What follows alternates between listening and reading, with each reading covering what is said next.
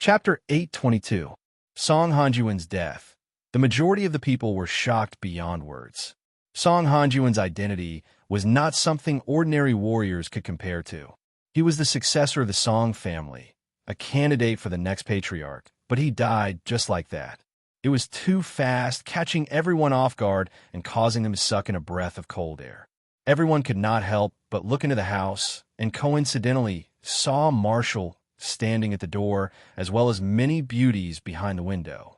Upon seeing this, the Yin family's morale soared as they roared, "Kill!" Song Hanjuan's death had struck a blow to the three great families' morale, causing many to feel fear in their hearts.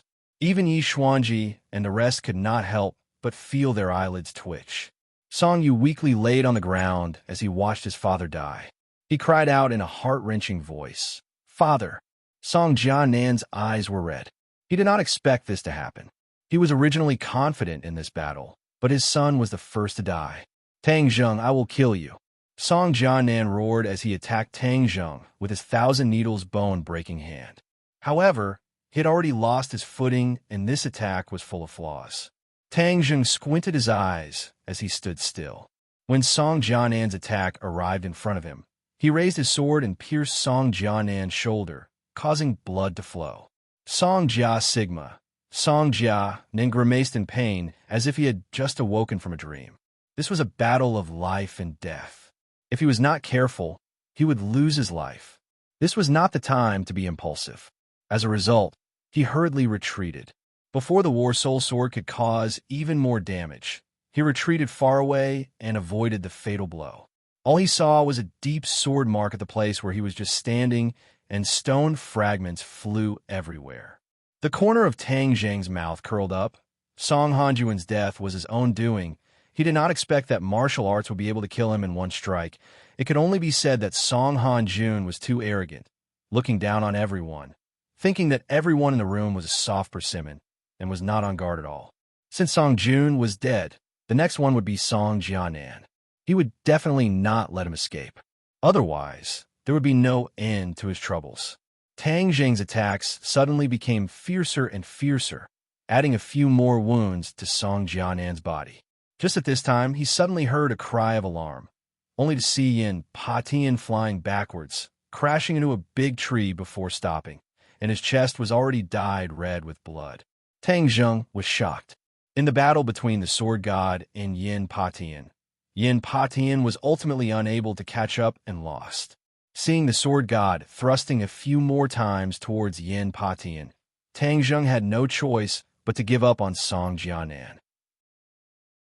With a leap, he blocked in front of Yin Patian and activated his War Soul Sword, blocking the few sword strikes with clanging sounds. Yin Potion's face was a little pale, and his expression was dejected as he said, "I'm really useless. I actually still lost to him.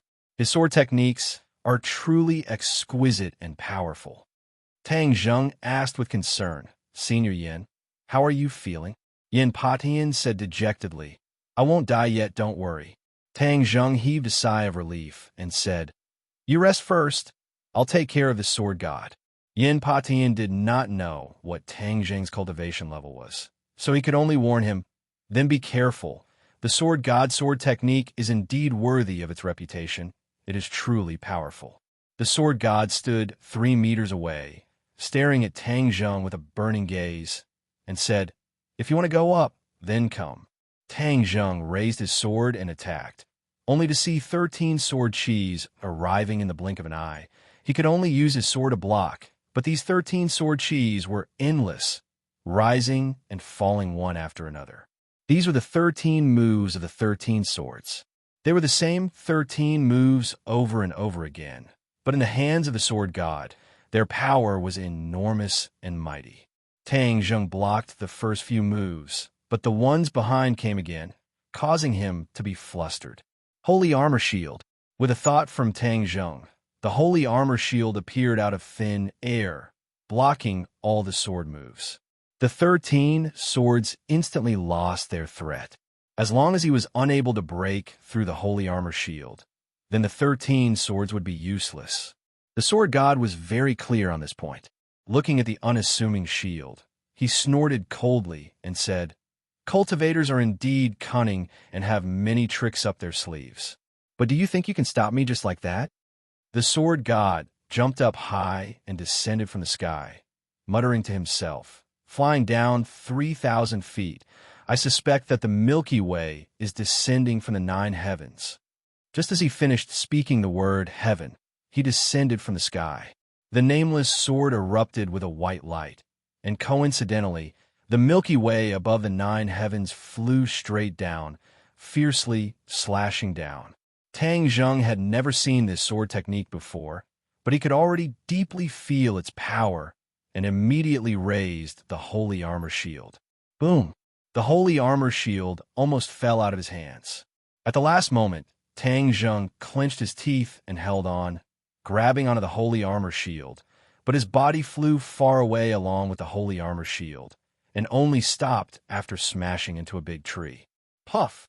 Spitting out a mouthful of blood, Tang Zheng struggled to get up. Without a doubt, this sword technique of the sword god was more powerful than the 13 swords from before. It was grand and majestic, as if it could communicate with the heaven and earth and draw the power of the heaven and earth for its own use. The sword god's face revealed a somewhat complacent expression as he gently stroked the nameless sword in his hand. The nameless sword was just an ordinary wooden sword, but in the hands of the sword god, it was a treasured sword comparable to a peerless divine weapon. The others were also frightened by this sword. Facing this sword, many people did not even dare to think of resisting, but Tang Zheng stubbornly resisted it. This already showed that Tang Zheng was very powerful. The people of the 3 great clans were all pleasantly surprised. The power of the sword god was indeed unparalleled. This time, Tang Zheng was dead for sure. Song Jinan's face was ashen, his hands clenched into fists, and he muttered, "Kill, kill, kill, you must kill Tang Zheng." Even the calm Empyrean fairy and Marshall had a strange expression on their faces. Marshall was shocked. She did not expect the sword god's sword technique to be so domineering. As for the Empyrean fairy, her eyelids twitched slightly and then returned to normal. She muttered to herself, "This person's sword technique has indeed reached a higher level. He has glimpsed the profound meaning of sword techniques and is only a step away from the Martial King realm." The Martial King realm was 1 level higher than the Grandmaster realm. Many warriors did not even dare to dream of it, and countless Grandmaster warriors stopped at the threshold of the Martial King realm. To cross this threshold, not only did it depend on oneself, one's diligence, and most importantly, one's luck. If one did not have a suitable opportunity, it would be difficult to cross this threshold in one's lifetime. However, in the eyes of the Empyrean fairy, the sword god had a chance to cross this threshold, not only because of his cultivation in sword techniques, but also because of his extremely firm heart towards sword techniques. He was a person who was addicted to the sword, and all his thoughts were on the sword, without any distractions. If this kind of person could not succeed, then others would not have a chance. Tang Zheng stared at the sword god in disbelief. He was sure that he had never seen this sword technique before, so he asked in a deep voice, "What sword technique is this?" "Ninth heaven falling galaxy," the sword god replied. Tang Zheng immediately thought of the poem he had just recited, flying down 3,000 feet, like the Milky Way falling from the 9th heaven. Without a doubt, the 9 heavens Milky Way fall sword art was comprehended from this poem. This was a true master of sword arts, who could comprehend a sword art from a poem. "How does it taste?" the sword god asked. "Very good, I want to taste it again." Tang Zheng roared and rushed up again. This time, he changed from defense to offense. All of his sword techniques were sharp. Not only did he use the heaven-flying immortal sword technique, but he also used the wind-chasing sword technique. His sword techniques were complicated and his sword chi was unhindered, dazzling the eyes. The sword god had secretly looked at Yi Dingdong's wind-chasing sword technique and said in surprise, "So you and that little girl both know this sword technique, but it is obvious that the little girl's attainment in this sword technique is higher than yours." Yi Dingdang had been practicing the wind-chasing sword technique, and she also had the breeze sword, so the power she displayed was naturally greater than Tang Zheng's. The sword god had a pair of fiery eyes, so he could see who was better at a glance. The sword god also quickly used his sword. The ninth heaven falling galaxy sword technique was majestic and grand, and its power was peerless. It had the power to sweep through everything, making Tang Zheng rather passive. After a round of battle, Tang Zheng was actually retreating step by step. The sword god's sword was very fast. Before the first strike was finished, another strike was raised. Even his eyes were filled with swords, extremely sharp. Seeing that, the people from the three great families cheered. Some of them were already shouting excitedly, thinking that they were bound to win. Tang Zheng knew that things were not good.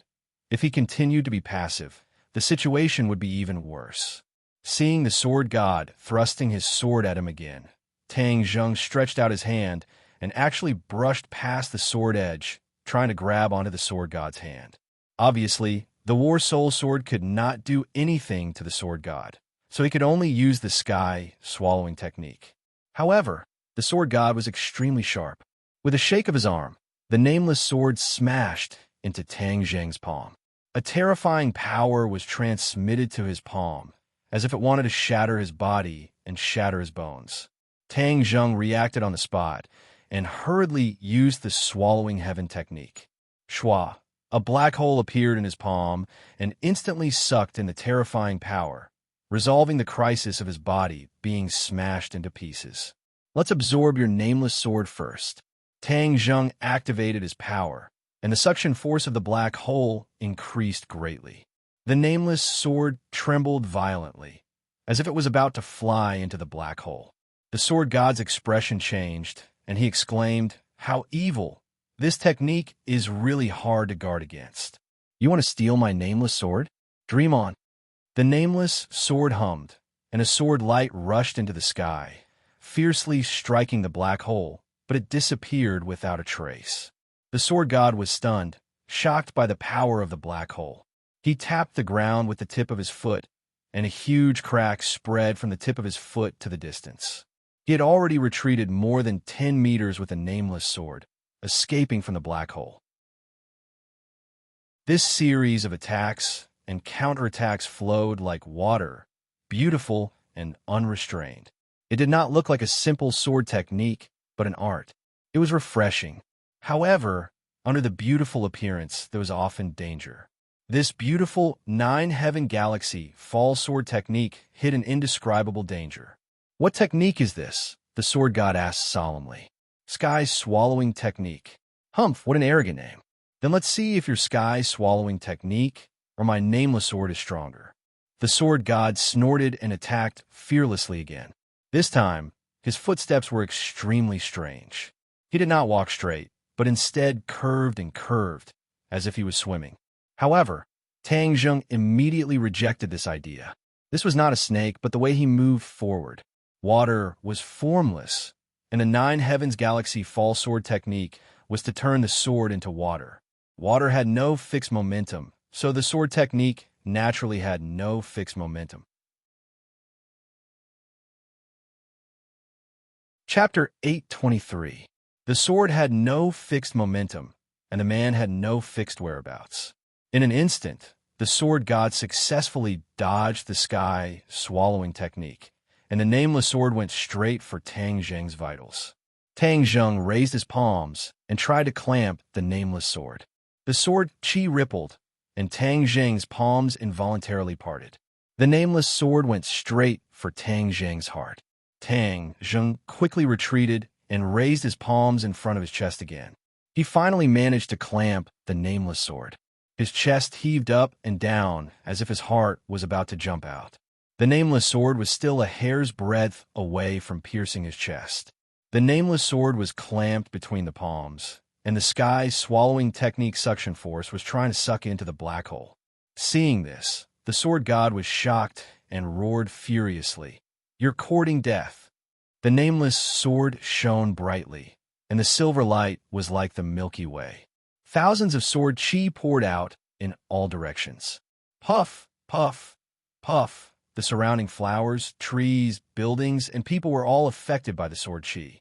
The flowers and trees were cut in half, and the buildings were riddled with holes. A few people immediately had deep bloody holes on their bodies, and they fell to the ground dead. Retreat! Someone yelled and hurriedly retreated until they were dozens of meters away. Then they stopped and looked at the scene in shock. Everywhere the sword chi passed, it was a mess.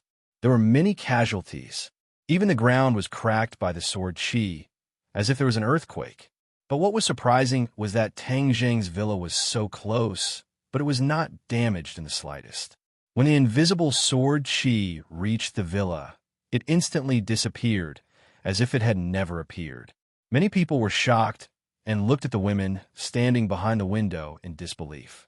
Could there be an expert hiding in the villa? Otherwise, how could she so easily dissolve the sword god's sword chi? Perhaps even the few martial masters present would not be able to do this as easily as lifting a heavy weight. Without a doubt, the sword chi had been dissolved by the Empyrean fairy without leaving a trace. The Empyrean fairy looked surprised. She stared at the sword god and murmured, "This person's swordsmanship is exquisite and powerful. I'm afraid Tang Zheng is in danger." When the girls heard this, their expressions changed, and they asked anxiously, "Then what should we do?" They looked at each other in dismay. One could well imagine the shock this incident gave them. They finally realized how terrifying an individual's martial strength could be. Fang Shishir gritted her teeth and said, "I'll go save him." "I'm going to." Lu Qingmei also said fearlessly. Mu Hongyan hugged Nana anxiously. She didn't have the strength to truss a chicken, so she couldn't help but feel very guilty. Wu did not say anything as he lifted his leg and walked out. "Stop right there." The Empyrean fairy finally spoke. "You'll only be courting death if you go. Even if I die, I want to die together with Tang Zheng." Fang Shishir stubbornly said. Lu Qingmei and Wu's identities were awkward, so they couldn't say it directly. However, the meaning between their eyebrows was more or less the same. The Empyrean fairy helplessly sighed and said, "With me here, he won't die." The girls all knew that the Empyrean fairy was powerful. Seeing her solemn vow, they couldn't help but be overjoyed. They nervously asked, "Really? The sword god is so powerful?" The Empyrean fairy calmly said, "The sword god is powerful, but in the end he is still lacking." The Empyrean fairy's confidence made them all heave a sigh of relief. "Look, Tang Zheng is already in danger. I beg you to quickly take action."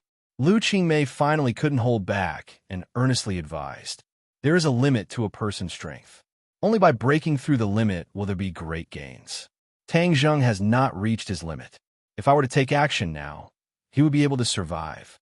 However, it would be a huge loss to waste the opportunity to fight a life-and-death battle with such an expert." The Empyrean fairy lightly said. Seeing that her words were reasonable, although they were worried, they didn't dare to persuade her anymore. They could only stare at the battlefield with their fists tightly clenched. The others also stared at the battlefield. Even the killing between them had weakened a lot. Yi Dingdang was worried about Tang Zheng. When she saw his urgent situation, she was extremely worried. Thus, she let out a low roar, and the wind-chasing sword technique became even more fierce and strange, forcing Yi Tianming to stagger back. Finally, Yi Tianming revealed a flaw. The clear wind sword was peerlessly fast. In an instant, it was pressed against his chest. Blood flowed out.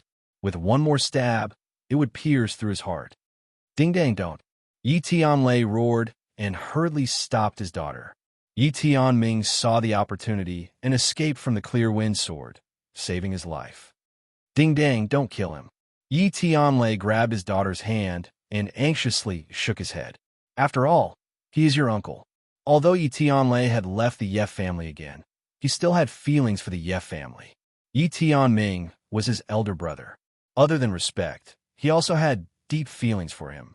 Moreover, if Yi Dingdang really killed Yi Tianming, it would be considered an offense. Her reputation would not be good. She didn't want her daughter to bear such a bad reputation.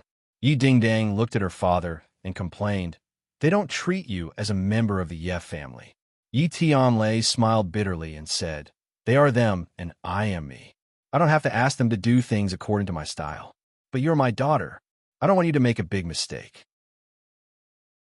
Yi Dingdang was very smart. Although she was unwilling, she understood her father's painstaking efforts. She nodded helplessly and said, "Okay, I will listen to you." Yi Tianming's face was gloomy. It was like the sky in June with dark clouds. It was extremely ferocious. He clenched his teeth and his hand were trembling. He had actually lost to a junior and even needed Yi Tianlei to plead for him to live. This was simply a great humiliation. In the past, he schemed to frame Yi Tianlei and caused him to be expelled from the family. He lost the qualification to compete for the position of the head of the family. Therefore, he had always looked down on Yi Tianlei and had a deep hostility towards Yi Tianlei. This time, Yi Tianlei's return made him even more flustered. The future position of the head of the family was almost taken away by Yi Tianlei. Therefore, his hatred towards Yi Tianlei deepened. What brotherly love! He had never treated Yi Tianlei as a brother. He only saw Yi Tianlei as a stumbling block. He had tried many ways to kick this stumbling block away. However, this stumbling block was very tenacious. No matter how far he kicked it away, it would always come back. This made him unable to guard against it. At this moment, when he saw Yi Tianlei pleading for him, not only did he not feel grateful, but his anger burned even more fiercely. He felt that Yi Tianlei was looking at him as a joke. He deliberately used his daughter to humiliate him and then pretended to plead for him to win his favor. Yi Tianlei, I will not be fooled by you. You're no longer a member of the Ye family. Leaving you in this world will cause endless trouble. If I kill you, there will be no one to compete with me for the position of the head of the family. Yi Tianming's eyes were red and flashed with the sparks of hatred. He raised his long sword and stabbed Yi Tianlei's back. Puff! The long sword stabbed and blood immediately came out. Yi Tianlei screamed in pain and exclaimed in disbelief, "Big brother, Yi Tianlei, I want you dead." Yi Tianming roared hysterically. Yi Dingdang originally dispelled her killing intent, but seeing this scene, her anger surged to the top of her head with a so sound. Her killing intent surged as she shouted, "Shameless bastard, go die." The breeze sword pierced through Yi Tianlei's armpit and directly pierced Yi Tianlei's heart. Yi Tianming's movements froze. The long sword only pierced Yi Tianlei's muscles and did not hurt his internal organs. Yi Dingdang pulled her father and quickly retreated. She also withdrew the breeze sword. She supported her father and asked anxiously, "Dad, how are you?" When she saw that her back was stained with blood, her eyes immediately turned red and tears almost flowed out of her eyes.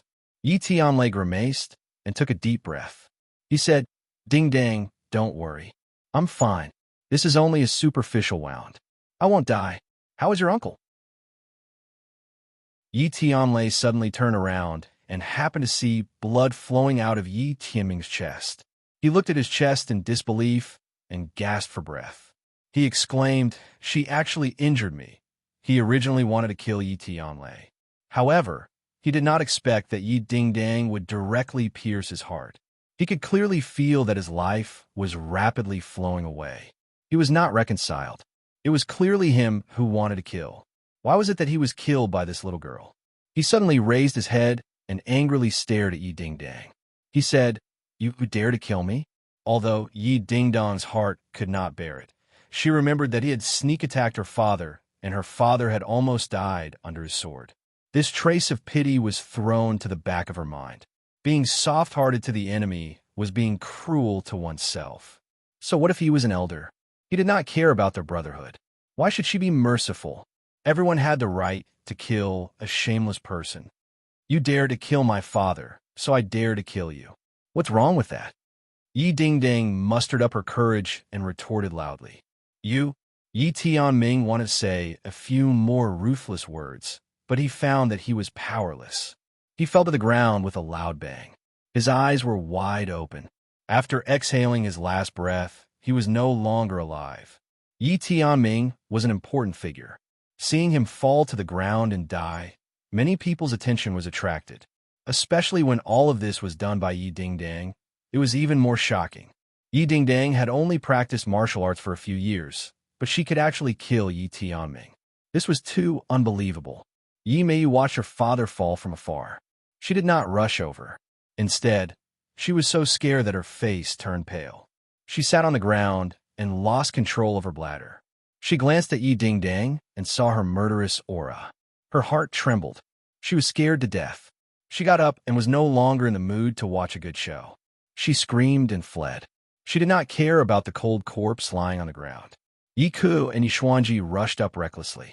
Looking at Yi Tianming in the pool of blood, it was as if they were immobilized. They were motionless. It was unbelievable.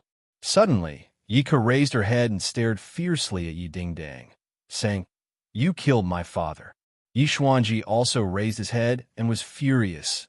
"You killed my son. I'm going to kill you." The two of them shouted in unison. "Father, Yi Dingdang, this is all a misunderstanding." Dingdang made an unintentional mistake. Yi Tianlei resisted the pain of his wound and stood in front of Yi Dingdang, trying his best to explain. "I, Yi Xuanji, do not have such a rebellious granddaughter. Today, I will kill her and avenge Tianming." Chapter 824.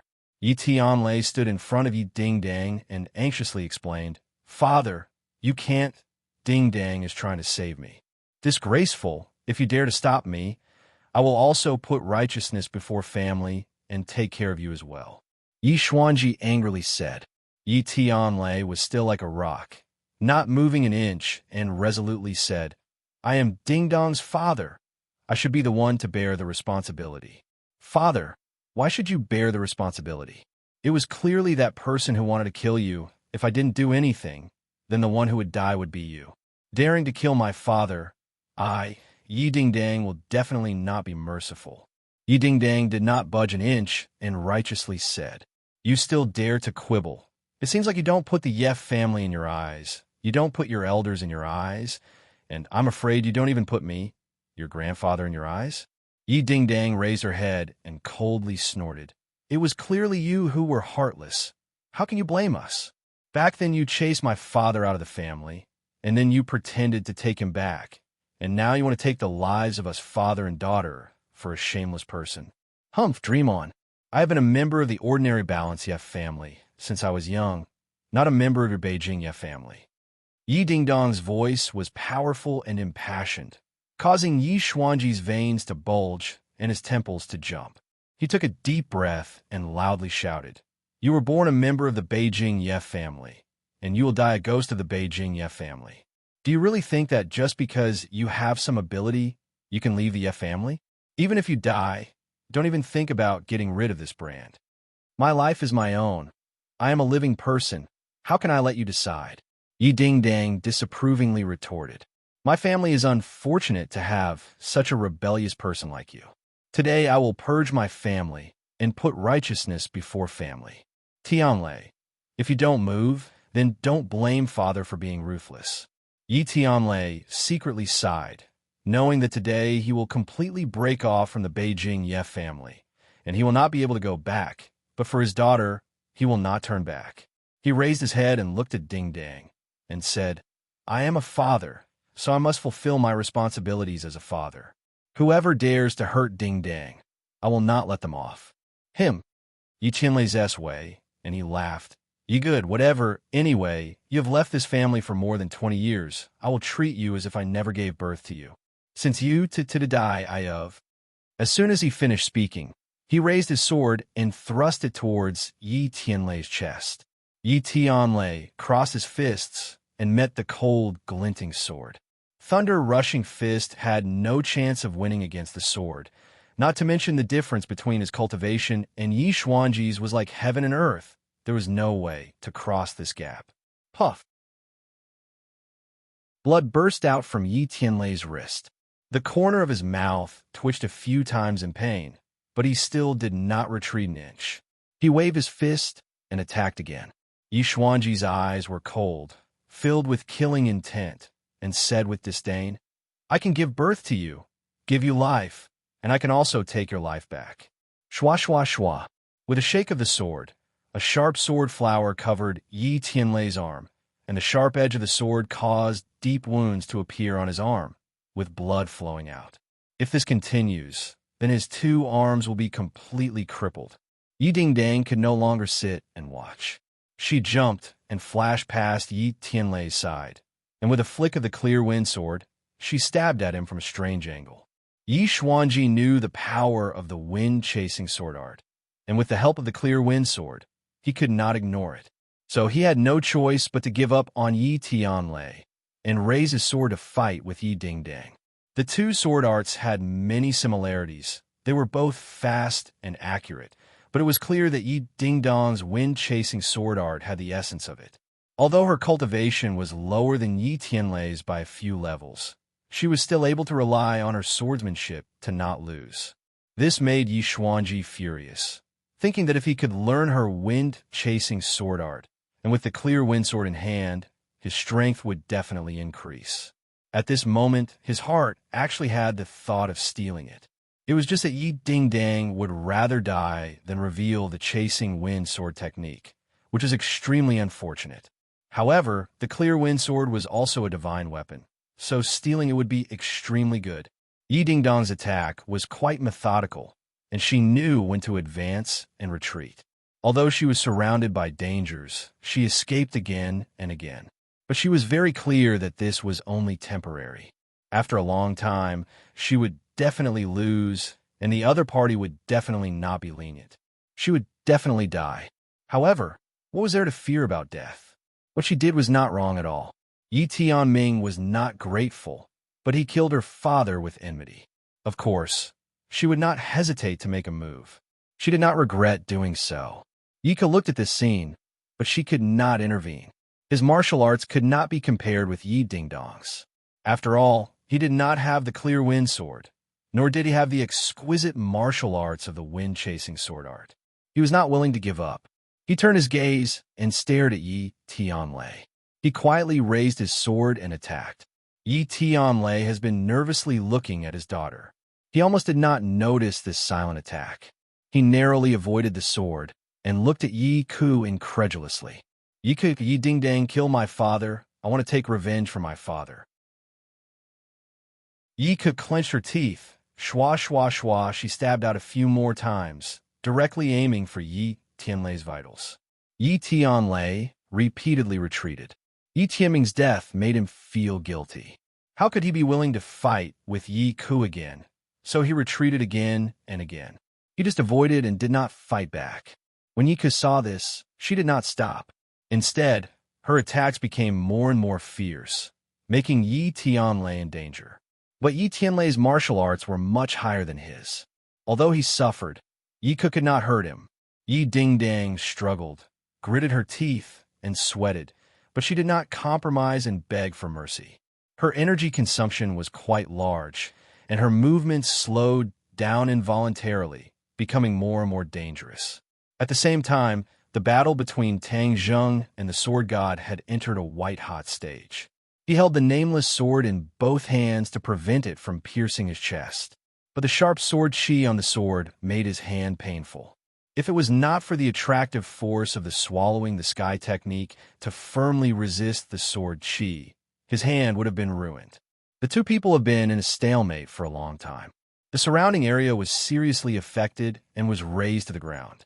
In fact, many people understood that the final result of this battle would depend on the outcome of the two people. Suddenly, there was a roar, and the sword light of the nameless sword. With a bang, Tang Zheng flew out and broke a few trees before stopping. His hands were bloody, and the white bones inside could almost be seen. Hiss! Tang Zheng kept sucking in cold air. Looking at his almost ruined palm, he almost could not recognize it. The sword chi of the nameless sword was too powerful. In the end, the swallowing the sky technique did not suck away the nameless sword. Instead, the nameless sword almost ruined his hands.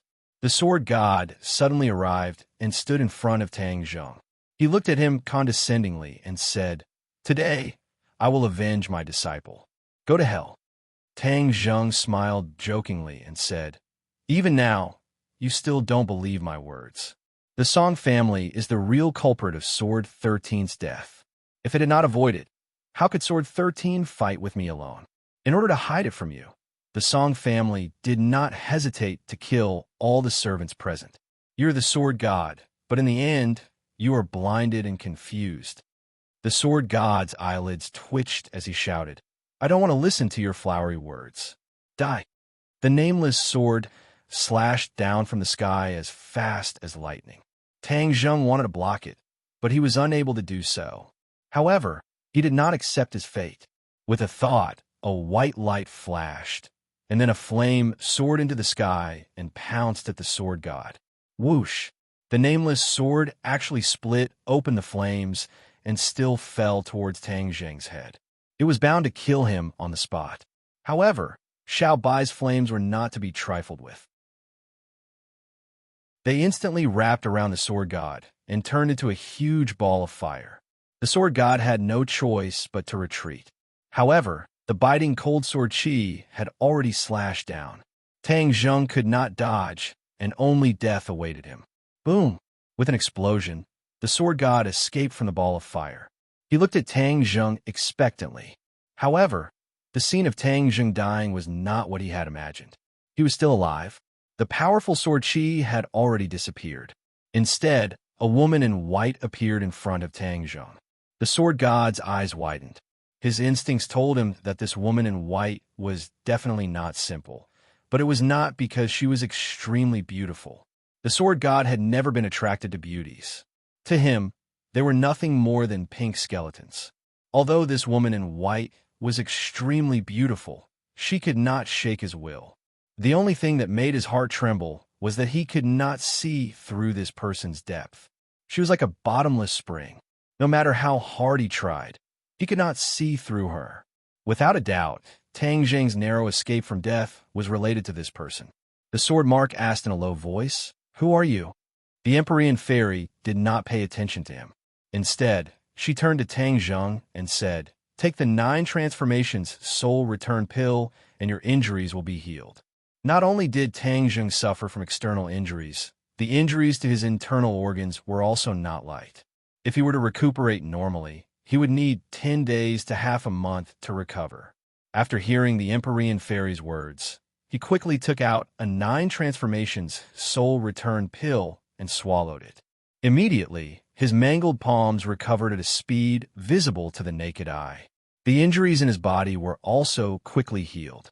After a while, he was as lively as a dragon and as lively as a tiger. There was not a single injury on him. Tang Zheng was in high spirits. This 9 transformations soul return pill was too miraculous.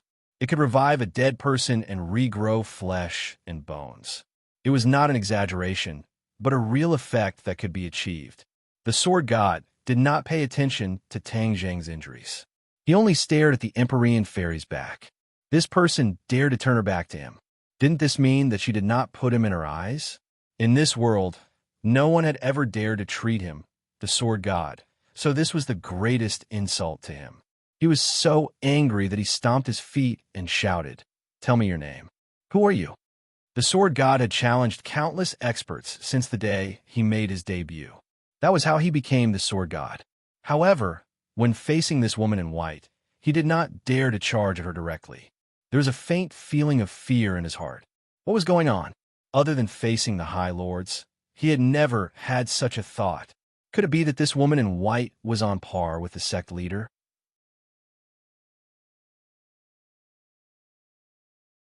Chapter 825. The Empyrean fairy slowly turned around and calmly looked at the sword god. You're not my match. I advise you not to make a move. Otherwise, you'll be the one to suffer. Her tone was extremely calm, but the words deeply provoked the sword god. He said fiercely, so young, yet so arrogant and conceited. The Empyrean fairy couldn't be bothered to argue. She only glanced at Tang Zheng. Seeing that he was fine, she said, You're not the sword god's match. Tang Zheng wasn't discouraged. The sword god was an expert who had been famous for a long time. It was only natural that he wasn't his match. However, he had learned a lot from the battle of life and death just now. The sword god won't give up. Then I'll leave it to you, Tang Zheng said. The Empyrean fairy's lips curled into a smile. Isn't this bullying? These words provoked the sword god even more. Even the people in the surroundings had mixed feelings. Some people sucked in cold breaths. They felt that this white-clothed woman didn't know the difference between life and death. Some people stared at her, wondering if she was really hiding her strength. Of course, there were even more people who were subdued by her beauty. This fairy-like appearance and temperament made others feel inferior. They couldn't help but lower their heads. In short, one circle plus. These words stirred up 1,000 waves. Everyone's attention was drawn to this area. Since that's the case, let's see what kind of ability you have. The sword god took a deep breath. The nameless sword blazed with sword light and rushed into the sky. 9 heavens, silver fall. The momentum was boundless. It charged forward and viciously chopped down at the Empyrean fairy's head. The Empyrean fairy was unmoved. It was as if she didn't see it at all. She was calm and collected. The sword energy swept out like a raging storm. It arrived above the Empyrean fairy's head in the blink of an eye. The Empyrean fairy didn't even look up. She only raised her arm slightly. Ka! With a crisp sound, the Empyrean fairy caught the nameless sword between her slender fingers. All the violent sword chi immediately disappeared, and the nameless sword turned back into an ordinary wooden sword. The sword god's complexion changed greatly, becoming incomparably pale. His peerlessly powerful 9th heaven Milky Way fall was actually so easily broken by her. One move. In just one move, he had been defeated. He had been utterly defeated and despaired. The Empyrean fairy looked at the god of swords and asked, "Do you believe me now?" The sword god was silent. Many others were so frightened that they sat on the ground. This scene was too terrifying. The sword god, who was high and mighty in their eyes, was actually unable to withstand a single move from this white-clothed woman. As soon as they exchanged blows, the nameless sword fell into the hands of the woman in white. Who exactly was she? Everyone couldn't help but look at Tang Zheng. Where did he find such a terrifying woman? What was their relationship? Could it be that she was also one of the mistresses in the Golden House? Then Tang Zheng was simply too lucky with women. Everyone had mixed feelings. Some were envious, some were jealous, some were afraid, and so on. But without a doubt, they were all deeply shocked. The god of swords did not give up completely. He used all his skills and roared, trying to get the nameless sword out of the 2 unbreakable fingers. Crack! However, the crack on the nameless sword suddenly expanded and spread all over the sword. After a crisp sound, the nameless sword shattered into pieces of wood. The nameless sword was destroyed. The sword god looked at this scene in horror. This was something he had never thought would happen. The nameless sword that had accompanied him for so long and had gone through so many storms of blood was destroyed just like that. Ah! The sword god roared and madly attacked the Empyrean fairy. The Empyrean fairy gently pointed with her finger.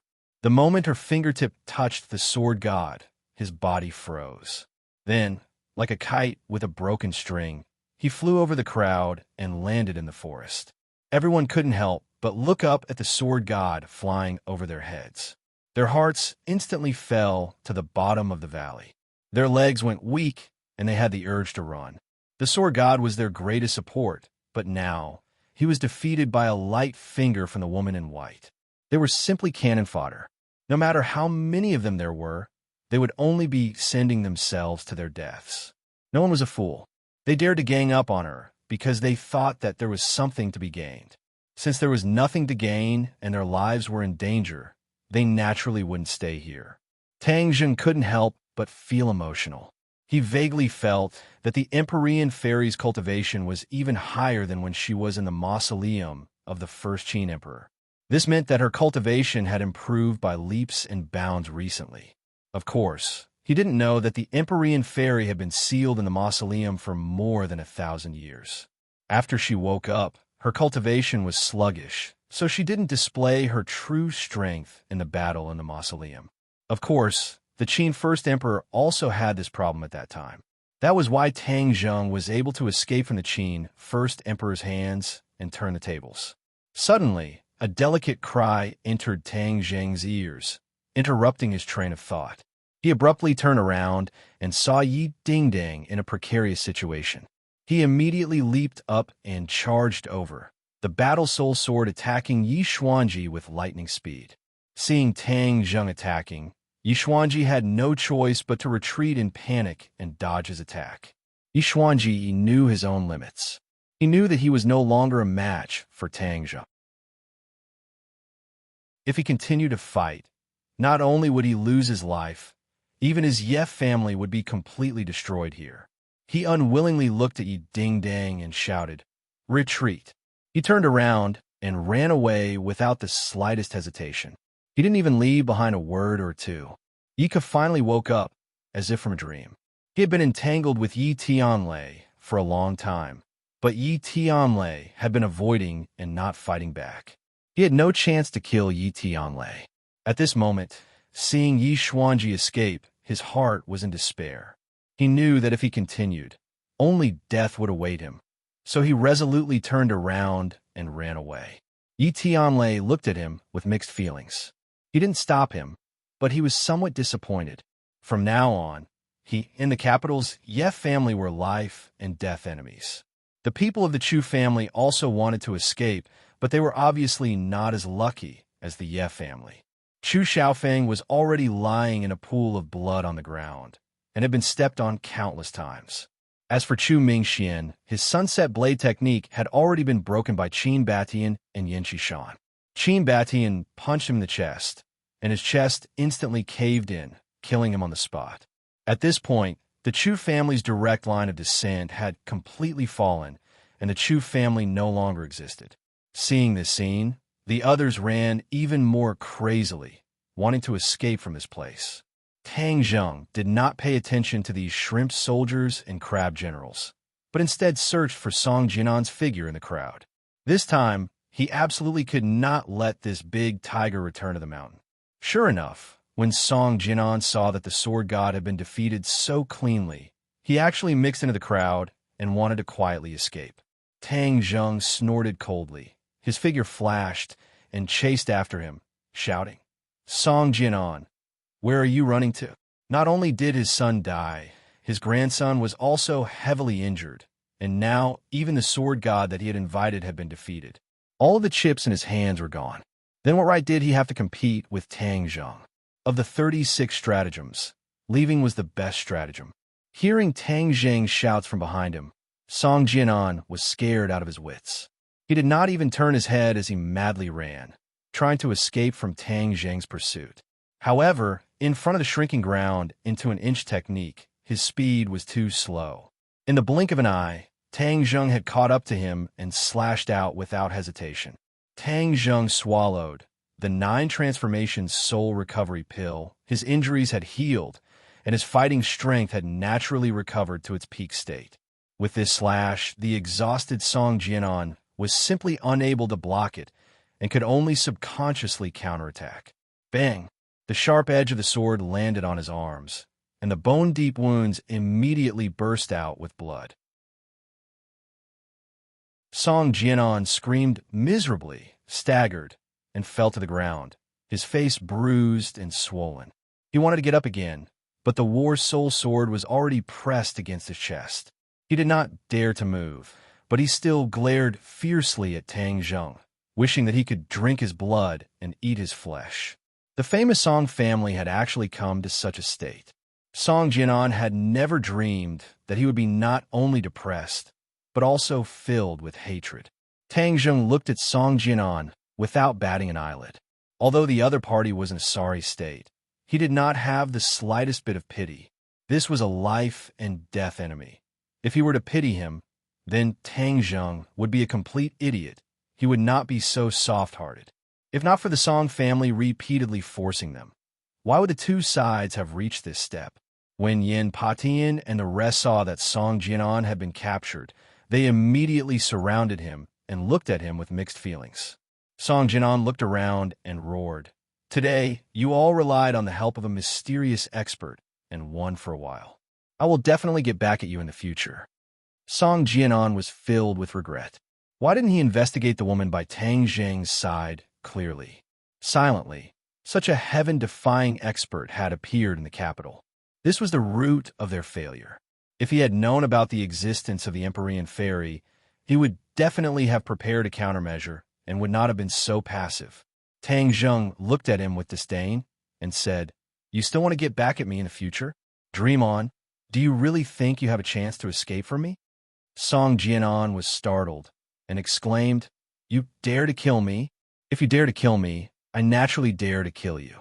It's true that you're the patriarch of the Song family, but the country has long been afraid of you big families. If you die, the Song family will scatter. Do you think anyone will pursue my responsibility?" Tang Zheng asked while beaming. Song Jianan's heart turned cold. The influence of the few great families was indeed great, and they could even influence the political situation or the formulation of policies. However, relying on their luxuriant foliage and deep-rooted roots, the authorities could not do anything to them. However, he must have hated them to the bones for a long time. He wished that they would all collapse so that the authorities could take over many of their businesses. The existence of the few great clans was a product of history and was not something that happened overnight. However, a great clan would need dozens or hundreds of years to develop and strengthen, but if it was destroyed, it could be done in an instant. This was something that had been proven through historical practice. Song Jianan was very clear on this point, so the fluke in his heart had already vanished into thin air, and his face was lifeless.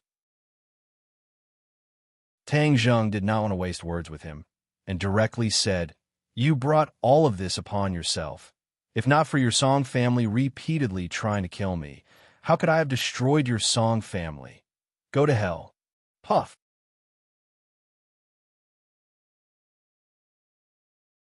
Chapter 826. Everyone had different expressions when they saw Song Jianan fall to the ground and die, especially Yin Patian. He had fought with Song Jianan for many years, but he never thought that it would end like this. He secretly rejoiced at how wise his choice was back then. Tang Zheng was indeed worthy of his investment and reliance. After all, he had the help of many mysterious experts. With that thought, Yin Patian subconsciously turned his head to look at the Empyrean Fairy. This white-clothed woman's strength was something he had never seen before in his life, and it was ridiculously high. To have such a cultivation at such a young age, it was truly hard for him to imagine. He couldn't help but shake his head in disappointment. This world had really changed, and he was somewhat unfamiliar with it. Clean up the battlefield. Yin Patian put away his emotions and ordered in an orderly manner. This area was in a mess. Blood was everywhere, and there were also many corpses. This time, both sides had suffered casualties, but the enemy's casualties were even heavier, especially those with prominent identities. Tang Zheng swept his gaze across the ground and asked, "Where's Song Yu?" "Song Yu? He's gone." Yin Luyun rummaged through the ground, but there was no Song Yu at all. Tang Zheng's face darkened and said, "He actually escaped.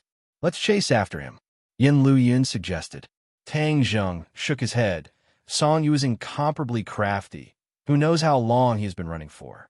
It was like looking for a needle in a haystack, so how could he chase after him? However, the Song family was already finished, and Song Yu was a stray dog. As long as he appeared, he would definitely be discovered, so Tang Zheng was not in a hurry. What he was concerned about was the life and death of the Sword God. The Sword God had flown into the distant forest, and his life and death were unknown. He immediately looked at the Empyrean Fairy and asked, "How are the injuries you inflicted on the Sword God?" The Empyrean Fairy's expression was indifferent as she said, "He will definitely die." Hiss! Many people sucked in a breath of cold air. Such a simple strike was actually able to kill the Sword God without a doubt. How powerful was this confidence and strength? It made people feel ashamed of their inferiority. Tang Zheng believed in the Empyrean Fairy's strength, but he wanted to confirm it. "I'll go and take a look." "I'll go with you." Yin Patian impatiently followed. When the two of them arrived at the small forest, it was completely empty. There was only a pool of blood left on the ground. Just now, the Sword God had fallen here. It seemed like he still had a breath of life left, and had desperately escaped. But since the Empyrean Fairy had already decided to end his life, Tang Zheng did not want to dwell on this issue. Yin Potion's injuries were not heavy. Looking at the blood, he looked around and asked with a sigh, the insufferably arrogant sword god was defeated so badly. Your friend said that the sword god will definitely die. Do you think that's believable? Yin Patian did not understand Empyrean Fairy's strength, so he asked. Tang Zheng nodded solemnly. Yes. Yin Patian was flabbergasted. The sword god was sentenced to death just like that. He sighed and asked nervously, May I ask who that white-clothed woman is? Her name is Fu Yao, and she's my friend. She's staying here temporarily. Fu Yao. Yin Patian firmly remembered this name, but there were no legends about this name in the martial arts world. However, in the future, the world would definitely know that the famous sword god was killed by a white-clothed woman. When the two of them returned to the villa, everyone was busy cleaning up the battlefield. With such a huge battle, the police did not come, giving them enough time. Otherwise, it would definitely cause panic. Empyrean Fairy had already returned to the villa, and the other women carefully walked out. Looking at the mess in front of them, other than Marshall, the others felt their stomachs churn and had the urge to do evil. Are you guys all right? Tang Zheng saw their pale faces and hurriedly asked. The few of them stammered and shook their heads, saying that they were fine. Since the Empyrean Fairy had pointed out that Tang Zheng's intention of leaving them behind was to train them and let them adapt to this kind of scene, naturally no one would back down. Tang Zheng heaved a sigh of relief. The impact of all of this on them was self-evident, but he didn't have any good ideas. He could only use such a crude method to teach them a lesson. We weren't able to help you. Fang Shishir was the first to reflect on herself in shame. The others were all worried. Tang Zheng smiled faintly and said, There's no need for you to do anything to take care of them. The few of them had resentful expressions on their faces as their gazes involuntarily landed on Yi Dingdong's body. Without a doubt, Yi Dingdong's valiant and heroic appearance had left a deep impression on them, causing them to feel ashamed of their inferiority. Yi Dingdong was also a woman, so how could she be so powerful? Helping Tang Zheng? Actually, this was not to say that they were cowards, but rather that the education they received and the environment they grew up in was different. Yi Dingdong was from a martial arts family and had practiced martial arts since she was young. Brandishing blades and guns, fighting and killing was a common thing. Even though Yi Dingdong had never experienced this kind of situation before, she was still able to quickly adapt to it and even burst forth with a brilliant performance. Yi Dingdong walked over, smiled sweetly at Tang Zheng, and asked naturally and gracefully, Are you all right? Tang Zheng shook his head. Seeing that there was a lot of blood on her body, his heart tightened and asked, Are you all right? Yi Dingdong lowered her head to look at herself and said with a carefree smile, It's just a superficial wound, not a problem. Besides, a lot of it is the blood of the enemy. Tang Zheng breathed a sigh of relief. The other women were endlessly envious, thinking that one day they would also become like her. They had long heard of the complicated relationship between Tang Zheng and Yi Dingdong, but now it seemed that they were the ones who were lagging behind. Yi Dingdong was fighting alongside Tang Zheng, but they still had to hide in the house and wait for protection. The difference between them was obvious. Many people immediately felt a sense of crisis. Everyone, enter the house first. I'll check everyone's injuries. Tang Zheng said, This injury is nothing much. Almost everyone was injured. It was just a matter of light and heavy, but without a doubt, Yin Potion's injuries were the heaviest. Of course, the sword god's attack was incomparable to others. Elder Yin, let me check for you inside. Don't refuse. Tang Zheng said in a deep voice.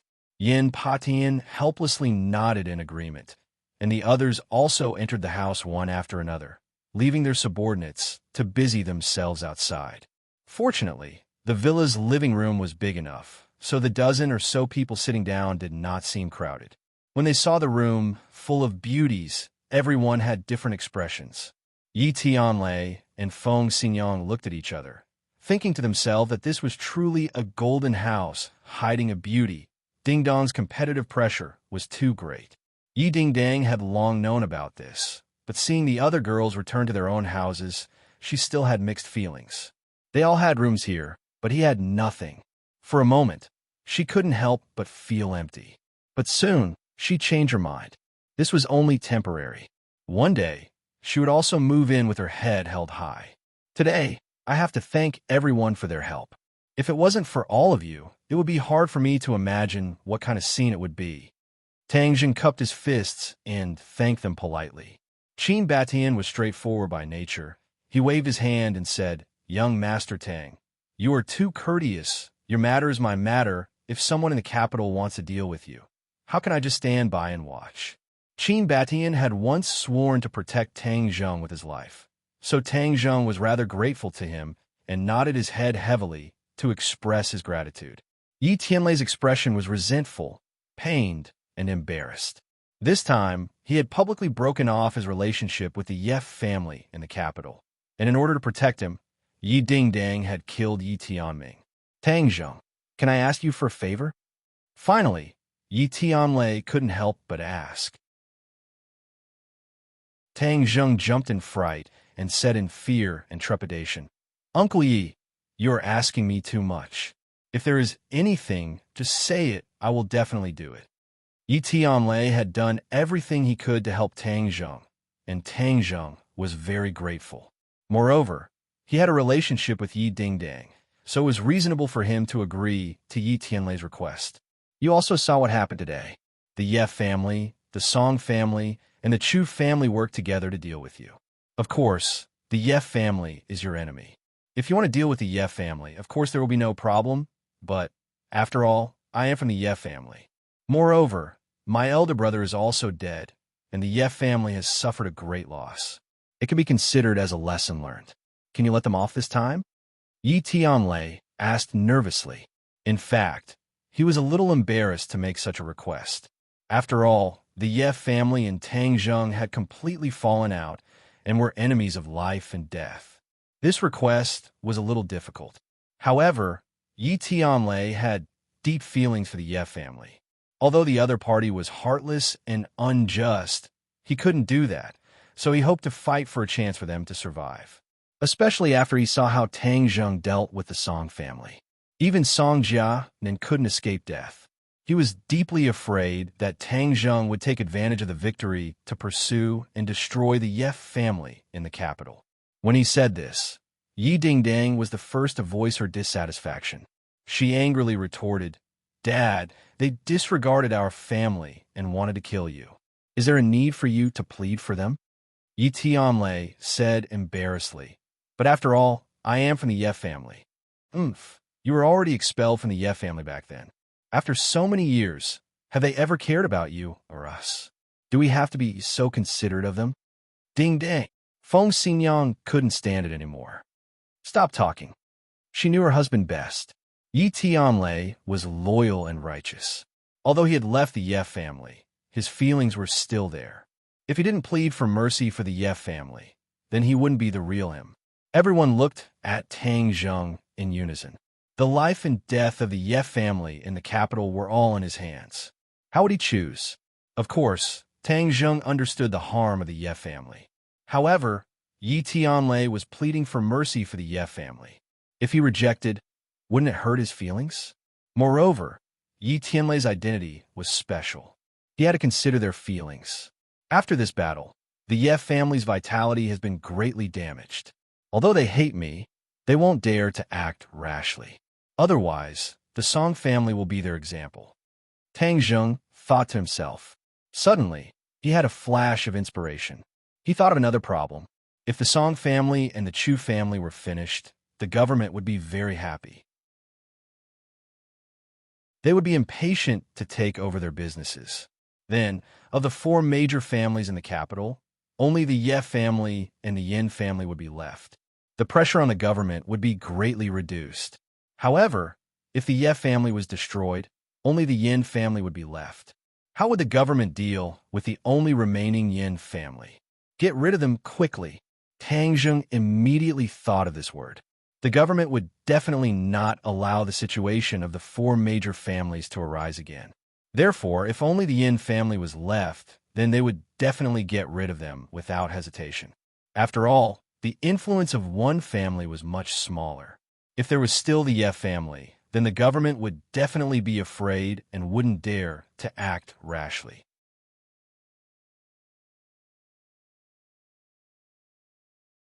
Chapter 827. Seeing that everyone was looking at him with burning gazes, Tang Zheng muttered to himself, "Uncle Yi has pleaded for mercy, so I will naturally agree. As long as the Ye family in the capital no longer provokes me, I can spare them this time." Hearing that, Yi Tianlei was wild with joy and hurriedly thanked him. "Tang Zheng, thank you. Thank you so much." Although many people thought that this was too risky, Tang Zheng had already made his decision, and they could not change it. However, many people were very touched. After all, Tang Zheng cared a lot about their feelings and even took the risk to agree to Yi Tianlei's request. Yi Dingdang was indignant. She wanted to say something but hesitated, but looking at her father's expression, she swallowed her complaints back into her stomach. "Elder Yin, let me check your injuries first." Seeing that Yin Patian was exhausted, Tang Zheng hurriedly placed his hands on his wrist, and his heart could not help but tremble. In the battle with the sword god, Elder Yin was severely injured, and it was mainly internal injuries. If he was not careful, it would affect his future cultivation. This injury was caused by him, so Tang Zheng naturally could not stay out of it. Thus, he took out a 9 transformation soul return pill and said, "Elder Yin, after consuming this pill, your injuries will be fine." The 9 transformation soul return pill was extremely precious, but in order to treat Elder Yan's injuries, he would not be stingy. Yin Patian had just witnessed the effects of the 9 transformations soul return pill with his own eyes. TSK, he subconsciously looked at Tang Zheng's hands, which had long since recovered to its original state. He understood that this was a healing panacea and said excitedly, "My injuries will be fine after recuperating for a period of time. This medicine is too precious." Yin Patian had an extremely good relationship with the King of Medicine, but he had never seen the King of Medicine concoct such a pill, so he guessed that it must have been concocted by Tang Zheng using a cultivator's methods. Tang Zheng shook his head.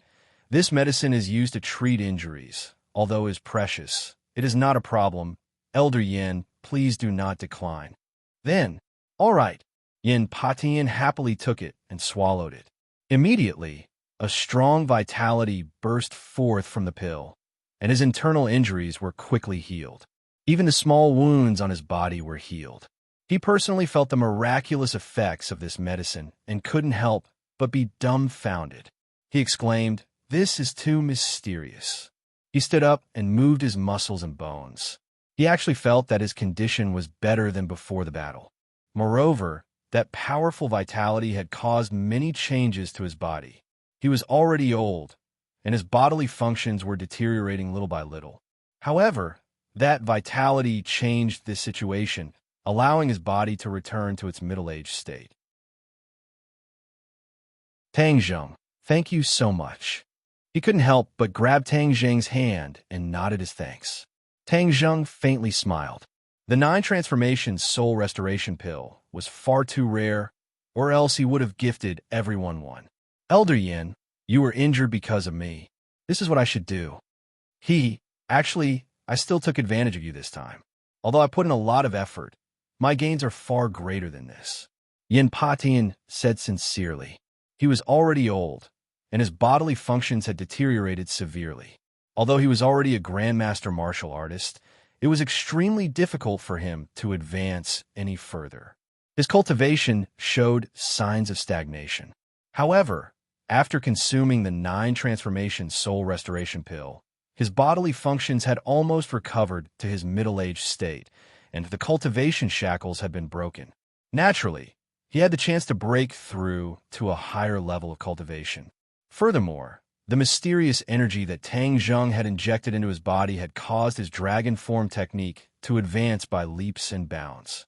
This was something that he did not even dare to think about, so this time he could be considered to have gained a lot. When everyone heard this, they looked at Yin Patian suspiciously, guessing that his so-called harvest was probably the pill from before. They couldn't help but envy him. This time, we have won a great victory. The Song and Chu families are almost finished. Therefore, we have to discuss how to seize more benefits for ourselves as quickly as possible. They are like two elephants.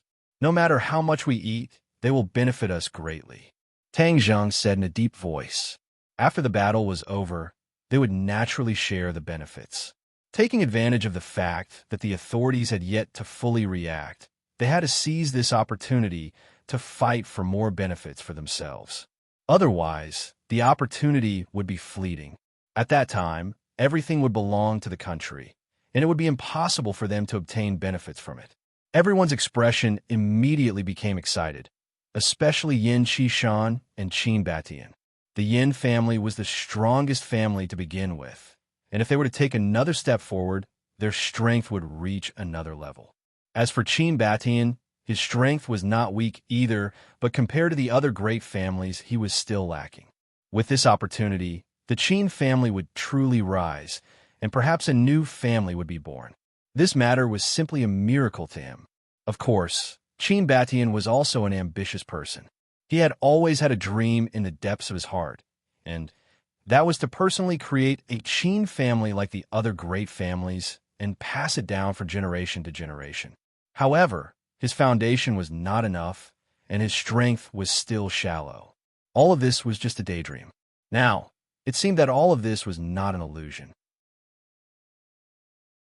Under the influence of Tang Zheng, all of this was approaching him at a fast pace.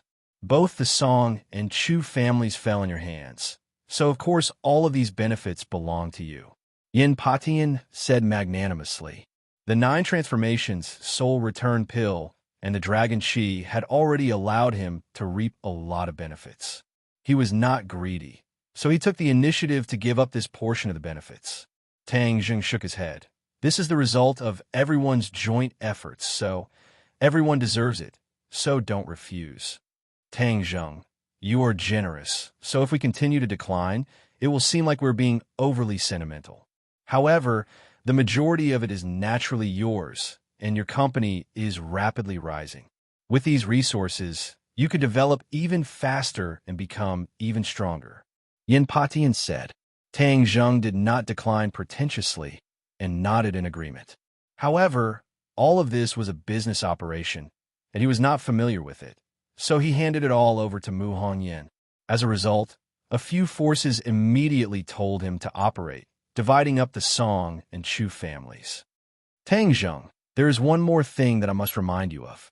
Since you all say that the Sword God will definitely die, but he is after all the leader of the Sword Pavilion, and this matter is of great importance.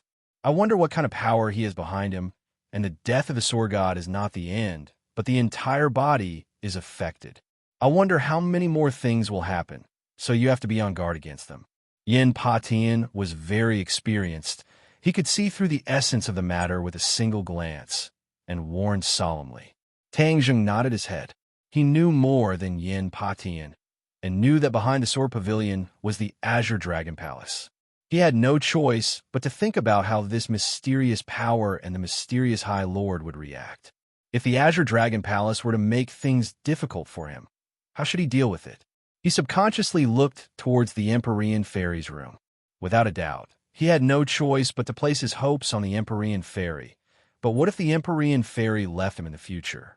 Therefore, forging iron required one's own strength. The safest way was to continue to raise one's own strength. Everyone followed his gaze and looked towards the tightly shut door. They knew that the white-clothed woman who had killed the Sword God was inside.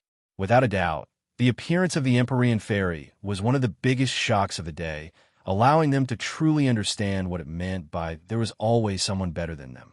Yin Patian had been suppressing his curiosity and did not ask, but Feng Xinyang's fiery personality could not help but ask directly, "Little handsome brother, who exactly is that lady?"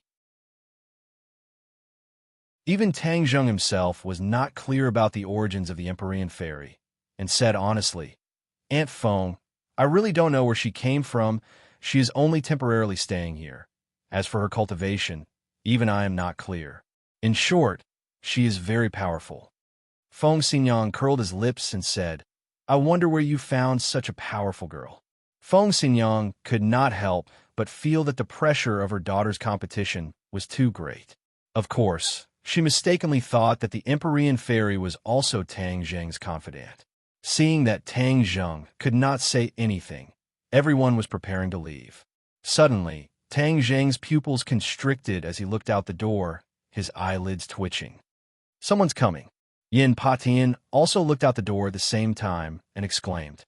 Seeing that everyone was nervous, Tang Zheng waved his hand, indicating that everyone should not worry. He walked out and saw a person walking into the courtyard in the blink of an eye. The person who came looked around the battlefield. Many people were still busy cleaning up the battlefield.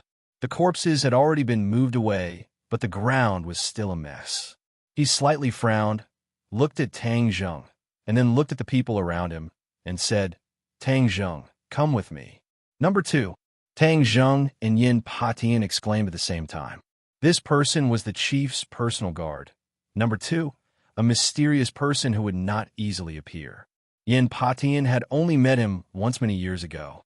Tang Zheng knew Number 2, so he naturally knew that his identity was special. The others were confused. Who was this person? Why was his name so strange, called Number 2? Number 2's tone was old-fashioned and stiff, making people feel a bit hostile.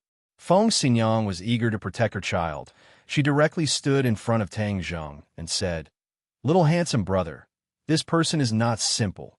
Be careful. Tang Zheng nodded lightly and said to Number 2, May I ask what's the matter? You've caused such a huge disaster this time, and you still dare to ask about it? Number 2's tone was not good. What Tang Zheng had done this time was indeed out of his expectations. After all, he had just gotten rid of Xing Feng a while ago, which made the authorities extremely dissatisfied. However, it had only been a few days, and he had done such a huge thing right under their noses. How could it not be shocking? Tang Zheng expected that the authorities would find him sooner or later, but he did not expect their reaction to be so fast. He pointed to the battlefield and said indifferently, This is not what I thought, and is not under my control. You saw it too. This is my residence. Someone is trying to do something to me. I'm only trying to protect my life and counterattack.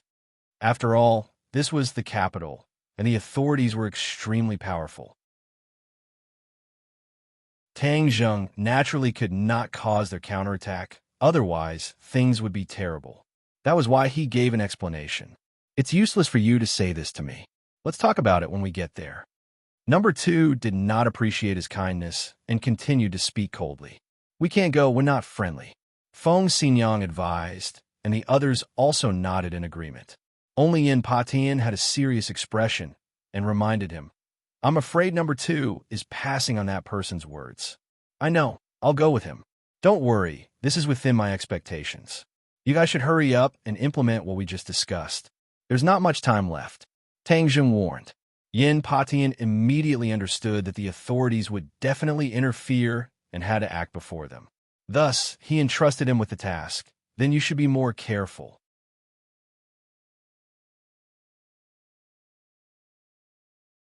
Chapter 828. Sword God slowly woke up and saw that he was lying in a broken room. There was a person squatting not far away. His clothes were stained with blood, and his head was buried in his knees as he squatted on the ground. Sword God placed his hands on the ground and tried to stand up, but he felt his body go soft. With a putong sound, he fell to the ground again. That person was suddenly startled like a bird startled by the twang of a bow. His eyes were filled with fear, and his handsome appearance had long been replaced by fear. This person was the escaped Songyu. Master, seeing Sword God wake up, Songyu quickly came over and supported Sword God. Sword God was injured and his aura was weak. He was just like an ordinary old man. He was still holding half of the nameless sword, and a large part of his chest was caved in. His face was pale, and his aura was weak. The Sword God raised his eyelids. When he saw Songyu, his expression was particularly complicated. This time, the Song family had an unavoidable responsibility for the failure of the mission. Toward Songyu, he naturally would not be amiable. He coldly said, Where are we? Master, I saved you. We have already escaped from that place. This is a rural area in the suburbs. No one can find us. Young Master Song would never set foot in this kind of dirty and messy place before. However, in order to escape, he had no choice but to come here. Where are the others? Sword God asked. Song Yu's eyes turned red, and he began to cry. Well, Master, my grandfather and father are both dead. The others either died or escaped. I don't know. This time, he came to kill Tang Zheng with full confidence. He never expected that things would turn out like this. He was completely defeated, and even Sword God was heavily injured. Sword God's expression darkened. Without a doubt, this was the most miserable time since he started cultivating. However, when he saw Song Yu, who was usually insufferably arrogant, crying like a woman, Sword God Wuming was furious. He shouted angrily, "You're a man, yet you're crying like a woman." Song Yu's crying stopped abruptly as she looked at the Sword God in silence. If it weren't for your Song family, how could I have become like this? The sword deity was furious. Song Yu immediately buried her head in her chest, but her hands were clenched into fists. Her family was ruined, and her master still wanted to blame her. It was too much. However, the sword god's prestige was deeply rooted in his heart, so he didn't dare to refute. If he wanted revenge, he could only rely on the sword god. So he said, "Sure, Zuin, are we going to give up just like that? Not only did he hurt you, but he also destroyed my family. We must take revenge." Cough, cough. The god of swords coughed violently and said weakly, "Revenge. Of course we have to take revenge." However, his eyes dimmed. These two words were easy to say, but it was extremely difficult to carry out. The god of swords was very clear about his own injuries and knew that he would not live for long. He had no idea who that white-clothed woman was, and he was afraid that even the High Lord did not know. This matter was too big, and he had no choice but to take it seriously. He was anxious to pass this information back, but he couldn't hold on until he returned to Sword Pavilion. But before he died, he had to figure out one thing, and that was the truth behind Sword 13's death. Originally, he didn't believe what Tang Zheng said, but things were different now. When he recalled the scene at that time, he couldn't help but have doubts. Tang Zheng had the white-clothed woman's help, so there was no need to fabricate a lie. Moreover, the Song family's reaction was too intense and too strange. Now that he thought about it, there were many things that didn't make sense. Sword 13 was his most valued disciple. Even if he didn't have long to live, he still wanted to figure out the ins and outs of the matter. "Disciple, let me ask you something. You must tell me honestly," the god of swords asked in a deep voice. Song Yu's heart thumped as she had a bad premonition. She asked nervously, "What is it?" The god of swords looked at Song Yu with a burning gaze. Although he didn't have long to live, his gaze was as sharp as the edge of sword. Song Yu still couldn't look straight at him. He asked firmly, "How did your eldest senior brother, Sword 13, die?" Song Yu panicked and said hesitantly, "Master, didn't you already know that eldest senior brother, wasn't he killed by Tang Zheng? Is that so?" The god of swords asked. "This." Song Yu panicked and hesitated for a long time before nodding hesitantly, "Yes." Nonsense.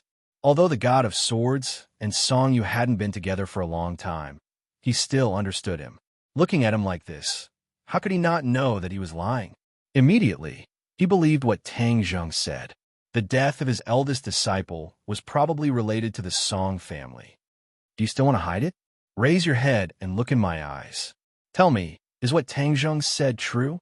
You didn't come out and let Sword 13 go out alone?" The god of swords asked fiercely. Song Yu was so scared that her soul was about to fly away. She knelt on the ground and cried. "Yes." The god of swords' eyes widened. His breathing quickened and he coughed nonstop. So this was the reason for the death of his eldest disciple. The Song family hid and pushed Sword 13 out. Although Sword 13's attainments in swordsmanship were extremely high, he had one thing in common with the god of swords, and that was that he loved the sword as if he was infatuated. He wasn't very smart about the ways of the world, so he was tricked by the Song family. "Master, what's wrong?" Seeing that the god of swords was coughing nonstop, Song Yu hurriedly asked. The god of swords had finally stopped coughing.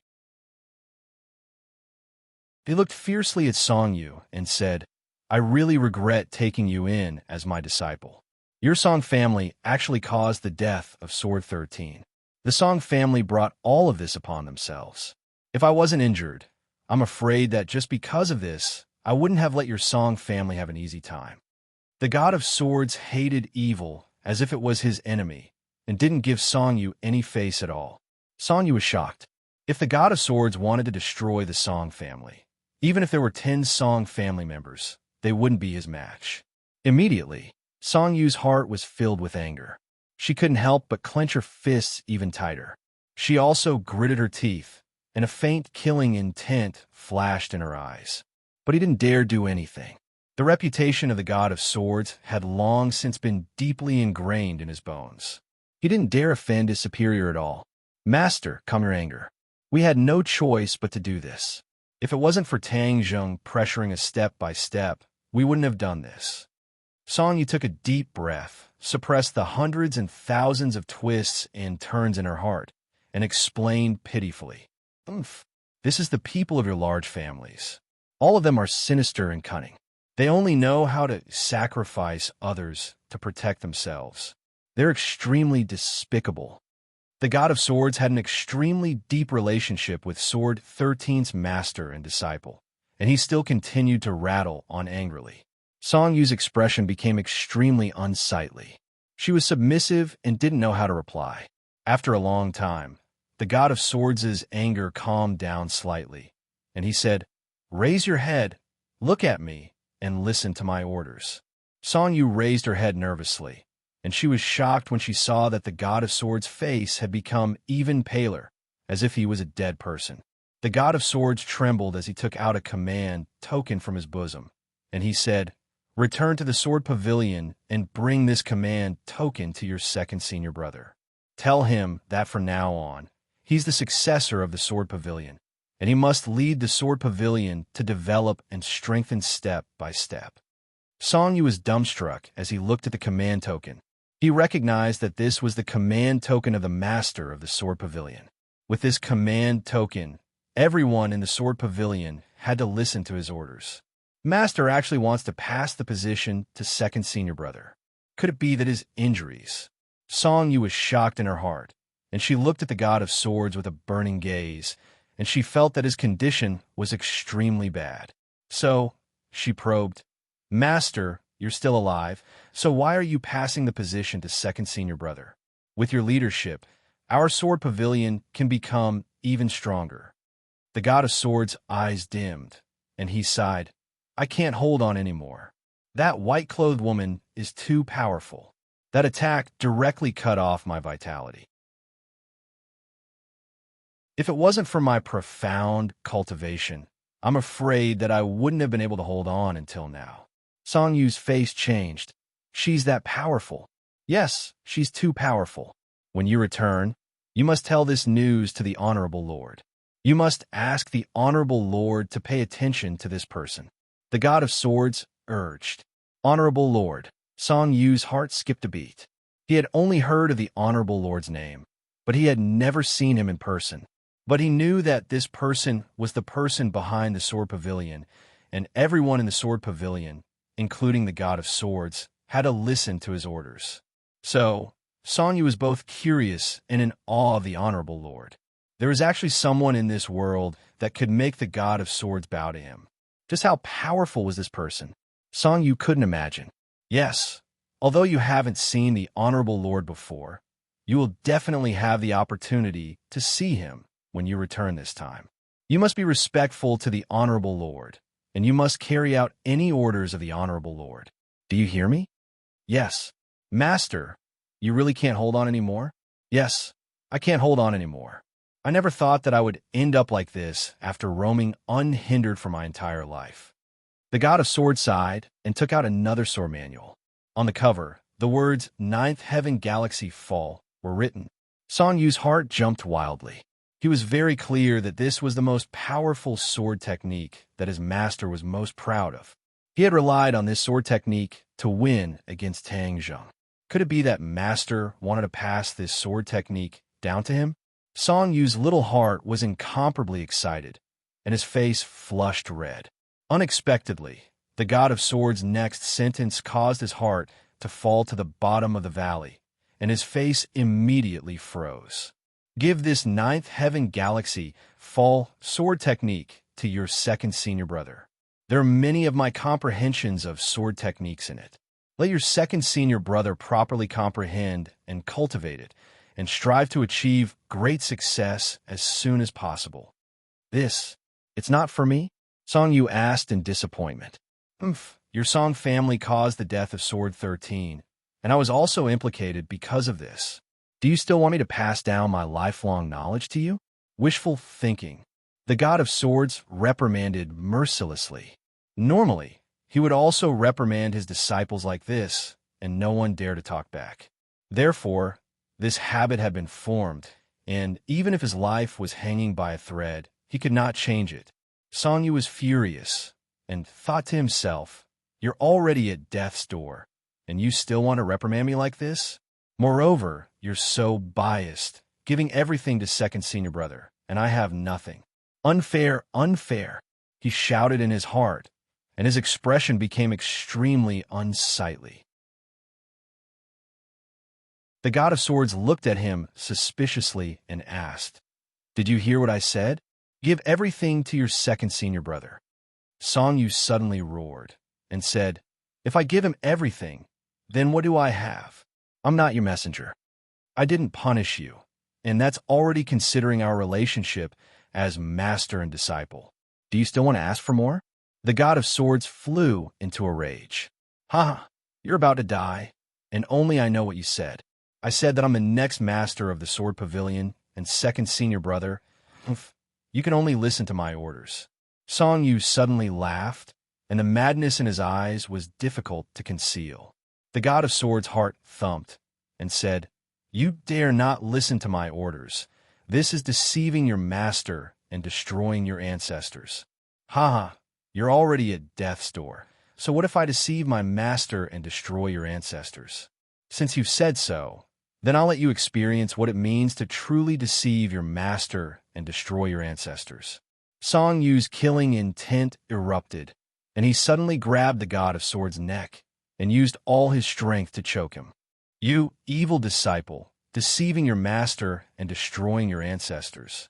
The God of Swords was already at the end of his life, and he was unable to catch his breath. He struggled weakly for a few times, and his eyes were wide open as he breathed his last.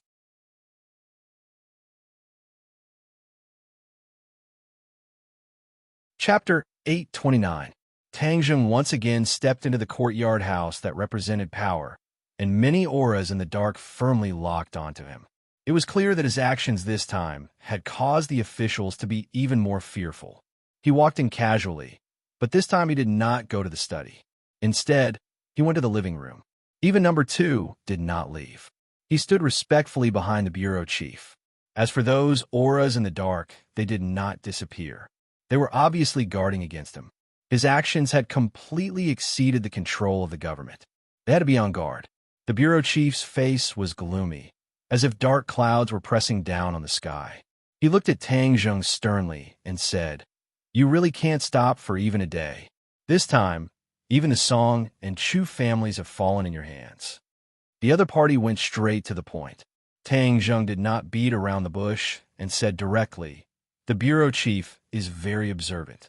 Naturally, you know what happened this time. I am at home. These people came to kill me. I can't just stretch my neck and ask them to do it, right? Humph. Didn't you promise me that you will not stir up trouble in Beijing?" The bureau chief questioned. Tang Zheng said calmly, "I didn't stir up trouble. I had no choice. Whatever you say makes sense.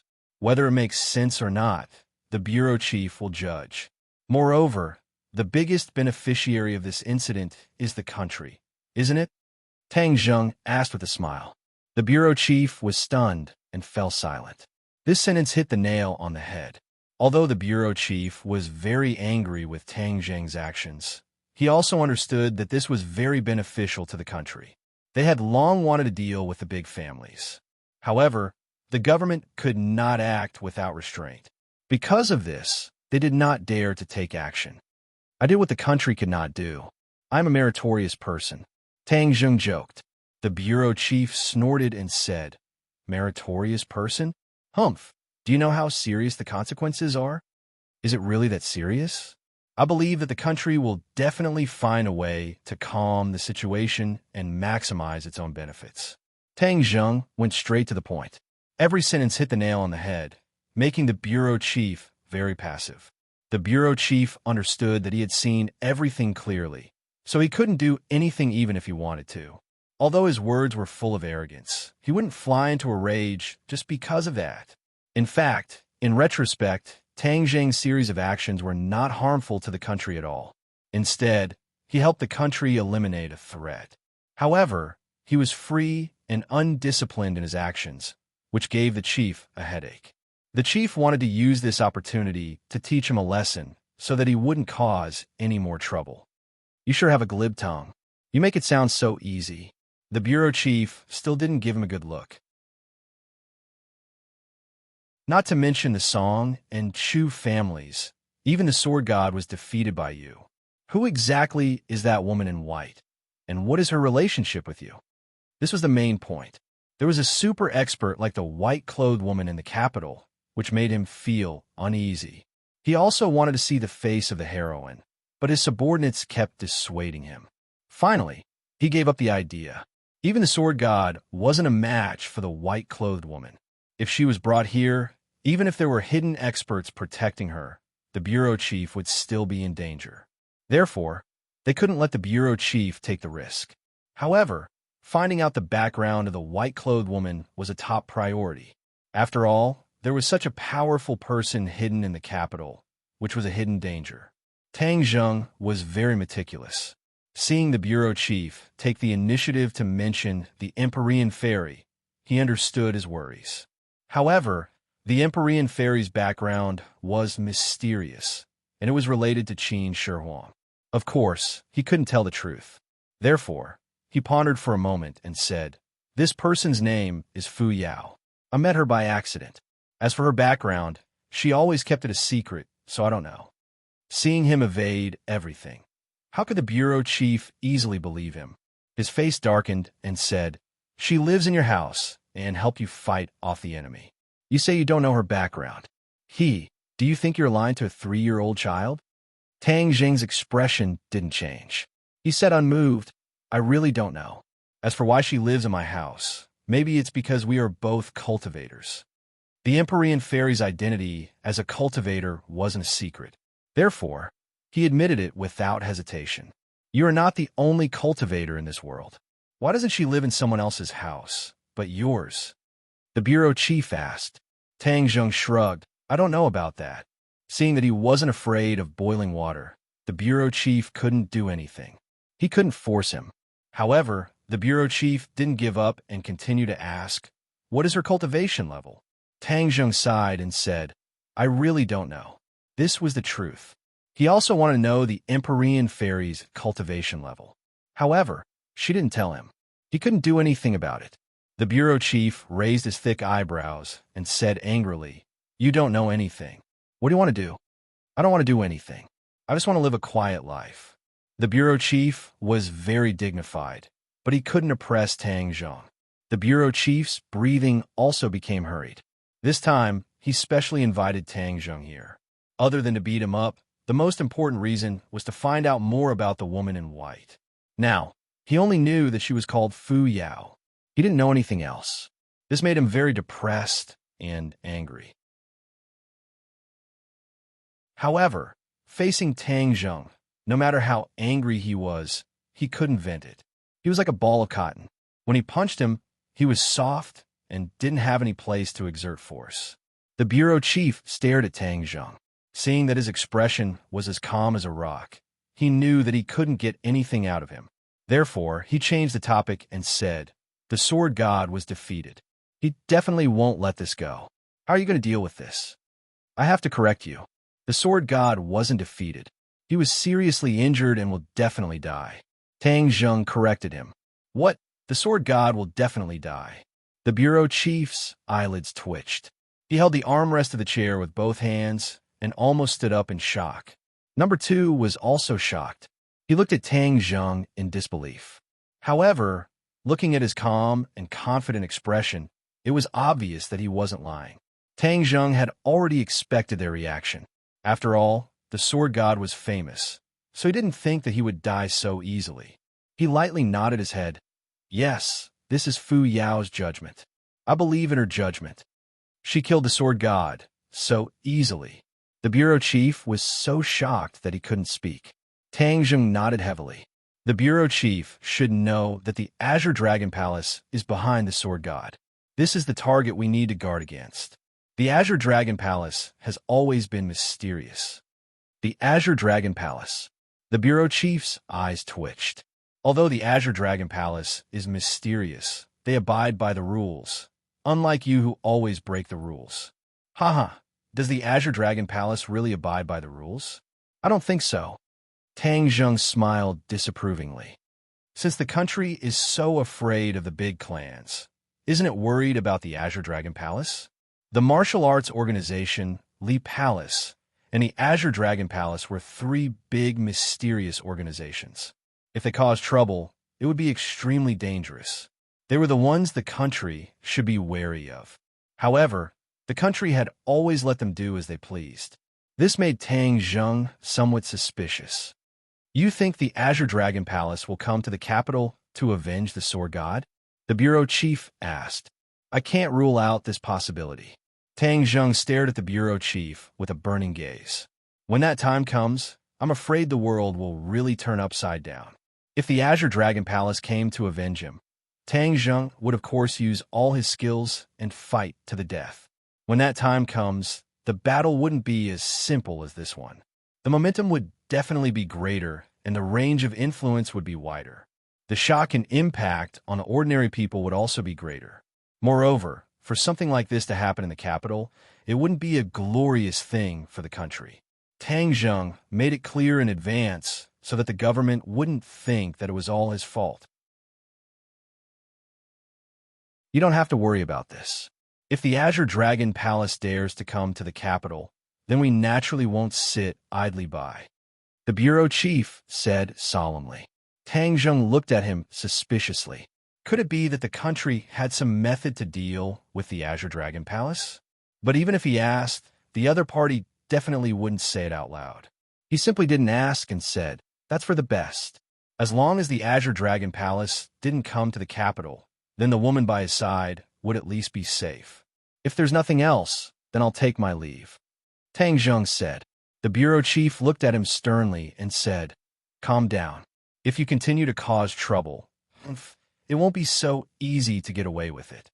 Tang Zheng understood that if it wasn't for the fact that the country could profit from this and didn't harm the government's interests, it wouldn't be so easy for Tang Zheng to escape so easily. In short, Tang Zheng's actions didn't touch the country's bottom line. In fact, the country even profited from it. This was the reason why the balance between the two sides wasn't broken. Number 2 sent Tang Zheng away. The bureau chief returned to the study. There was a person sitting lazily on the chair, wearing a mask, the lord of the Azure Dragon Palace. He was actually also in the capital.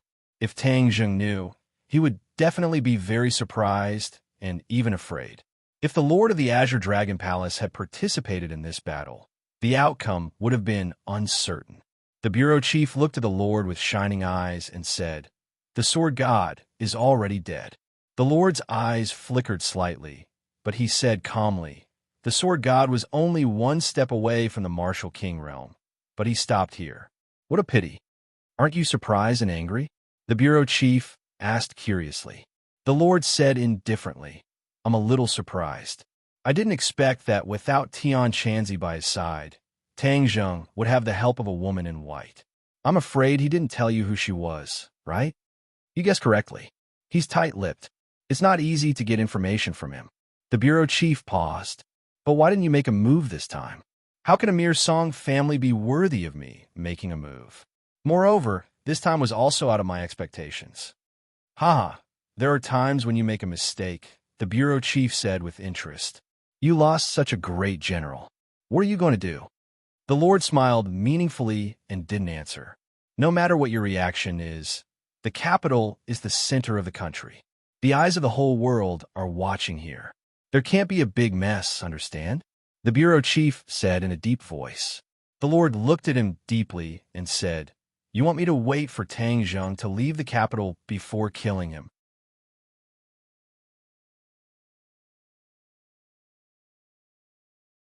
Chapter 830.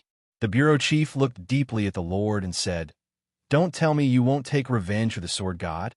The Lord did not answer, but instead asked, "Tang Zheng has helped you a lot. Why do you want to get rid of him?"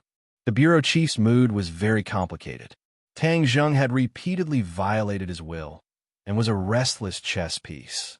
Furthermore, he was getting stronger and stronger and gradually got out of his control. If this kind of person was used well, it would be of great benefit. If not, it would be bad or even backfire. This time, he destroyed the Song and Chu families, and his power would definitely increase greatly. It was unknown whether he would follow in the footsteps of the other big families and develop into a new family. As a superior, he naturally had to guard against such a situation. Therefore, the bureau chief's heart was very conflicted. Seeing that the Lord went straight to the point, he muttered, "Tang Zheng is still a good young man. I am worried that you will kill him." The Lord smiled mysteriously. "You don't have to worry. He can't die yet. He is of great use." The bureau chief raised his eyebrows and said, "What's the use?" The Lord was silent. Seeing that he couldn't get an answer, the bureau chief said, "It's good that you don't touch him. Then you can live in peace." Live in peace. The Lord smiled meaningfully. His figure flashed and suddenly disappeared from the study room. The bureau chief looked at the empty study room, lowered his head, and fell into deep thought. In the following period of time, the capital was calm, and Tang Zheng's forces quickly divided up the forces of the Song and Chu families. However, the official reaction was also very fast, and within a few days, they also began to collect the remaining forces of the two families on a large scale. Tang Zheng's side chose to withdraw, but they had already eaten their fill and had reaped a lot of benefits. Song Yu disappeared and never appeared in the capital again. As for Tang Zheng's name, many people wanted to hug his thigh, but they had no way to do so. The Ye family had lost Yi Tianming, and their forces had suffered a setback. They were even more cautious, and even Yi Xuanji had become a person who did not leave the house. The Ye family's business was gradually handed over to Yi Ku to manage.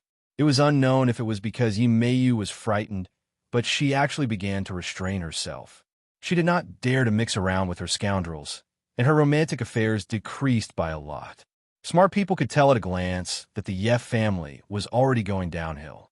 The Yin family was already strong, and now they were like a tiger that had grown wings. They were thousands of miles away from the Ye family. Another one that attracted the attention of many was Qin Batian. Qin Batian was originally a rising star of the younger generation, but there was still a large gap between him and the other major clans. But this time around, he took advantage of the situation to rise up and had a close relationship with Tang Zheng, causing many people to be jealous. Why didn't they have such good foresight, placing their chips on Tang Zheng so early? Now, it was time for them to reap the rewards. As for Tang Zheng's company, it was even more successful. It was developing extremely quickly in various fields, and its layout was becoming more and more grand.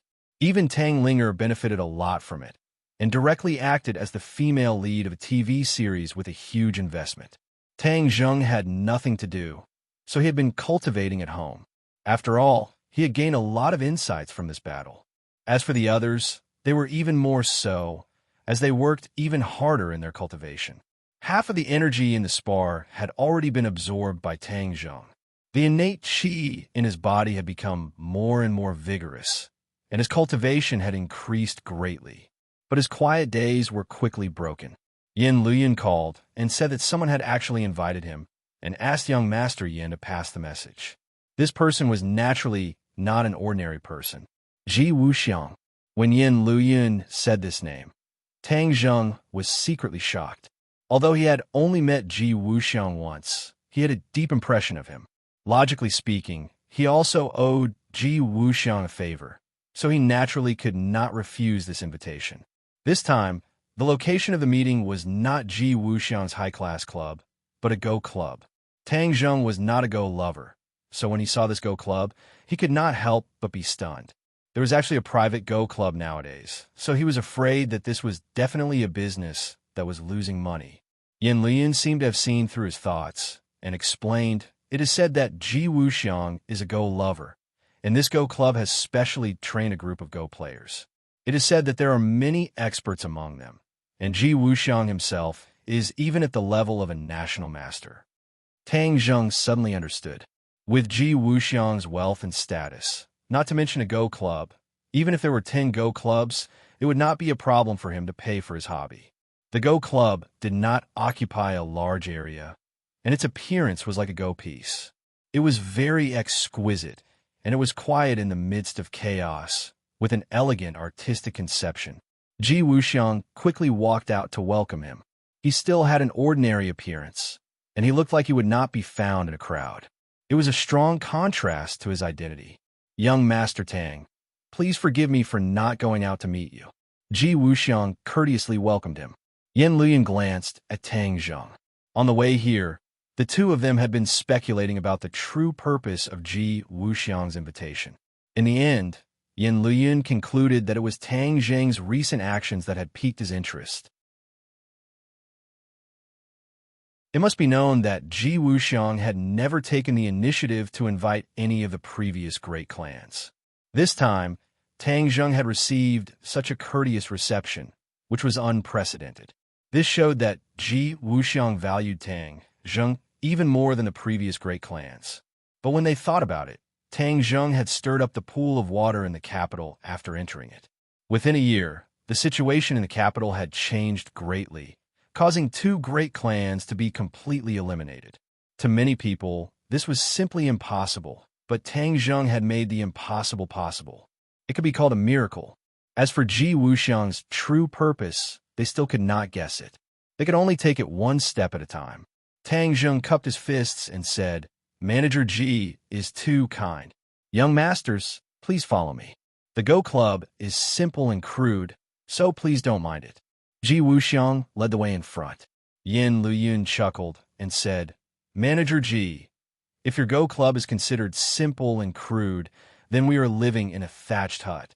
Young Master Yin is joking. This Go Club is where I usually go when I like to be quiet. It's just that I don't know if we have neglected the two of you by meeting here." Ji Wuxiang said courteously. Tang Zheng lightly said, "Manager Ji is too polite. I am a boor and know nothing about Go, but I can still see that this place is not ordinary. It has really opened my eyes." As they chatted, the three of them arrived at a large hall. There were many Go players sitting there. They were all focused on playing Go and did not notice the three of them at all. Although Tang Zheng did not know much about Go, he could feel a killing intent from the Go board and could not help but be attracted. The Go players played very quickly, and the game had many changes. The killing intent was awe-inspiring. The Go players' expressions were serious, and their thinking time was extremely short. It could be seen that their Go skills were quite high. Yin Luyan knew a little about Go. Seeing these people play Go, his expression could not help but change. He said in a low voice, "Any one of these people would be an expert among experts. I wonder where Manager Ji want to find so many experts." Tang Zheng looked deeply at Ji Wuxiang. Go players could not be recruited with money. The difficulty of recruiting so many experts was not something an outsider could imagine. Ji Wuxiang calmly said, "Young Master Yin is too serious. Young Master Tang, if you are interested, why don't we play a game?" Tang Zheng shook his head. "I don't know. That's a pity. Actually, I feel that Go skills are the same as martial arts. There are many profound principles within. The ancient said that the world is a Go game, and we are all Go pieces. The world is actually playing a very big Go game. If you can comprehend the various profound principles of this Go game, it will definitely be very beneficial. You might even be able to play this huge Go game." Ji Wuxiang said tirelessly. Tang Zheng's eyes trembled as he said, "The world is a Go game. Manager Ji's ambitions are great. Could it be that you also want to play this Go game?" Ji Wuxiang laughed. "I am just a person without the strength to truss a chicken. How could I dare to have such extravagant hopes? I just feel that young Master Tang is a dragon among men. You will definitely have the opportunity to comprehend this Go game and play this Go game. Tang Zheng chuckled. Manager G thinks too highly of me.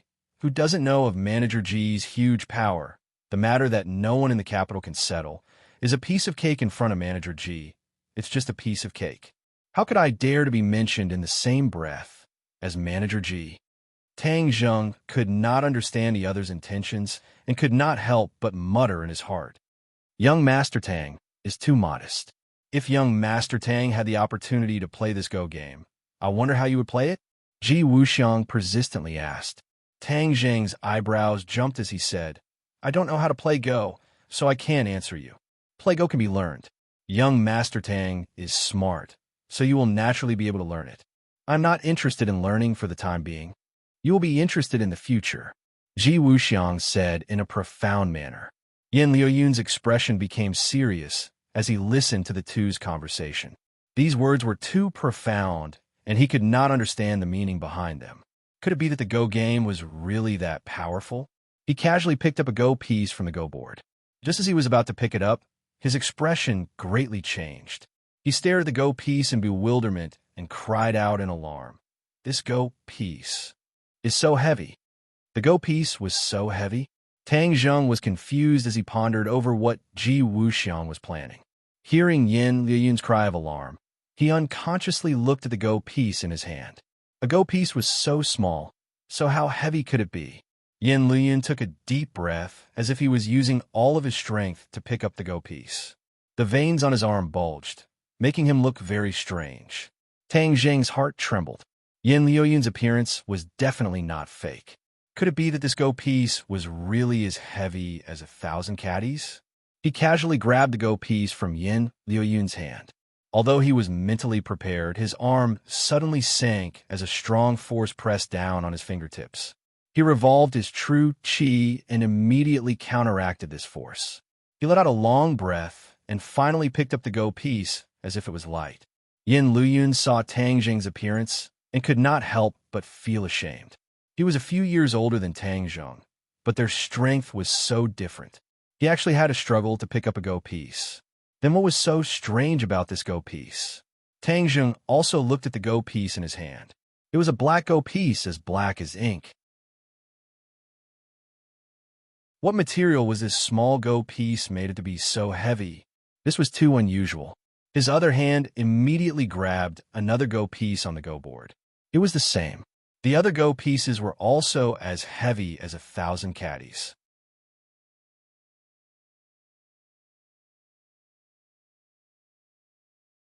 Chapter 831. These Go players played with the Go pieces at their fingertips, lifting the heavy pieces as if they were light, but the Go pieces were as heavy as 1,000 caddies. This showed that none of them were ordinary people. Tang Zheng examined these Go players again, but found that there was neither the fluctuation of inner energy of a martial artist nor the flow of zhenqi of a cultivator in their bodies. So how could they pick up the Go pieces? Tang Zheng was puzzled and could not hide his surprise as he looked at Ji Wuxiang. Seeing that he was so calm, he could not help but be shocked. Where did this person come from? So, Tang Zheng asked tentatively, Director Ji, what are these Go pieces made of? How could they be so heavy? And where are these Go players from? How could they lift the heavy pieces as if they were light? Yin Liuyun had already put down his chess piece and stared at Ji Wuxiang with a burning gaze. The world had always said that Ji Wuxiang was extraordinary, and now that he had clearly felt this point, he felt that he was even more unfathomable. He naturally wanted to know the answer to this. Ji Wuxiang glanced at the Go players and smiled faintly.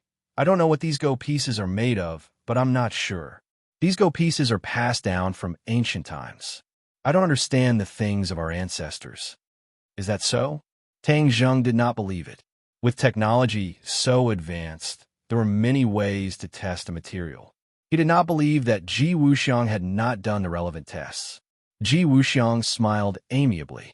If young Master Tang does not believe it, I can't do anything about it. This is the truth. As for these Go players, perhaps they are well-versed in the art of Go, and their qi is compatible with the Go pieces, so they can pick up the Go pieces as if they are nothing. Tang Zheng frowned and thought about Ji Wuxiang's words. Was this a lie, or did the so-called art of Go really exist? He thought for a long time, but could not come to a conclusion, so he decided not to think about it. Ji Wuxiang smiled and said, "Gentlemen, this way, please. Let's go to the pavilion over there to drink tea." After passing through the hall, the Go players still did not take a second look. It was as if the Go game in front of them was everything to them and had the greatest attraction. Yin Luyan looked back 3 times with every step he took. He was shocked, but he couldn't figure it out. He followed the two to the pavilion. A tea set had already been prepared in the pavilion. A beautiful woman dressed like an ancient court lady was brewing tea. After she finished brewing tea for the 3 of them, she left the pavilion. President Ji's tea reception is truly a waste of God's gift. To me, the art of chess is the same as the art of tea. I know nothing about them. Tang Zheng said. Ji Wuxiang clapped his hands and said with a smile, "Young Master Tang, you're a man of true feelings. These tricks are only used to deceive the average person. You've already seen through the essence, so there's no need for these tricks to set you off." Hearing Ji Wuxiang praise him like this, Tang Zheng felt a little embarrassed. His family was not well off when he was young, so how could he have the heart to learn these things? He was not like the children of a rich family who were proficient in the 4 arts. Seeing him talking about other things and not getting to the point, Tang Zheng couldn't help but ask directly, "President Ji invited me here today. What is the purpose of this invitation?" "To watch the Go game and drink tea. That's simple." Tang Zheng did not believe it. Ji Wuxiang said with a smile, "Young Master Tang has been busy recently and has gained a lot.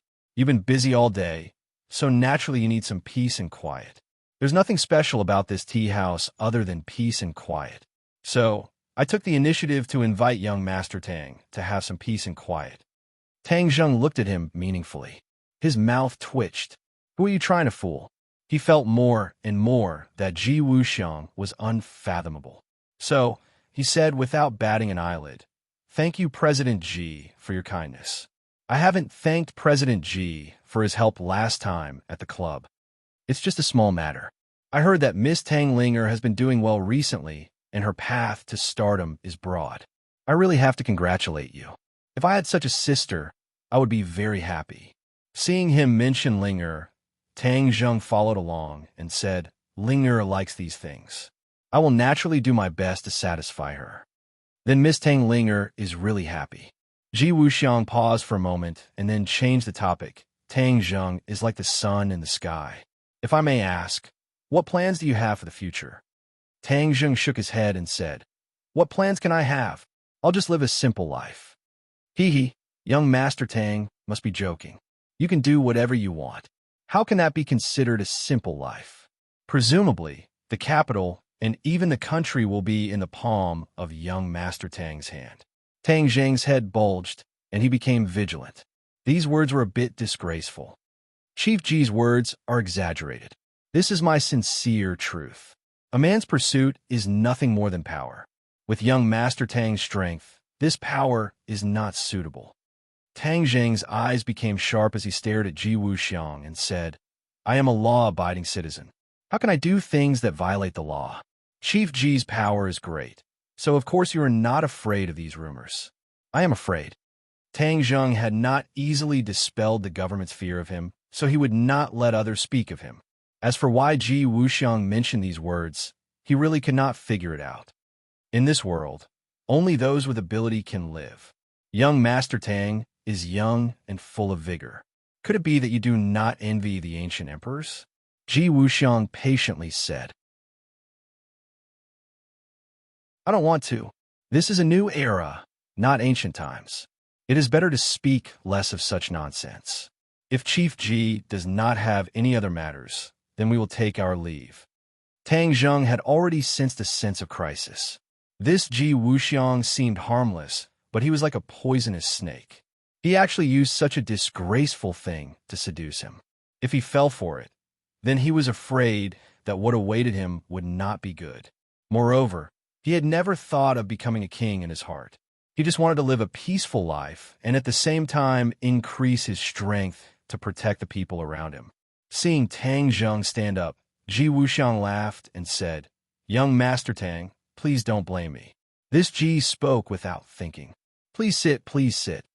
Tang Zheng and Yin Luyan looked at each other, and Yin Luyan nodded.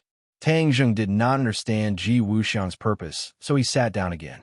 With young Master Tang's strength, if you don't use it, then wouldn't it be a waste? Ji Wuxiang waited for them to sit down and said sincerely and regretfully. Tang Zheng's face sank and said, "There's no need for Boss Ji to worry about this." Ji Wuxiang faintly smiled and said, "Young Master Tang, I heard that there's a white-clothed woman called Fu Yao in your residence.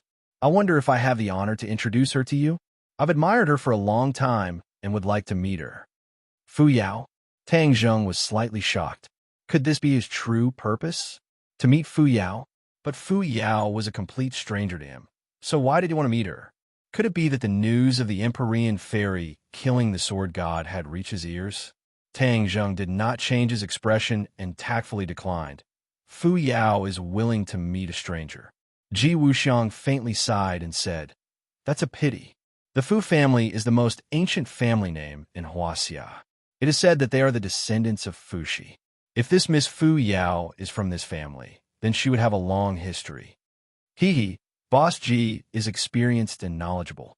As for Fu Yao's family inheritance, I don't know." Tang Zheng still did not agree. "Is that so? I thought young Master Tang would know. After all, she lives in your residence. But I heard that a few thousand years ago, there was a woman called Fu Yao who shares the same name as your family. It's fate." Tang Zheng was shocked. What did Ji Wuxiang mean? Could it be that he already knew Fu Yao's origins? No, he had never told anyone about Fu Yao's origins. He had never even mentioned the name of the Empyrean fairy. So how could Ji Wuxiang know? Was all of this a coincidence, an unintentional remark, or was he deliberately doing it? Tang Zheng could not see through Ji Wuxiang anymore. Ji Wuxiang continued, "Young Master Tang, are you listening to me?" Tang Zheng was slightly startled and said, "Of course I'm listening. There are too many people with the same name in this world. It's not surprising. Perhaps. But this Fu Yao in history is not simple. Although she is not in the official history, she has left behind many legends. Some say that Fu Yao played a part in Qin Shi Huang unifying the world. In addition, she also has a very impressive name, the Empyrean Fairy." Hearing the name Empyrean Fairy, Tang Zheng's heart almost jumped out of his throat, but he still pretended to be calm and did not reveal any flaws. He faintly said, "This Fu Yao is so formidable, but there is no trace of her in the official history. That's strange. Boss Ji is experienced and knowledgeable to even know about matters from several thousand years ago. Formidable." Ji Wuxiang looked at Tang Zheng with a smile that was not a smile and said, "History is written by the victors."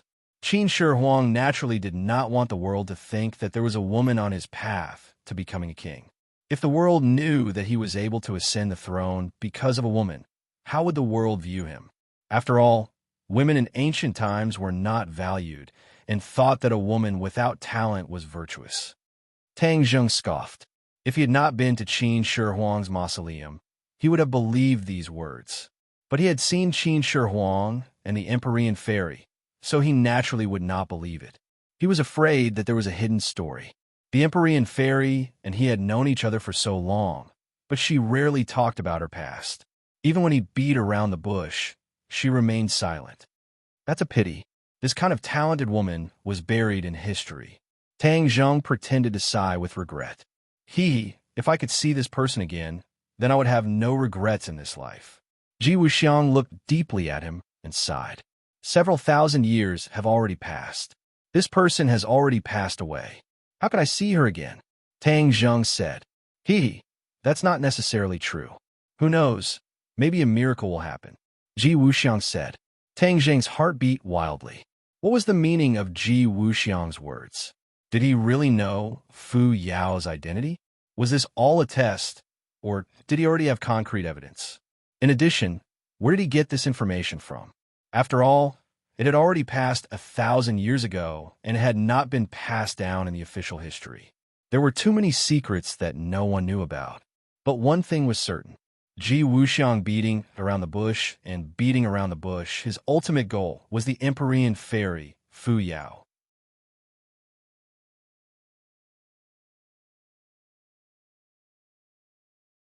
Chapter 832. Thank you for your hospitality today, President Ji.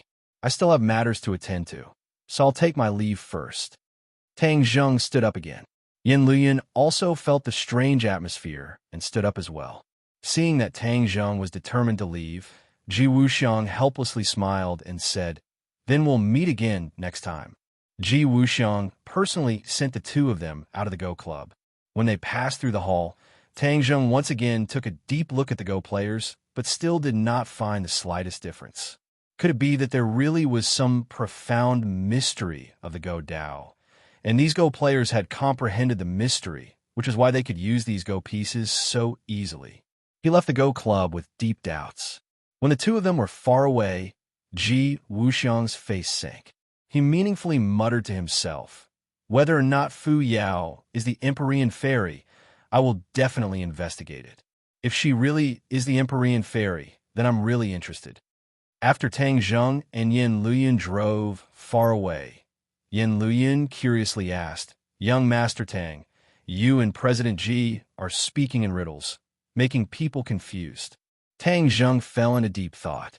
Fu Yao's actions had indeed caused a lot of trouble.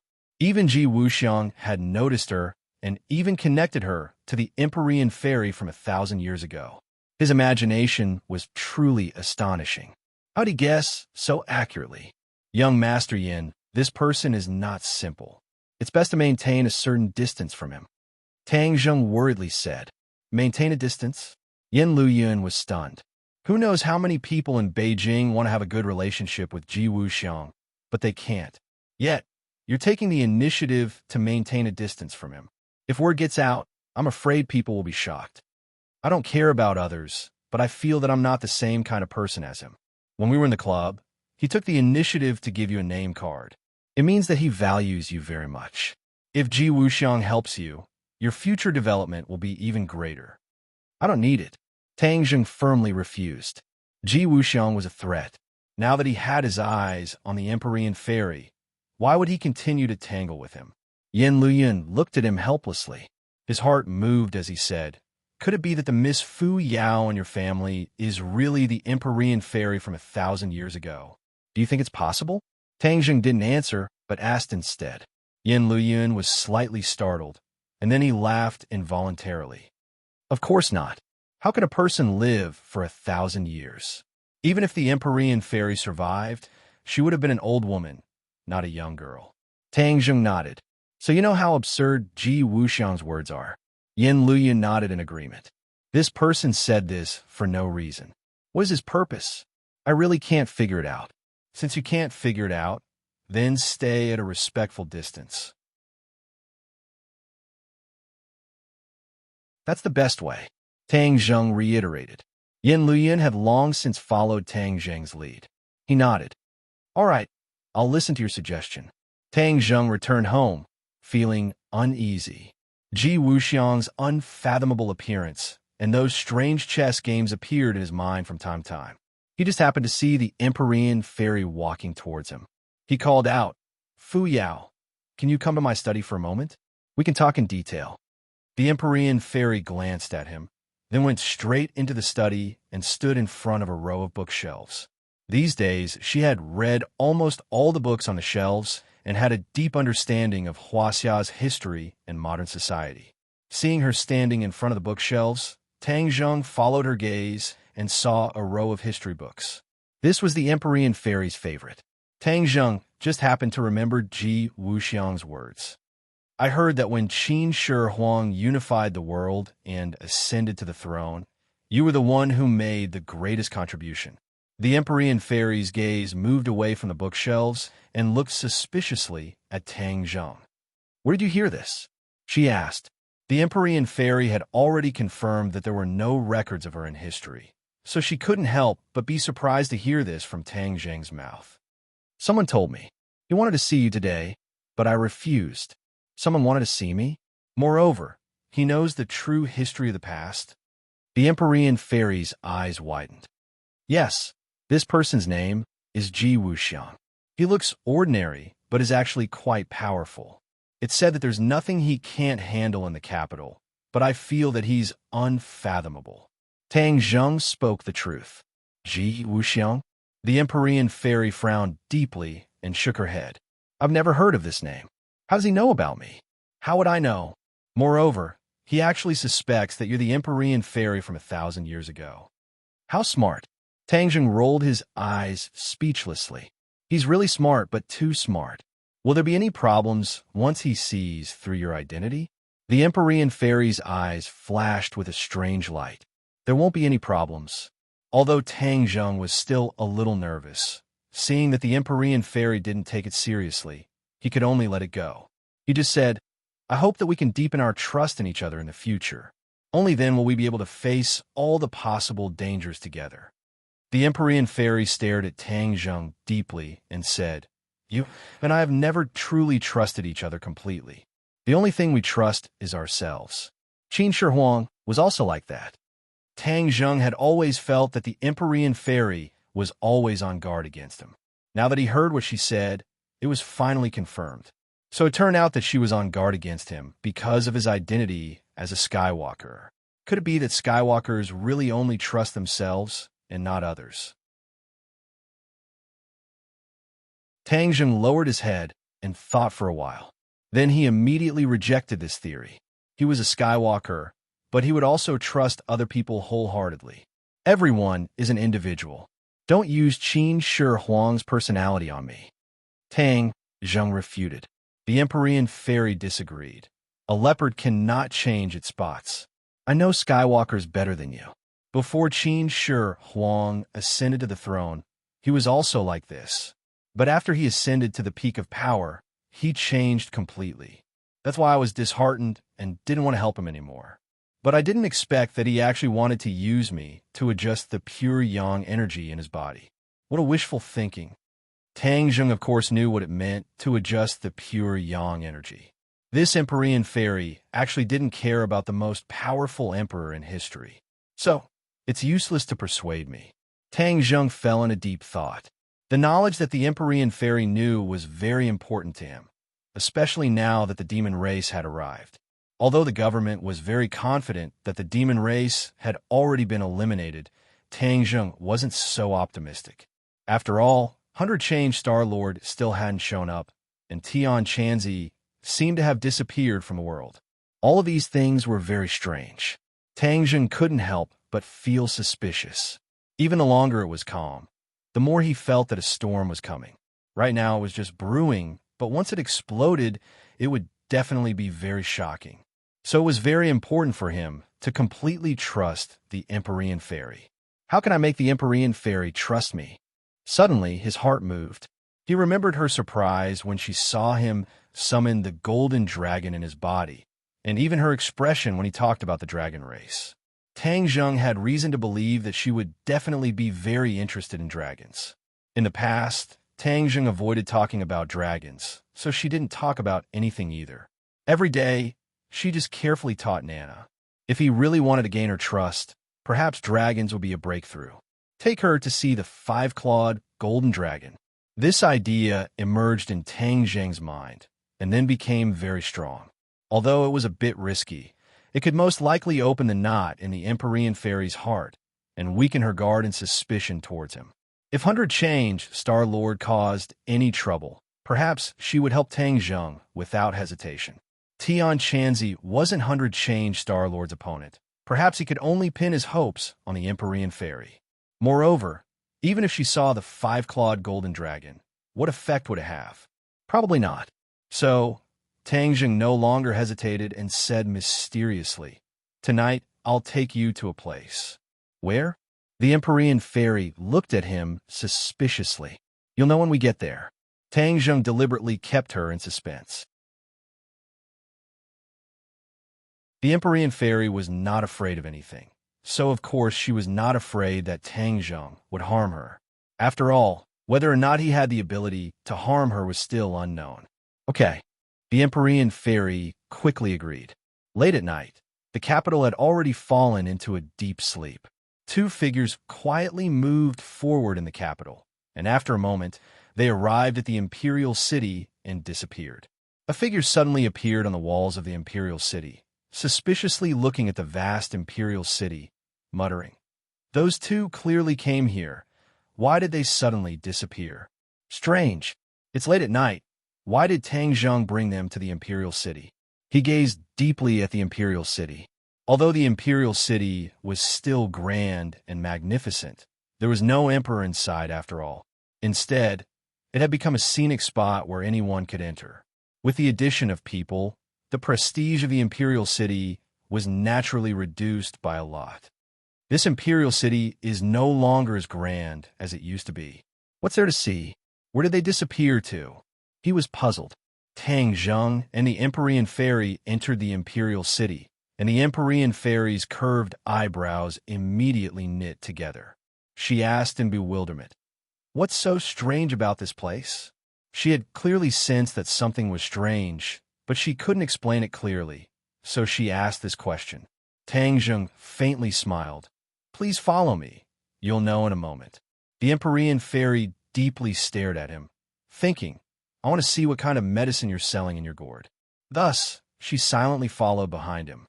After walking through a long passage, a dignified and mysterious aura rushed over, and her eyes couldn't help but fiercely jump a few times. Her breathing gradually became rapid, and her eyes widened as she stared fixedly at the end of the passage. There was a golden light coming from that side, and a kind of frightening aura was growing stronger and stronger. This aura even gave off a familiar feeling.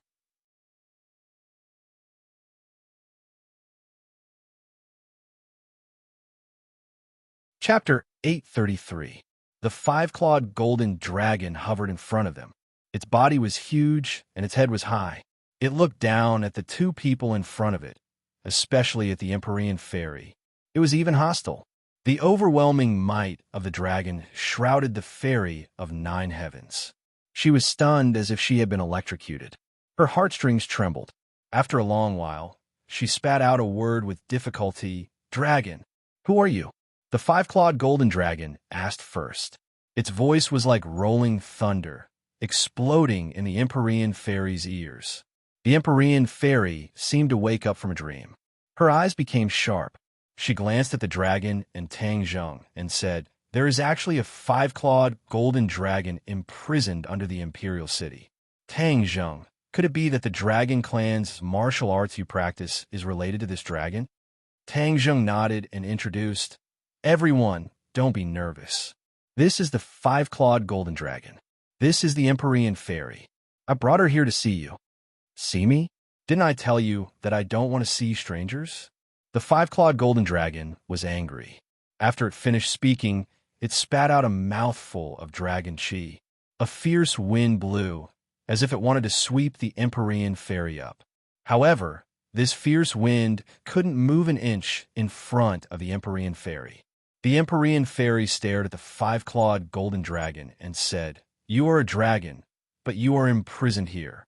"Interesting, interesting." The five-clawed golden dragon was angered. It let out a dragon roar and roared, "You dare to laugh at me? Hee hee, you are already imprisoned. Why do you have to roar at me like this?" The Empyrean Fairy didn't seem to be afraid of the five-clawed golden dragon.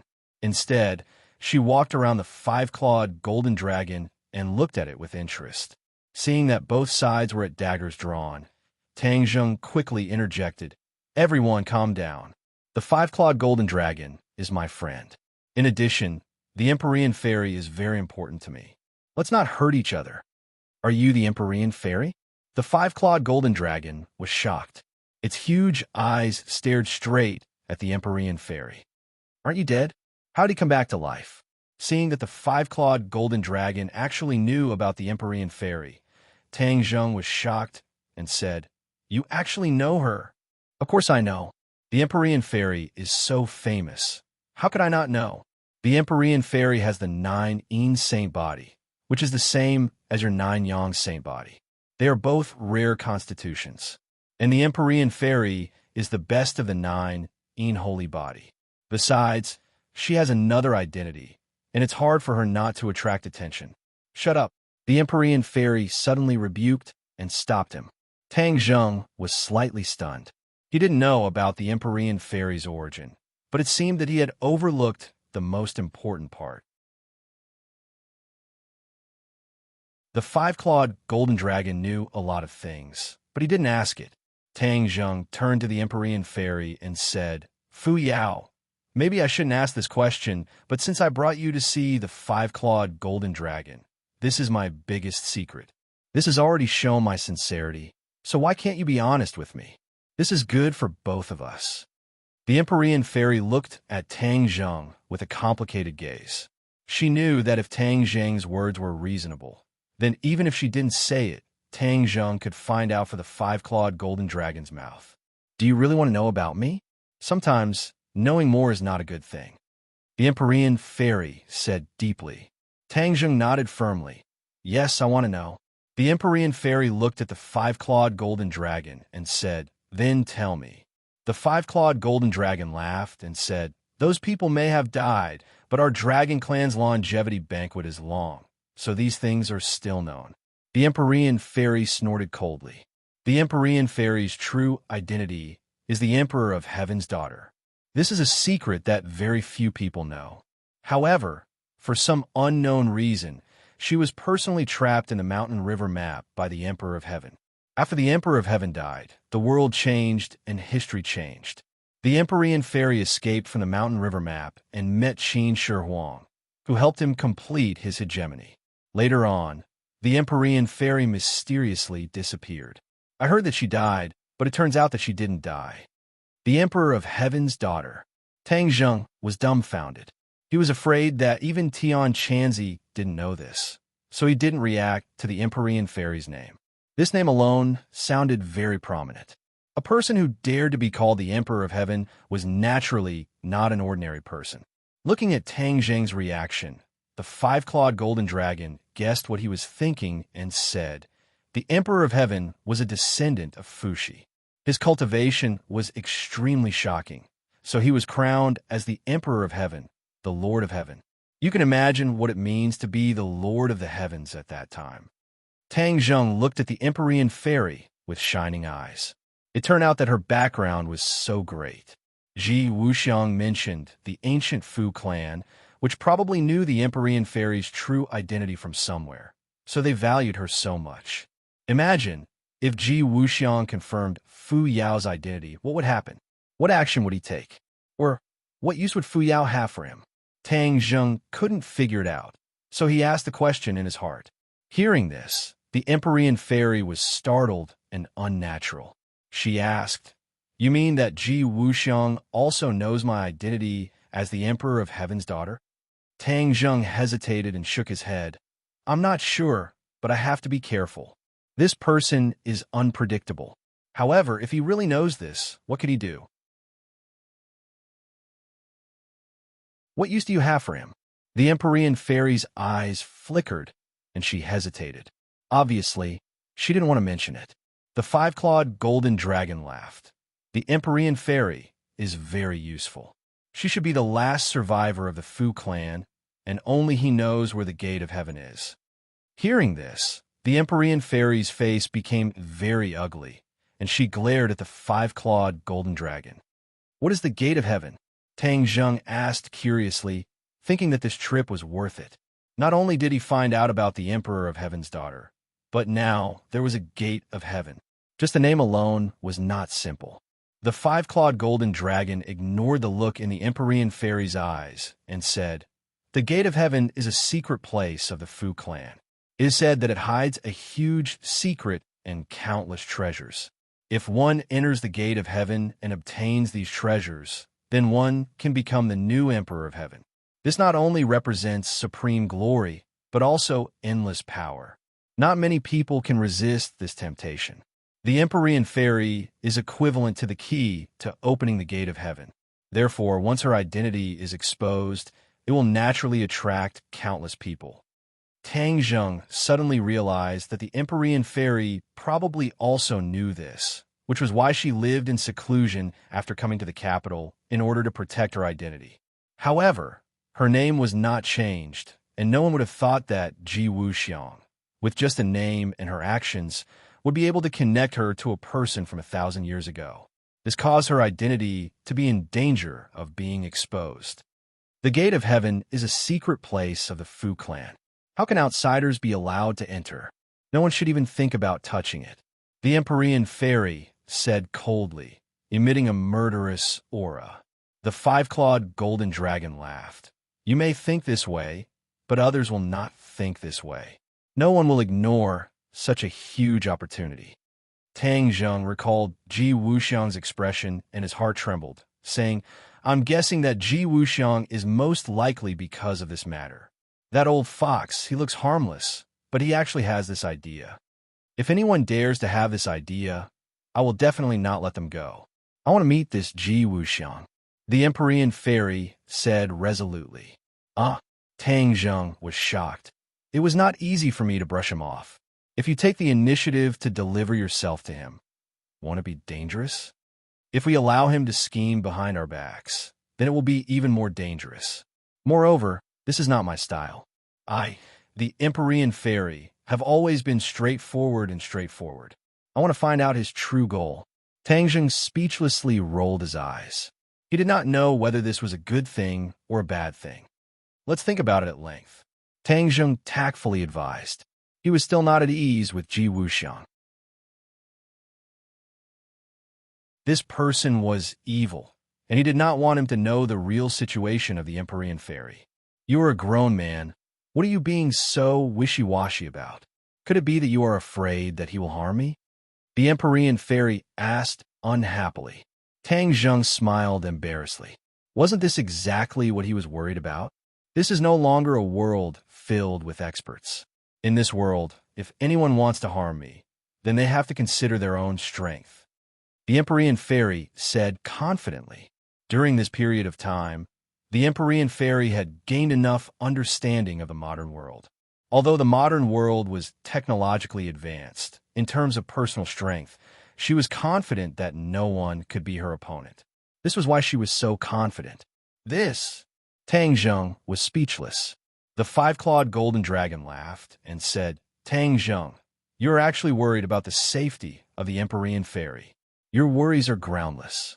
Do you know how high her cultivation is? This was a question that had always puzzled Tang Zheng. He looked at the five-clawed golden dragon blankly and asked, How high? If I am not mistaken, she should be in the apotheosis stage. The five-clawed golden dragon deduced. The Empyrean fairy did not refute, which obviously meant that she agreed. Tang Zheng's heart skipped a beat. He had been guessing how powerful the Empyrean fairy was, but he did not expect that she was in the apotheosis stage, which was much higher than Tian Chanzi. Tian Chanzi had only cultivated to the Yuanying stage. The apotheosis stage. Tang Zheng suddenly remembered something. He looked at the five-clawed golden dragon with a complicated expression. The five-clawed golden dragon guessed his thoughts and said, If someone in the apotheosis stage can break the formation of this imperial city, I will be able to see the light of day again. Tang Zheng nodded suddenly. This was what he had agreed with the five-clawed golden dragon.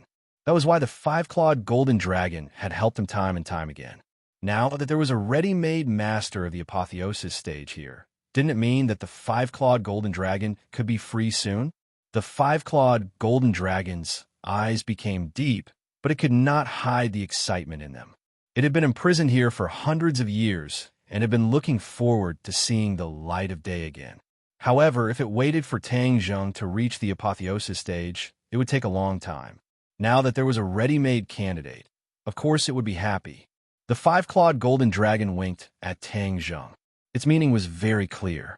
It wanted him to ask the Empyrean fairy to help it out. At this moment, Tang Zheng hesitated. The five-clawed golden dragon had a lot of resentment against human beings. It was imprisoned here by human beings. What if it took revenge after it was freed?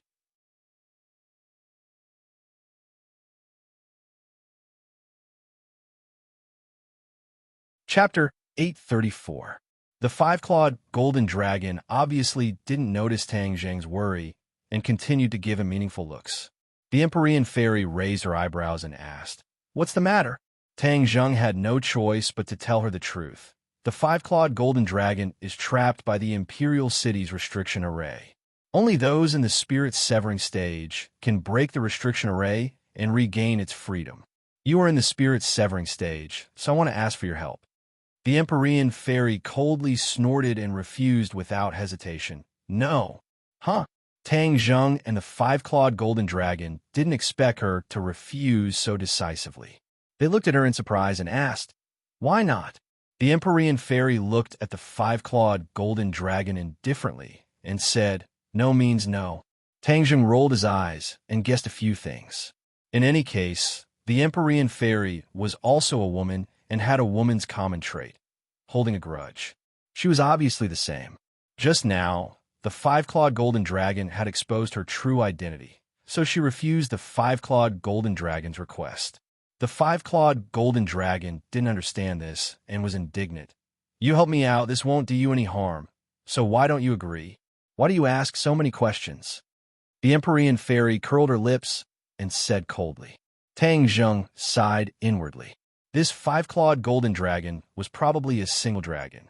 It didn't know how to read the mind of the opposite sex. So how could it pick up other female dragons?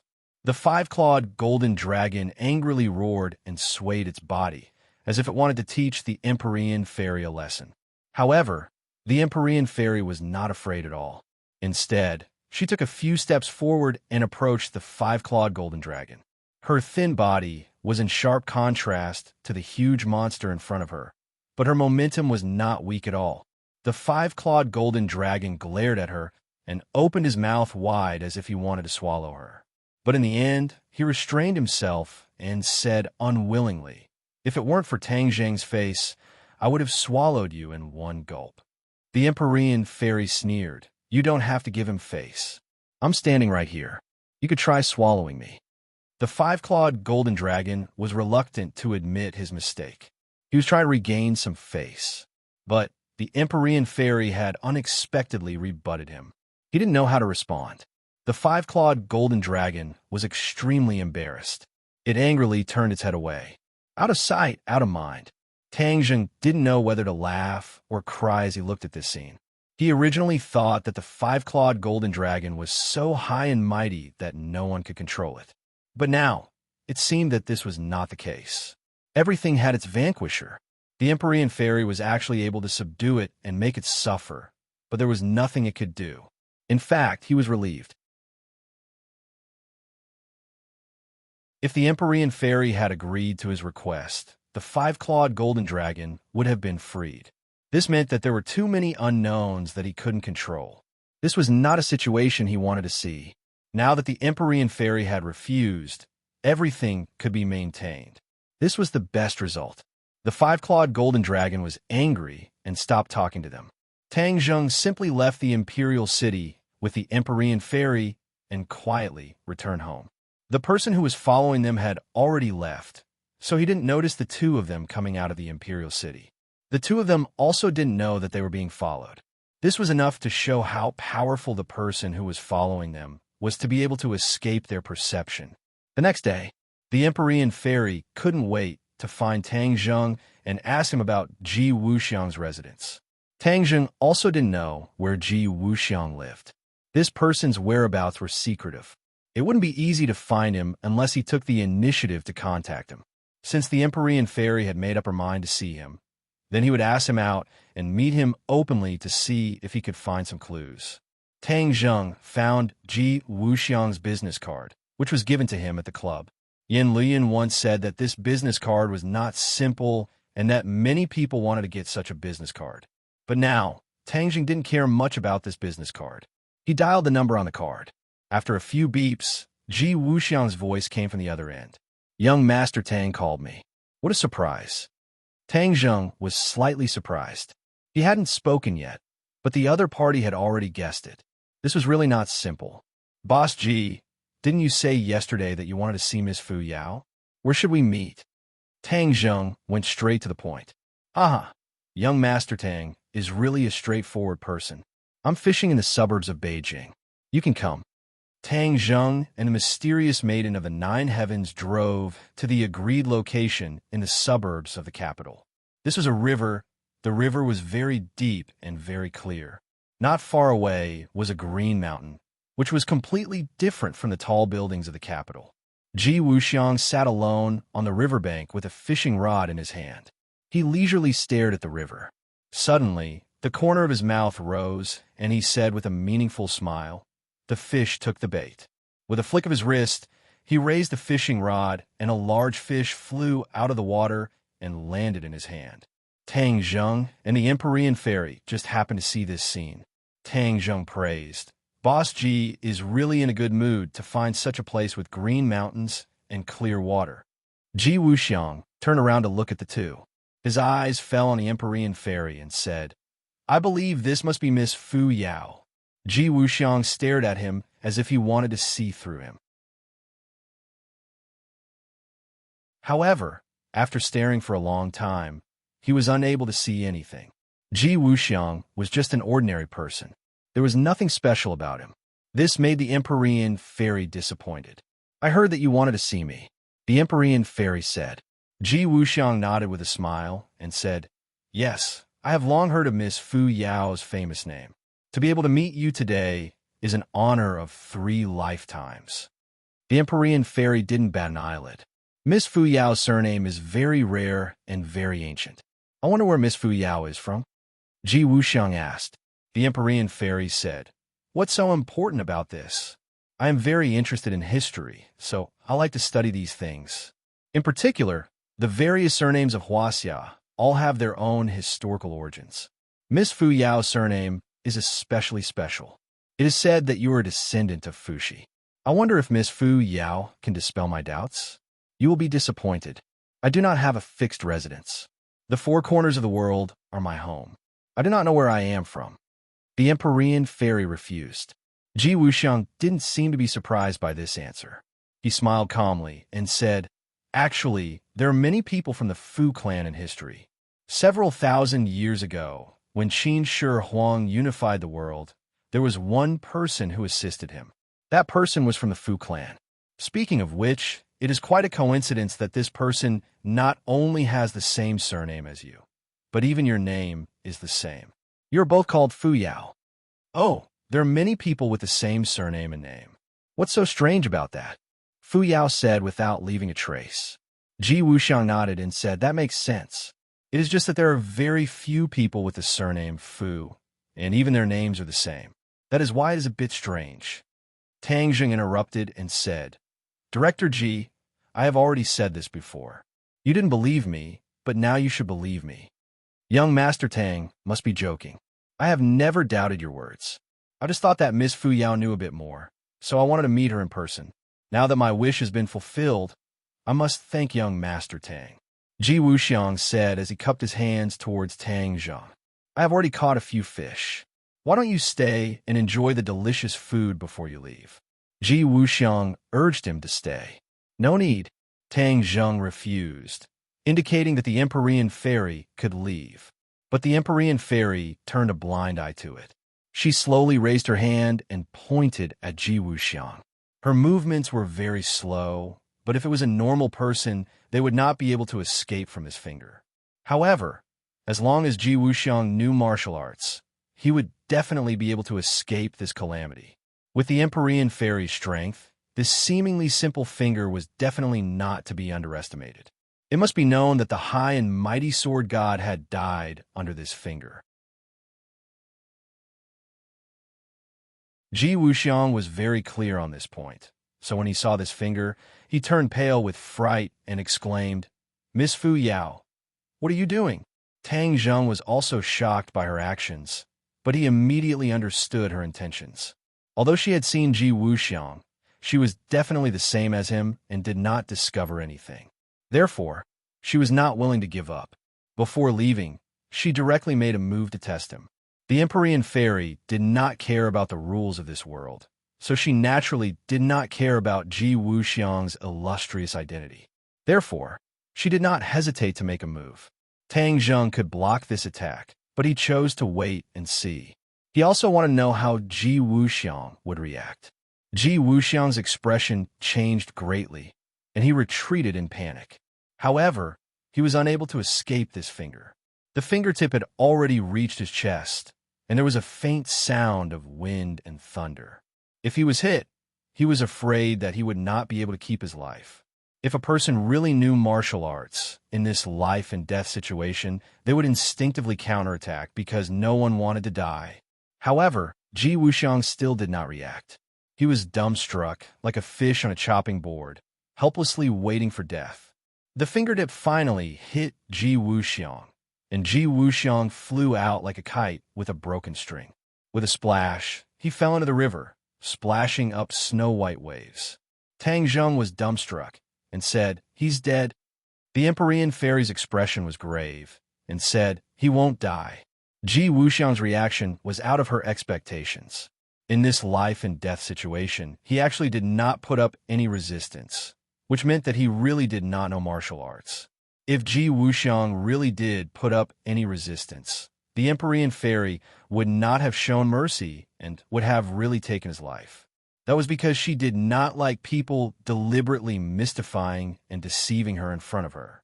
But until the last moment, Ji Wuxiang's performance was similar to a person who did not even have the strength to truss a chicken. Therefore, she instead held back. This seemingly lightning-like attack did not hurt him at all. Ji Wuxiang floated up from the river and drank a few mouthfuls of water. He was like a drowning dog, battered and exhausted, and shouted, "Young Master Tang, Miss Fu Yao, what are you doing?" Tang Zheng and Fu Yao looked at each other and said, "Manager Ji, I'm sorry. Fu Yao did not know that you did not know martial arts, so she wanted to spar with you. Please forgive her." Ji Wuxiang swam to the shore and bitterly smiled with dejection. This is truly an unexpected calamity. Miss Fu Yao, I'm just a person who does not even have the strength to truss a chicken. How can I be compared to experts like you? Next time, please remind me before we fight. If I had admitted defeat, I wouldn't have suffered such a loss. The Empyrean fairy's face was filled with disappointment. Manager Ji, I'll send you back. Tang Zheng was a little embarrassed. No need, my car is over there. I'll go back by myself. Since that was the case, Tang Zheng did not want to stay any longer, so he got in the car with Fu Yao and left. Ji Wuxiang's body was dripping wet as he looked at the direction where the car disappeared with an unfathomable smile. He muttered, "You want to test me? Huh."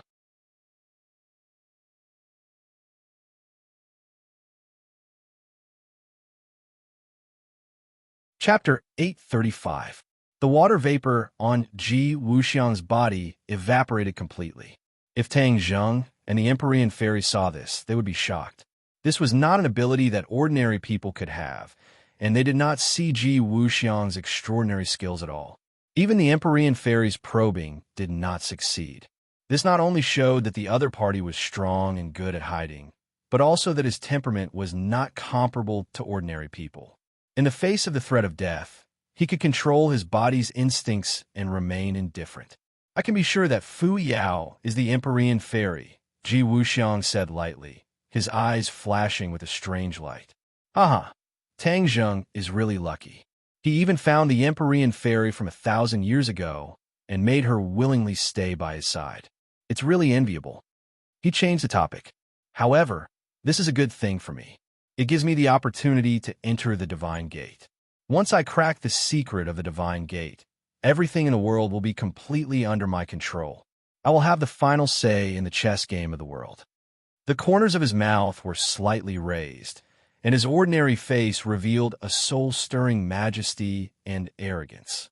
"The Empyrean fairy's strength is profound, and I have to find a way to deal with her. I can't succeed alone, but borrowing strength to fight strength is my strength. 100 changes. Star Master has been silent for too long. It's time to come out and walk." Tang Zheng's peaceful days did not last long. The Yin family had been sending people to investigate in southern Yunnan and reported as soon as there was any movement. A few days ago, there was finally news. It was said that there was a loud noise in the 100,000 mountains, and the mountains were shaking. The official conclusion given by the government was that there was an earthquake in the mountains to appease the people. However, the Yin family consulted several earthquake experts. It was said that the monitoring data was definitely not signs of an earthquake. It was still impossible to conclude what caused the loud noise and the shaking of the mountains. The 100,000 mountains were occupied by the multiform star sovereign, and ever since the multiform star sovereign disappeared from the island nation, there had been no trace of him, which puzzled Tang Zheng. How could he turn a blind eye to the unusual movement this time? Although the 100,000 mountains was a dragon's pool and a tiger's den, he decided to charge in without hesitation. He had an intuition that the 100-formed Star Lord, who had been missing for a long time, was probably in the 100,000 mountains. The big commotion this time was probably related to him. Could it be that he was plotting something? No matter what he was doing, Tang Zheng decided to go and investigate, and this trip was extremely dangerous. Marshall and the others took the initiative to volunteer, but Tang Zheng had no choice but to refuse. In the end, he asked the Empyrean Fairy to go with him to the 10,000 Great Mountains. The others had a lot of complaints in their stomachs, but Tang Zheng could only turn a blind eye to them. Not only were there countless demonic beasts running amok in the 100,000 mountains, there was also the 100 Transformation Star Sovereign. If they went, it would instead divert his attention, which would be even more dangerous. Tang Zheng brought the Empyrean Fairy and Xiao Bai and took a plane out of the capital, landing in southern Yunnan on the same day. At the exit of the airport, there was a sea of people. Many men and women were gathered at the entrance of the airport, holding banners, photos, and so on. Yo, which celebrity are you seeing? Who says it's not? Don't you see them holding up the photo? The girl in the photo is so beautiful. Tang Zheng heard the discussions of the people nearby and looked over. Sure enough, he saw a few huge photos. Linger. He was shocked. The person in the photo was actually Tang Linger, and the banner clearly had the words Tang Linger Fan Club written on it. Tang Zheng couldn't help laughing. He hadn't seen Linger for a long time. He knew that she was busy flying around every day, so busy that her feet didn't touch the ground, but he didn't expect to see her fans here. He couldn't help but feel gratified. Linger was simple and honest, which was incompatible with the foul atmosphere of the entertainment circle. However, with his protection, she didn't have to worry about this at all. Suddenly, there was a burst of screams and cheers from the crowd. A group of people walked out. The fans wanted to rush up crazily, but they were stopped by the security guards. "What's the matter?" Empyrean Fairy asked. She had never seen Linger before. Tang Zheng smiled faintly. "I saw an old friend." Linger walked out surrounded by a group of people. Linger waved and smiled at the fans. The fans were so excited that they kept shouting her name. Tang Linger had always been a pure girl. Every frown, every smile, and every movement revealed a sense of freshness, which was completely different from the sexy style of other female celebrities. She gave people a feeling of bathing in the spring breeze. Linger kept smiling and nodding her head. Suddenly, she saw a person in the crowd. Her eyes lit up and she exclaimed, "Master." Her voice wasn't loud, but the people around her still heard it. A few staff members opened their eyes in suspicion. Master? Could it be that they heard wrong? Only Amy's ears twitched, and she started searching in the crowd. As Linger's manager, he knew that there was only one person in the world who could make Linger so surprised and call him master. Sure enough, he immediately found Tang Zheng in the crowd. Linger's reaction was much faster than his, and she was already running toward Tang Zheng like a gust of wind. Linger's abnormal behavior immediately attracted everyone's attention. Everyone's eyes followed her figure. Bang! Linger threw herself into Tang Zheng's arms, buried her head in his chest, and hugged him tightly. The surprise on her face was indescribable. Everyone was stunned, as if they had been immobilized. Amy slapped her head, frowned, and complained incessantly. "Oh no, this is big trouble. Linger has never had any scandals. This time, the whole country knows about it. This is not a good thing." Linger had always been a pure girl. If there were any scandals, it would directly destroy her path to stardom. But Tang Zheng was Amy's boss, so there was nothing he could do. The other staff members didn't know Tang Zheng's identity. They were indignant and wanted to eat him alive. They wanted to stop it, but Amy hurriedly stopped them. "Don't get involved. Sister Amy, Who is this person? How can you do this? Amy's face was bitter, and she said, "Don't ask about things you shouldn't know." The fans finally reacted as if they had just woken up from a dream. Immediately, there was an uproar, and countless cameras recorded this scene. Then these people began to shout and attack Tang Zheng. Who is this person? How dare you hug my goddess? I'll kill you. Yes, this person is not as handsome as I am. How dare you blaspheme my goddess? Drag him out and beat him. Seeing that he had aroused the anger of the crowd, Tang Zheng did not know whether to laugh or cry as he patted Ling Er's back and said, "All right, just give me a hug. Otherwise, it would be strange if they didn't tear me apart." Ling Er turned a deaf ear to him. She was reluctant to leave his arms and said coquettishly, "Master, Ling Er missed you so much. I've been working outside and didn't have time to see you." "It's me who didn't see you. I didn't do enough. Master's doing great things. How can you be distracted by Ling Er? It's Ling Er's fault. I didn't share Master's burdens." Ling Er pouted and said, feeling wronged, "They dare to scold Master. I'll explain to them. Master is the most important person to Ling Er. They can't scold him." Ling Er was indignant. Tang Zheng held her hand and said, "Ling Er, forget it. They're your fans. They have good intentions." Ling Er hesitated and nodded. "Okay, I'll listen to Master. Let's leave here first.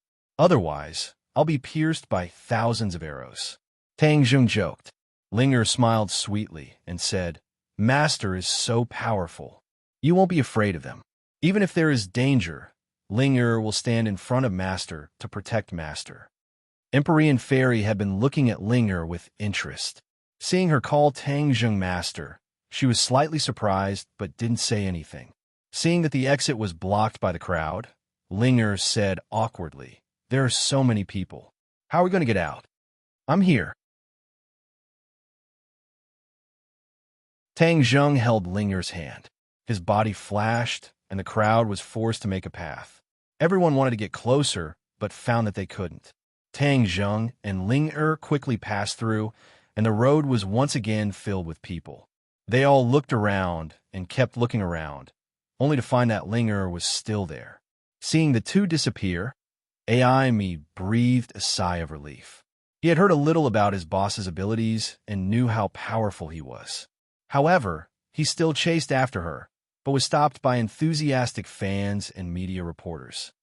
"Sister AI, as Miss Ling Er's manager, can you tell us who that man was? What is his relationship with Miss Ling Er? Are they a couple?" This series of questions gave AI a headache. Although Tang Zheng said that Ling Er was his sister, how could his sister call her brother Master?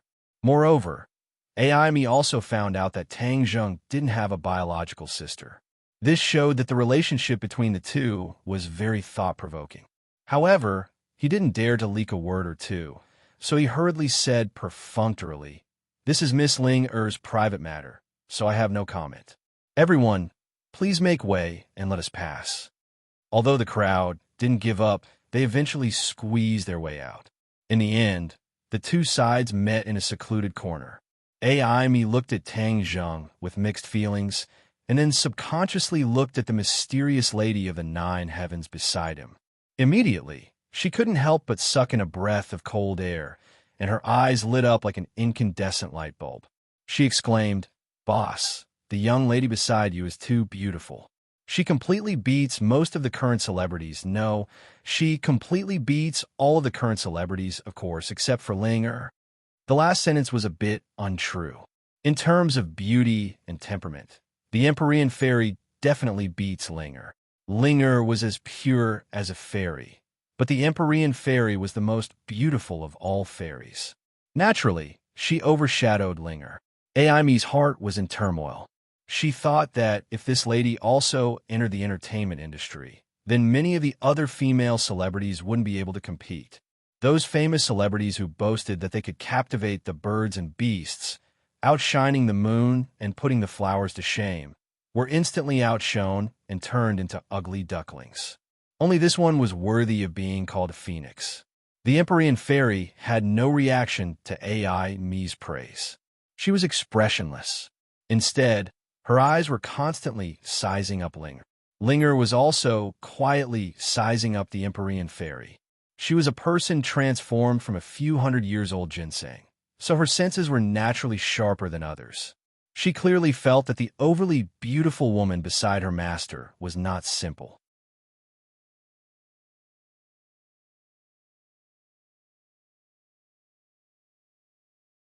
Chapter 836. The two women looked at each other with intriguing eyes. Tang Zheng didn't want to wait for those crazy fans to catch up, so he quickly said, "Let's get out of here first."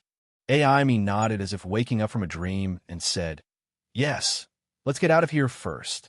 Our car is over there. Boss, this beauty, please." When the others saw Aimi coming over with a few people and personally opening the door for Tang Zheng, they all showed a puzzled look. Aimi was usually not so amiable. He was a gold medal agent, and these people had to listen to his orders. If they did something wrong, they would be scolded. But he seemed to be too respectful to this young man, even a little in awe. Everyone guessed the identity of this person. These staff members actually belonged to Tang Zheng's entertainment company, but they had never seen their real boss, so they didn't know him. But after all, they were in the entertainment industry. Some smart people gradually thought of Tang Zheng. They seemed to have seen this face somewhere. They searched the internet with their mobile phones. In an instant, they knew that this person was actually the mysterious knight who had a scandal with the Swedish royal princess.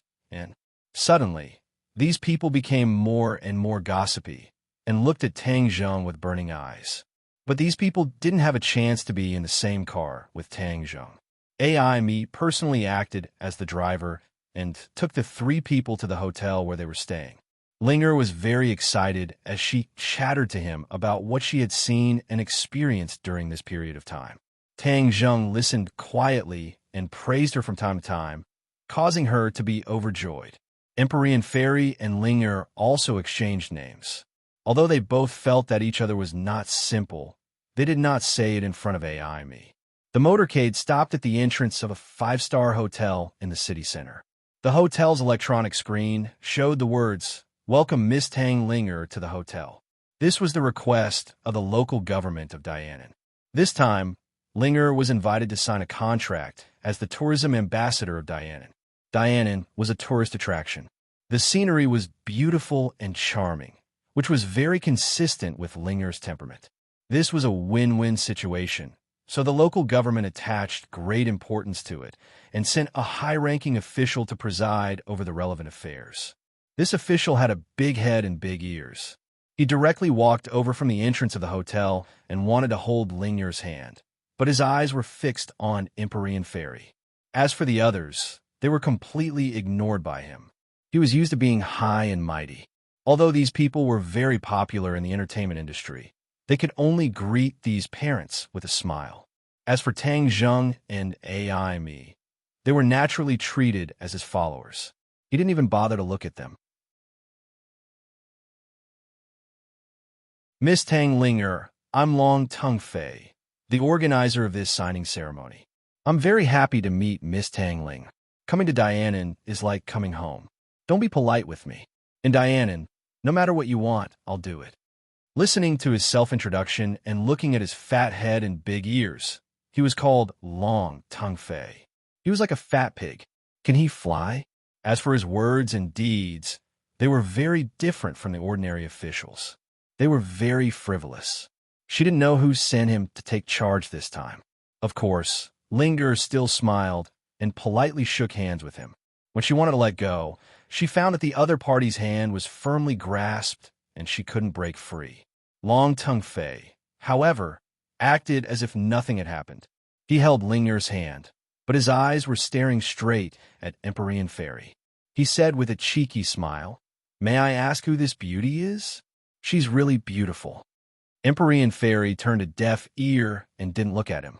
Seeing the awkward atmosphere, Aimi quickly came up to smooth things over and said, "Director Long, Miss Tang Linger must be tired. Let's go to the room to rest first." Long Tung Fei reluctantly let go of his hand. Tang Linger looked unhappy and pouted. She had been in the entertainment circle for so long.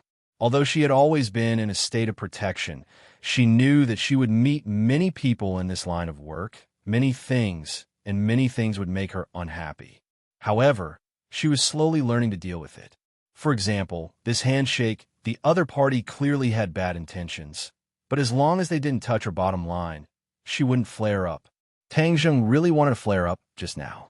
If AI me hadn't acted according to the situation, Long Tongue Fei would have been lying on the ground. He didn't hide the disgust on his face.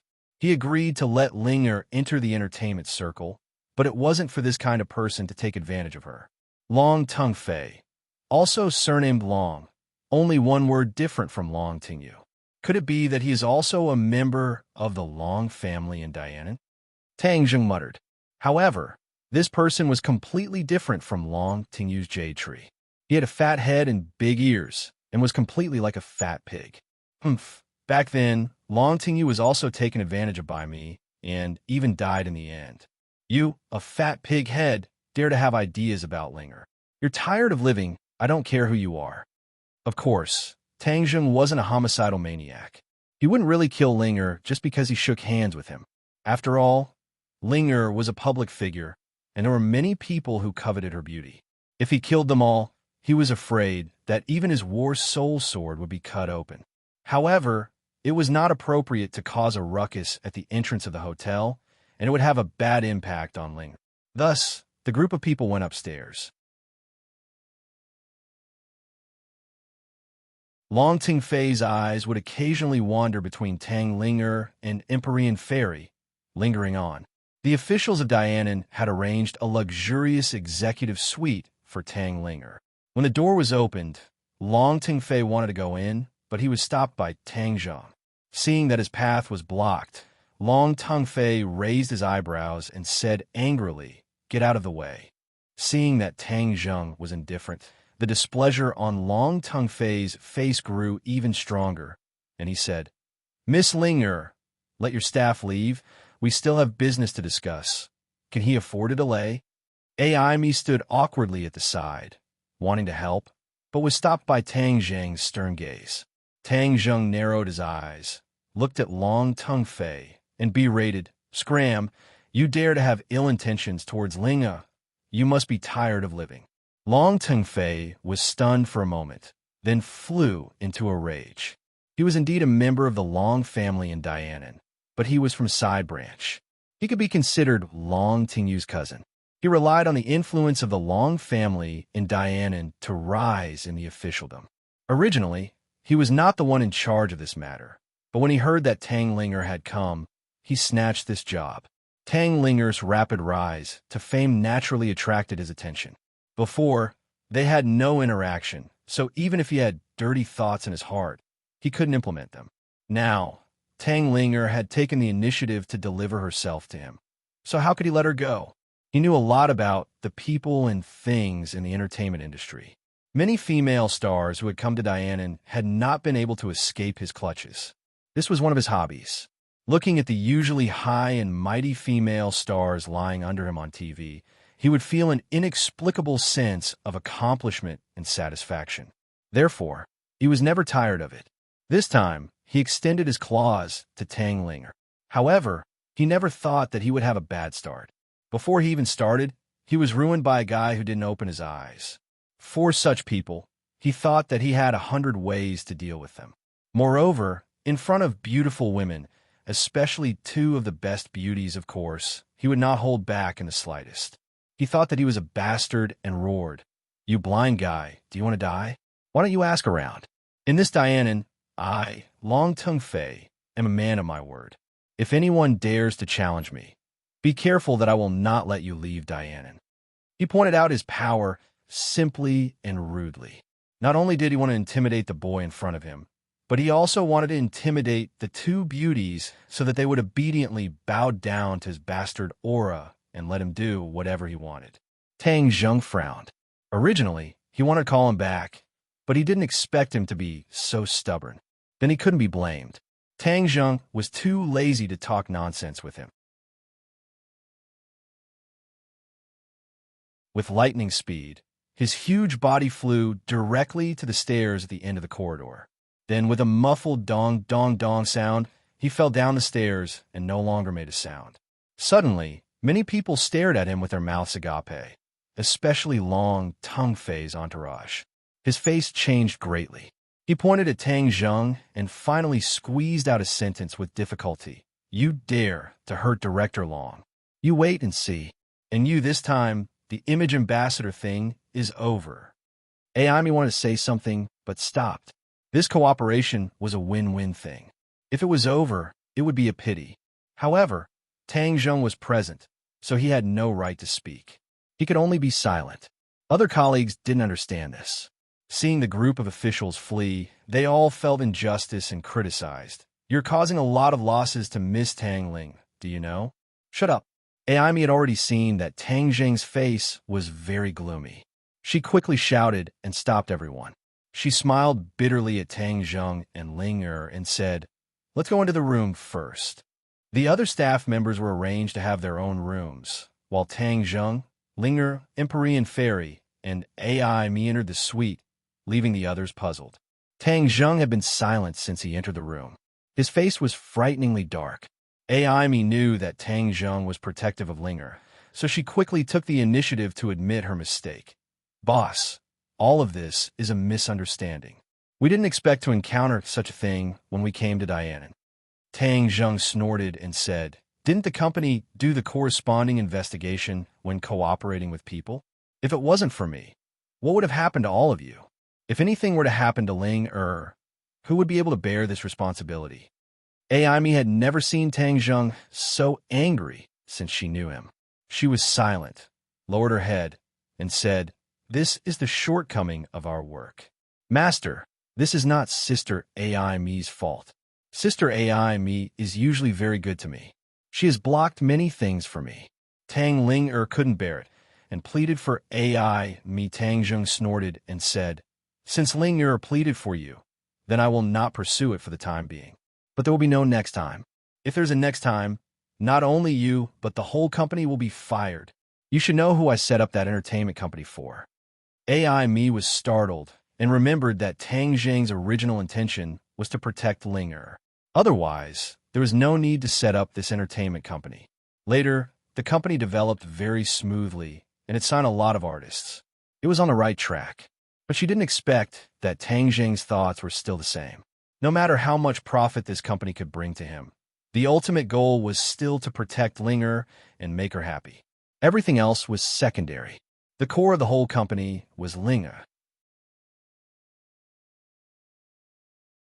If something happened to her, then there was no need for this company to exist.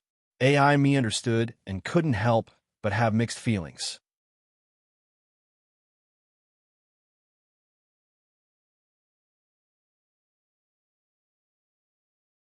Chapter 837. Aimi was reprimanded, but she had no complaints. She recognized the reality and walked out with a gloomy face. She thought that if the cooperation failed, she would just leave Dianan. Only Tang Zheng, Ling Er, and the Empyrean Fairy were left in the suite. The two women stared at each other. "You are a demon," the Empyrean Fairy said in a shocking voice. It was not a question, but a statement. Ling Er was transformed from ginseng, so she was naturally a demon. However, she was simple and honest, which was different from ordinary demons. For example, most of the demons in the 100,000 Mountains were cruel and violent. Ling Er's eyelids twitched. She was very surprised. "How did you know?" She subconsciously looked at Tang Zheng, thinking that he had told her. Tang Zheng was also surprised. With his strength, he could not see through Ling Er's real identity. The Empyrean Fairy was indeed not simple. She could see through her at a glance. Tang Zheng shook his head slightly. Ling Er realized that she had guessed wrong. She was shocked and stared at the Empyrean Fairy. "Who are you?" This was the first time that Ling Er's real identity had been seen through. How could she not be shocked? "Ling Er, don't be nervous. She is a friend. She is already in the apotheosis realm. That's why she is so powerful. She also has a famous name, the Empyrean Fairy. It's good that you know it. 2. Don't tell others." Tang Zheng comforted. Since the Empyrean Fairy had seen through Ling Er's real identity, Tang Zheng did not hide the Empyrean Fairy's real identity from Ling Er. "Empyrean Fairy?" Ling Er opened her eyes suspiciously. She tilted her head and thought for a while. She was still at a loss. Obviously, she did not know this name. "What is your real identity?" the Empyrean fairy asked. Although she could tell that Ling-Er was a demon, she could not see through her true form. Ling-Er was transformed from a 300-year-old ginseng. I met her by chance, Tang Zheng said honestly. So it's a small ginseng. The Empyrean fairy suddenly realized. Ling-Er pouted and retorted, I'm not a little ginseng. Ling-Er has already grown up. Tang Zheng couldn't help but laugh. He patted Ling-Er's head and comforted her. That's right. Ling-Er has already grown up. We're all together now, so don't be so conflicted. Be happy. Master, what are you doing in Dianan this time? Tang Zheng hesitated for a moment and said, something might have happened in the Grand Myriad Mountains. I want to go in and find out. Ling-Er's eyes lit up and she eagerly said, Master, I want to go too. You want to go too? Tang Zheng was slightly startled. No, the Grand Myriad Mountains is too dangerous. You can't go. Although Ling-Er was a demon, her cultivation was not high. Ling-Er pouted and said with grievance, Master, the Grand Myriad Mountains is in Dianan. It's not easy to meet them this time. It shows that this is fate. Just let me go. Besides, the tourism ambassador's job is almost done. I just happen to have time.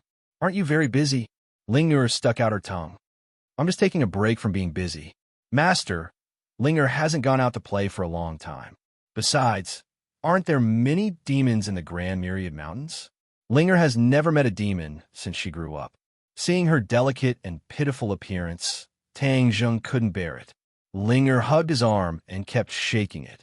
His arm rubbed against her chest, and waves of softness assaulted him. Tang Zheng's head shook, and he subconsciously looked down. He actually found that her chest was quite large. Ling-Er had really grown up. Okay, I promise you, but you have to be obedient. Otherwise, I won't take you. Tang Zheng said seriously with a straight face. He and Ling-Er had been separated for a long time. He could take advantage of this opportunity to stay together for a while. If they really encountered too much danger, he could put Ling-Er in a Sumeru world, and there shouldn't be any problems. Ling-Er was like a fairy. She happily jumped up and stood on her tiptoes. With a smack, she kissed Tang Zheng's face. Tang Zheng suddenly froze and was incomparably embarrassed. Master, did Ling-Er make you unhappy? Seeing him like this, Ling-Er asked helplessly. In the future, you're not allowed to randomly kiss people.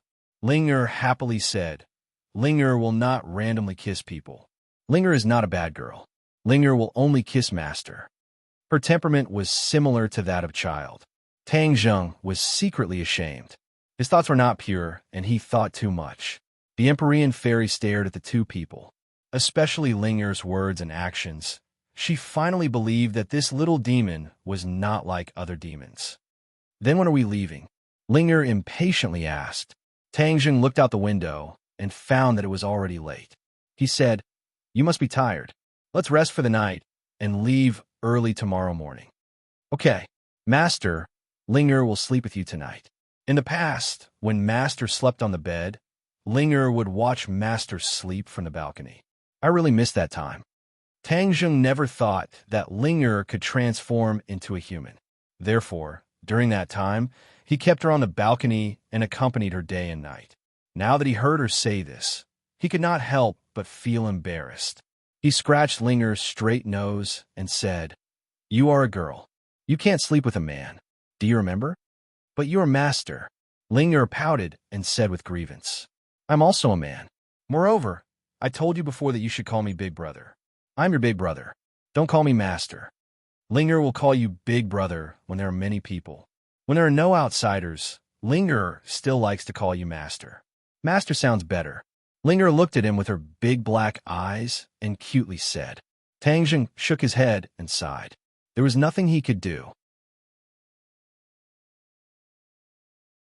Although she was in the entertainment industry, she was still under Tang Zheng's protection. Therefore, she was not contaminated by the evil of the entertainment industry. Her most pure nature was still preserved. It was like a piece of white paper that was just casually drawn with a few lines. Because Ling-Er's identity was special, it was not suitable for her to eat in the restaurant to avoid being surrounded. Therefore, the food was directly sent to the room. The other staff members went to eat in the restaurant. Suddenly, Only the three of them were left in the room. Bang, bang, bang. A series of rapid banging on the door sounded. The door creaked as if it was about to fall apart. Tang Zheng frowned and said, "You guys continue eating. I will go take a look." Hearing that the other party was done, Tang Zheng walked to the door and opened it. "Arrest him." As soon as the door opened, a group of fierce-looking people rushed in. Tang Zheng was the first to bear the brunt. He saw a pair of handcuffs snap and cuff his hands. He was slightly startled. The person who came was actually a policeman. His hands were not bad. He actually handcuffed Tang Zheng as soon as he made a move. "Get down and behave." The policeman kicked and directly greeted Tang Zheng's stomach. Tang Zheng finally woke up as if he had just woken up from a dream. He pulled his hands outwards, and with a gotcha sound, the handcuffs broke into pieces and fell to the ground. The policeman who kicked him flew backwards and crashed into his colleague, crying out in pain. The others could not help but be stunned. "You were sent by Long Tongfei?" Tang Zheng immediately reacted. In Dianan, the only person who dared to cause trouble for them so recklessly was probably that Long Tongfei. Hearing this, the policeman did not stop. Instead, he roared even more fiercely. "You dare to offend Director Long. Don't you know that Director Long is a member of the Long family in Dianan? You dare to be arrogant in Dianan. Why don't you ask around? So what if you're a star? You still have to obediently listen to Director Long. It turns out that the pighead is really a member of the Long family in Dianan. Humph, except for Sister Mu and Nana, who are the other people in the Long family. Long Xinyuan has no idea how to manage his family and bring disaster to his neighbors. This Long family is jackals of the same tribe as the Song family." Seeing Tang Zheng muttering to himself, he did not hear clearly what he was saying. The police became more and more arrogant, thinking that with the support of the Long family, it would be easy to deal with a few outsiders. However, the young man in front of him was a tough guy. He actually had a few skills, but no matter how powerful he was, could he be more powerful than a gun? So several people pulled out their guns and pointed at Tang Zheng. They shouted angrily, "Don't move, or your head will explode." Ling Er and the Empyrean fairy were sitting in the room and eating. Seeing this scene, they were indifferent and still ate unhurriedly. In fact, Ling Er wanted to help, but was stopped by the Empyrean fairy with her eyes. If they were to take action for such a small disturbance, they would look down on Tang Zheng too much.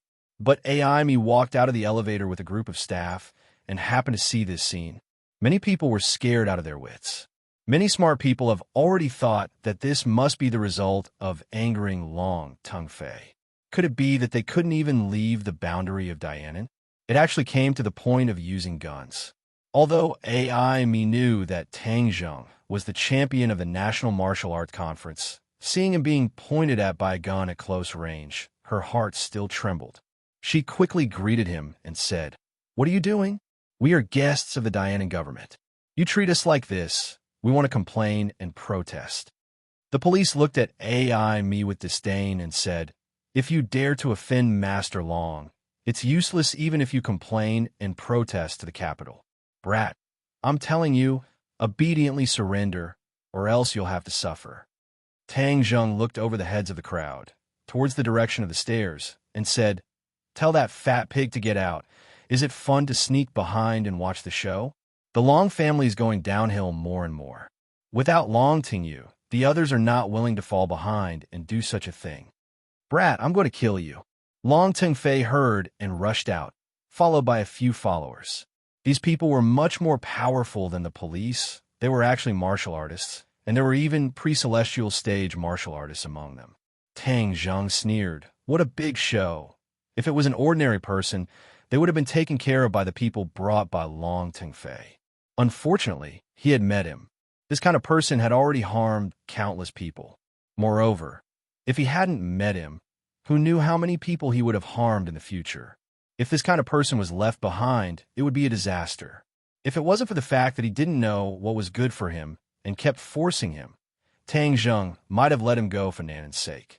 He could only blame the other party for being reckless.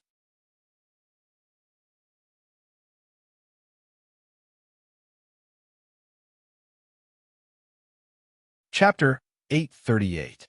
Hearing Long Tongue Fei's angry roar. Many people were so scared that they kept quiet out of fear, especially when they saw the black muzzle of the gun. Their hearts trembled and their bodies went weak. Even AI and me was at a loss of what to do. Although Tang Zheng's skills were extraordinary, was he a match for guns? Tang Zheng quickly gave the answer. The guns flew into his hands on full auto, and the police opened their mouths so wide that a duck egg could be stuffed in them. Tang Zheng rubbed his hands together, and all the guns were kneaded together in a strange shape, turning into a big iron ball. Bang!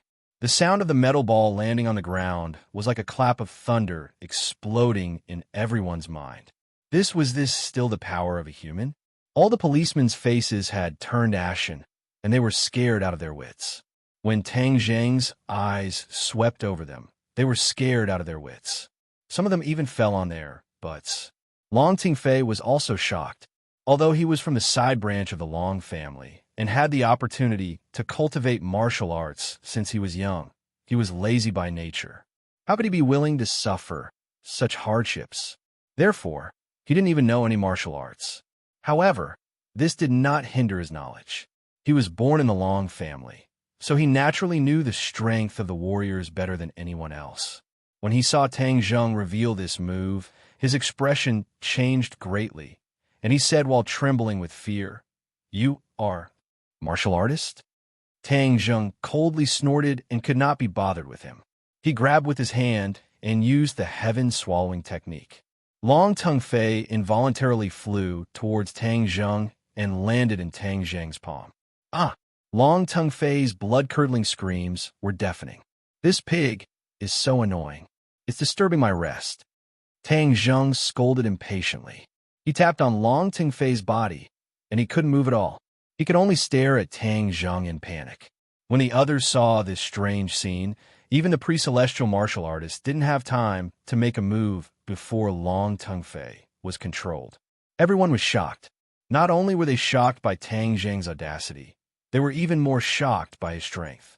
The few warriors looked at each other. They knew that if they did not do anything, they would not be able to report back. Thus, they all braced themselves and attacked Tang Zheng, shouting, "Put him down!" Tang Zheng glanced at the crowd indifferently. With a flick of his finger, a gust of wind blew, and the few people's bodies suddenly stiffened. They all fell to the ground, unable to move even a single step forward. They thought that even if of Tang Zheng's skills, they would still have the strength to fight with so many of their own. However, things were contrary to their wishes. Of a mantis, a chariot.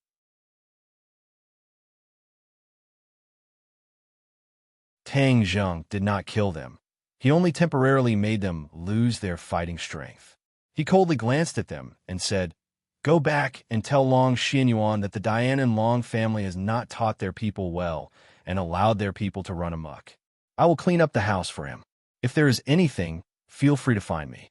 Tang Zheng was resolute and decisive, causing everyone's expression to change greatly. In the land of Dianan, he dared to directly challenge Long Xianyuan. Could it be that he was stupid? Otherwise, how could a normal person have such ambition and courage? Tang Zheng did not care about their thoughts and continued to speak. "I will not change my name and will not change my surname. Just tell Long Xianyuan that Tang Zheng helped him clean up the sect." With that, with a crisp crack, Long Tongue Fei's neck was broken, and he fell to the ground like a dead pig. Screams rose and fell, not only from the martial artists, but also from the police, as well as AI, me, and the others. To personally kill someone in front of the police, this was definitely a huge courage. Could it be that he was not afraid of the police? Of course, Tang Zheng was not afraid. Just now, he had used the soul-searching technique to discover Long Tongue Yu's misdeeds. This person was lecherous and looked like a fat pig. Relying on the power in his hands, not only did he run amok in the unit, no one dared to provoke him. He even insulted his own colleagues. In the end, his colleague's husband came to him and even reported him to the disciplinary department. However, he used his own power to directly and quietly kill this couple, and the report also came to nothing. In addition, he used various methods to forcefully occupy many women. In short, his crimes were too numerous to be recorded, and even death could not wipe out his crimes. How could Tang Zheng let him go? If he let him go, with his identity and methods, he would not be punished at all. Then today, he would be a judge and directly give him the punishment he deserved. Aime's colleague stared at Tang Zheng in horror, trembling in fear. Thinking back to how he had complained about Tang Zheng behind his back and said bad things about him, he couldn't help but feel a chill on his neck. Would he also be killed by him? As for those martial artists, after screaming, they could not hide the panic on their faces. This was a fear that was engraved in their bones. This was because the name Tang Zheng was like thunder to them. It was like a nightmare that had been lingering in their hearts for countless days. If Long Tongfei had asked for Tang Zheng's name from the beginning, when he heard these two words, he might not have been so reckless and arrogant. This was because everyone in the Long family knew that Long Tingyu's death was related to Tang Zheng. Even the Song and Chu families that had just been destroyed in the capital were related to him. This person was too powerful. With the current strength of the Long family, wanting to contend against him was no different from an egg striking a stone. Therefore, even though Long Xianyuan knew that his son's death was related to Tang Zheng, he could do nothing about it. Take this dead pig and scram. Tang Zheng berated. As if they had been pardoned, these martial artists carried Long Tongfei's corpse and disappeared along the stairs without looking back. They didn't even take the elevator. Tang Zheng's gaze turned and landed on the policeman. Immediately, they felt as if they had gone from the dog days of June to the dead of winter, and their entire bodies were emitting cold air.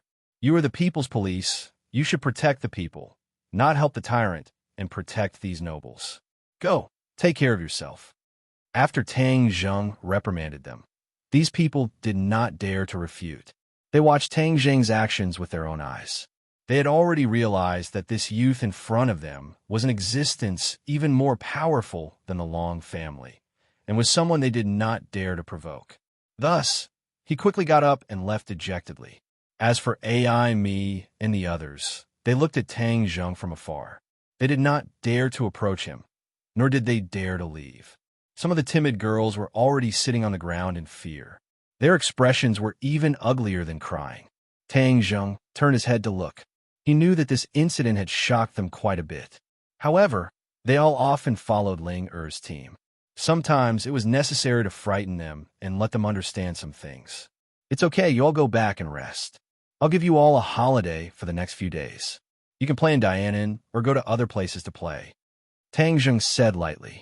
Holiday? Everyone was confused. How can you say that you can take a holiday? But no one dared to refute. In the end, it was Aime who resisted the fear in her heart and nodded. Yes, you all should also rest early. Seeing Tang Zheng close the door, everyone immediately began to talk about it. Sister Aime, who is this person? What is his relationship with Ling? That's right, what qualifications does he have to give us a holiday? This time, things have become so big and people have died.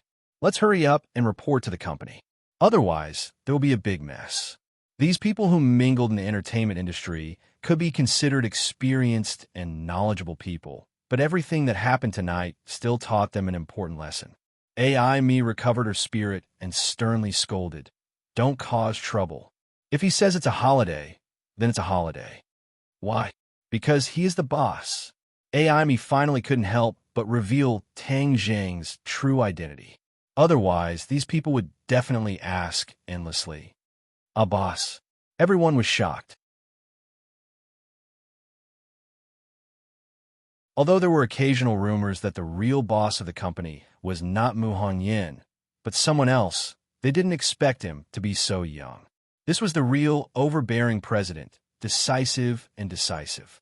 The few girls who were scared to death just now immediately had stars in their eyes.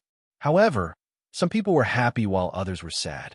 When Long Tongfei's body was transported back to the Long family, the huge Long family was shaken. The Long family did not only have Long Xuanyuan's family, but also many side branches. Long Tongfei's death caused all the side branches to gather at the Long family. They were aggressive and wanted Long Xinyuan to come forward and seek justice for Long Tingfei. When Long Xinyuan heard what happened and knew that it was Tang Zheng who did it, his mood instantly fell to the bottom. He was not angry. He had heard a little about Long Tengfei's usual actions, but there were many children of aristocratic families, and there were many good and bad children. Moreover, it was just a side branch child, so he didn't take it to heart. He didn't expect that this time he would kick an iron plate. Tang Zheng. This was the thing that gave him a headache. As for Long Tengfei's death, whether it was early or late, Long Xinyuan didn't care. Long Xinyuan was thinking, was this Tang Zheng deliberately coming to Dianan to stir up trouble for the Long family? Or was it really a coincidence? A coincidence? He snorted disdainfully, as he did not believe in coincidences. He believed that everyone's words and actions had a deep meaning and purpose, especially people like Tang Zheng. Moreover, Tang Zheng had just destroyed the Song and Chu families and was in high spirits. It was not ruled out that he wanted to strike while the iron was hot and clean up the Long family together. After all, both sides had long-cherished wishes. Thinking of this, Long Xinyuan couldn't sit still. Things were different now, and being remembered by Tang Zheng was not a good thing. Seeing a group of people chattering nonstop, wanting him to seek justice, he couldn't help but feel angry. With a bang, his palms slammed on the table, and the sound was like a thunderclap, causing everyone's ears to rumble. Justice? What kind of justice do you want? Don't you know what Tengfei did on a daily basis? Have you elders ever said a single word about him? Now that he's dead, you want justice? Hearing Long Xuanyuan's question, everyone immediately stopped and looked at him in horror. They didn't know why he was so angry at his own people. Everyone was silent. Long Xinyuan took a deep breath and said, "You keep saying that you want to take revenge. That Tang Zheng is in the hotel. Do you want to go by yourselves?"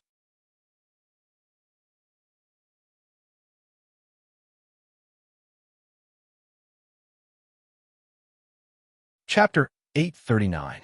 Seeing that no one dared to make a sound, Long Xinyuan coldly snorted and reprimanded, "You only know how to be arrogant in your own home. The good reputation of the Long family has been ruined by you all. But our Long family can't be bullied like this and just ignore it." Someone said faintly, "That's because Long Tengfei hit the muzzle of the gun and gave the other party a chance. Moreover, do you know the purpose of Tang Zheng's visit?" Everyone shook their heads. "Send someone to keep an eye on the hotel. Every move of Tang Zheng must be reported to me. I want to know all their whereabouts in Dianan." Long Xinyuan pondered for a long time and made a decision.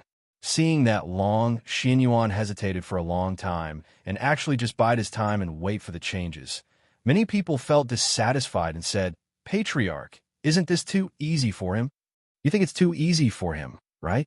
Then you go find him for revenge. Or you can find someone in the Long family who can fight with Tang Zheng." Long Xinyuan said in a bad mood. Tang Zheng's strength was outstanding. This was already a recognized fact. Although Long Xinyuan was in the border area, he knew very well that he was not even a match for Tang Zheng. Moreover, he had already fought with Tang Zheng before. At that time, he couldn't do anything to Tang Zheng, let alone now. Dash! As soon as these words came out, everyone lowered their heads in shame. Long Xuanyuan's gaze passed through the crowd and floated in the direction of the hotel. He wondered in his heart, "Surnamed Tang, what is your purpose in coming to Dianan?" Tang Zheng didn't know the fear of the Long family, nor did he know how much of a storm Long Tengfei's death had caused in the officialdom of Dianan. Many people who had been bullied by Long Tengfei in the open and in the dark cheered. Long Tengfei finally had his retribution. Of course, more people guessed that the Long family would definitely be angry and perhaps set off a bloody storm. However, what surprised these people was that the Long family actually endured it, as if this matter had never happened at all.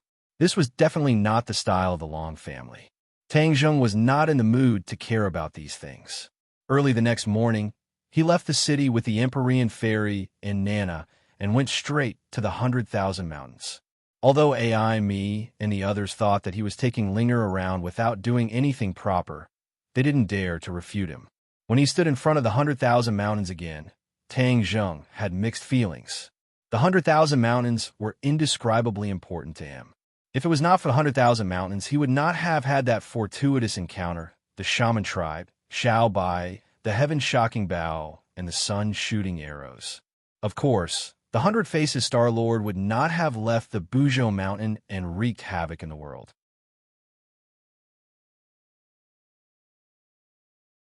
One peck and one drink, whether it was a blessing or a curse, there was no way to truly distinguish between them. Although the 100,000 Mountains were still lush and green, it gave people a feeling that it was more dangerous than before. In the past, the 100,000 Mountains was filled with miasma, swamps, and ferocious beasts. For ordinary people, it was an absolutely dangerous place. But today, although the miasma had mostly disappeared because of the breaking of the restrictions, the demonic beasts had already occupied this pure land, making it even more dangerous. Not only ordinary people, even the army and warriors were unable to survive in this 100,000 Mountains. Linger sniffed slightly and frowned. What a heavy demonic aura. The 100,000 Mountains is filled with demonic beasts, so of course the demonic aura is heavy. Tang Zheng said. Linger curled her lips and said, "There are too many brutal auras in this demonic aura." Linger doesn't like it. Although Ling could be considered a demon, she was transformed from a ginseng and did not like to kill. When we go in later, follow us. If anything happens, I will protect you. Tang Zheng warned. Linger smiled brightly. Linger will also protect herself. Although Linger has been busy with work these days, she has not relaxed her cultivation. Tang Zheng smiled approvingly and walked into the 100,000 Mountains with the two of them. At the same time, Long Xianyuan also received the news and was extremely shocked. Why did these people enter the 100,000 Mountains? Moreover, it was not just Tang Zheng. What was the meaning of the other two people going together? Could it be related to the earthquake a while ago? South Yunnan had always been prone to earthquakes, but the Long family was not an ordinary family. How could the news that was used to fool the common people fool the Long family? Long Xianyuan was very clear that the tremor a while ago was not an earthquake, but came from the 100,000 Mountains. Something must have happened. However, he was unwilling to take the risk of entering the 100,000 Mountains. But the 100,000 Mountains was in South Yunnan, his territory. This had always been a rather troublesome problem for him. Now it seemed that something big had happened in the 100,000 Mountains, which was why it attracted Tang Zheng to come all the way here. So Tang Zheng did not come here specifically for the Long family? Immediately, Long Xianyuan could not help but heave a sigh of relief. Since the other party was not here for the Long family, then he could not provoke them. As for the death of Long Tingfei, he could only blame himself. Long Xianyuan would not go to war with Tang Zheng for the sake of a mere disciple of a concubine's branch family. But another problem was placed in front of him. Tang Zheng must have a motive for entering the 100,000 Mountains. Should he go or not? Go. After hesitating for a long time, he finally made up his mind. The moment Tang Zheng stepped into the 100,000 Mountains, he felt that the aura between heaven and earth had changed. It was as if there were countless pairs of eyes staring at them, which made him feel very strange. Empyrean Fairy said indifferently, "There are demon beasts monitoring us."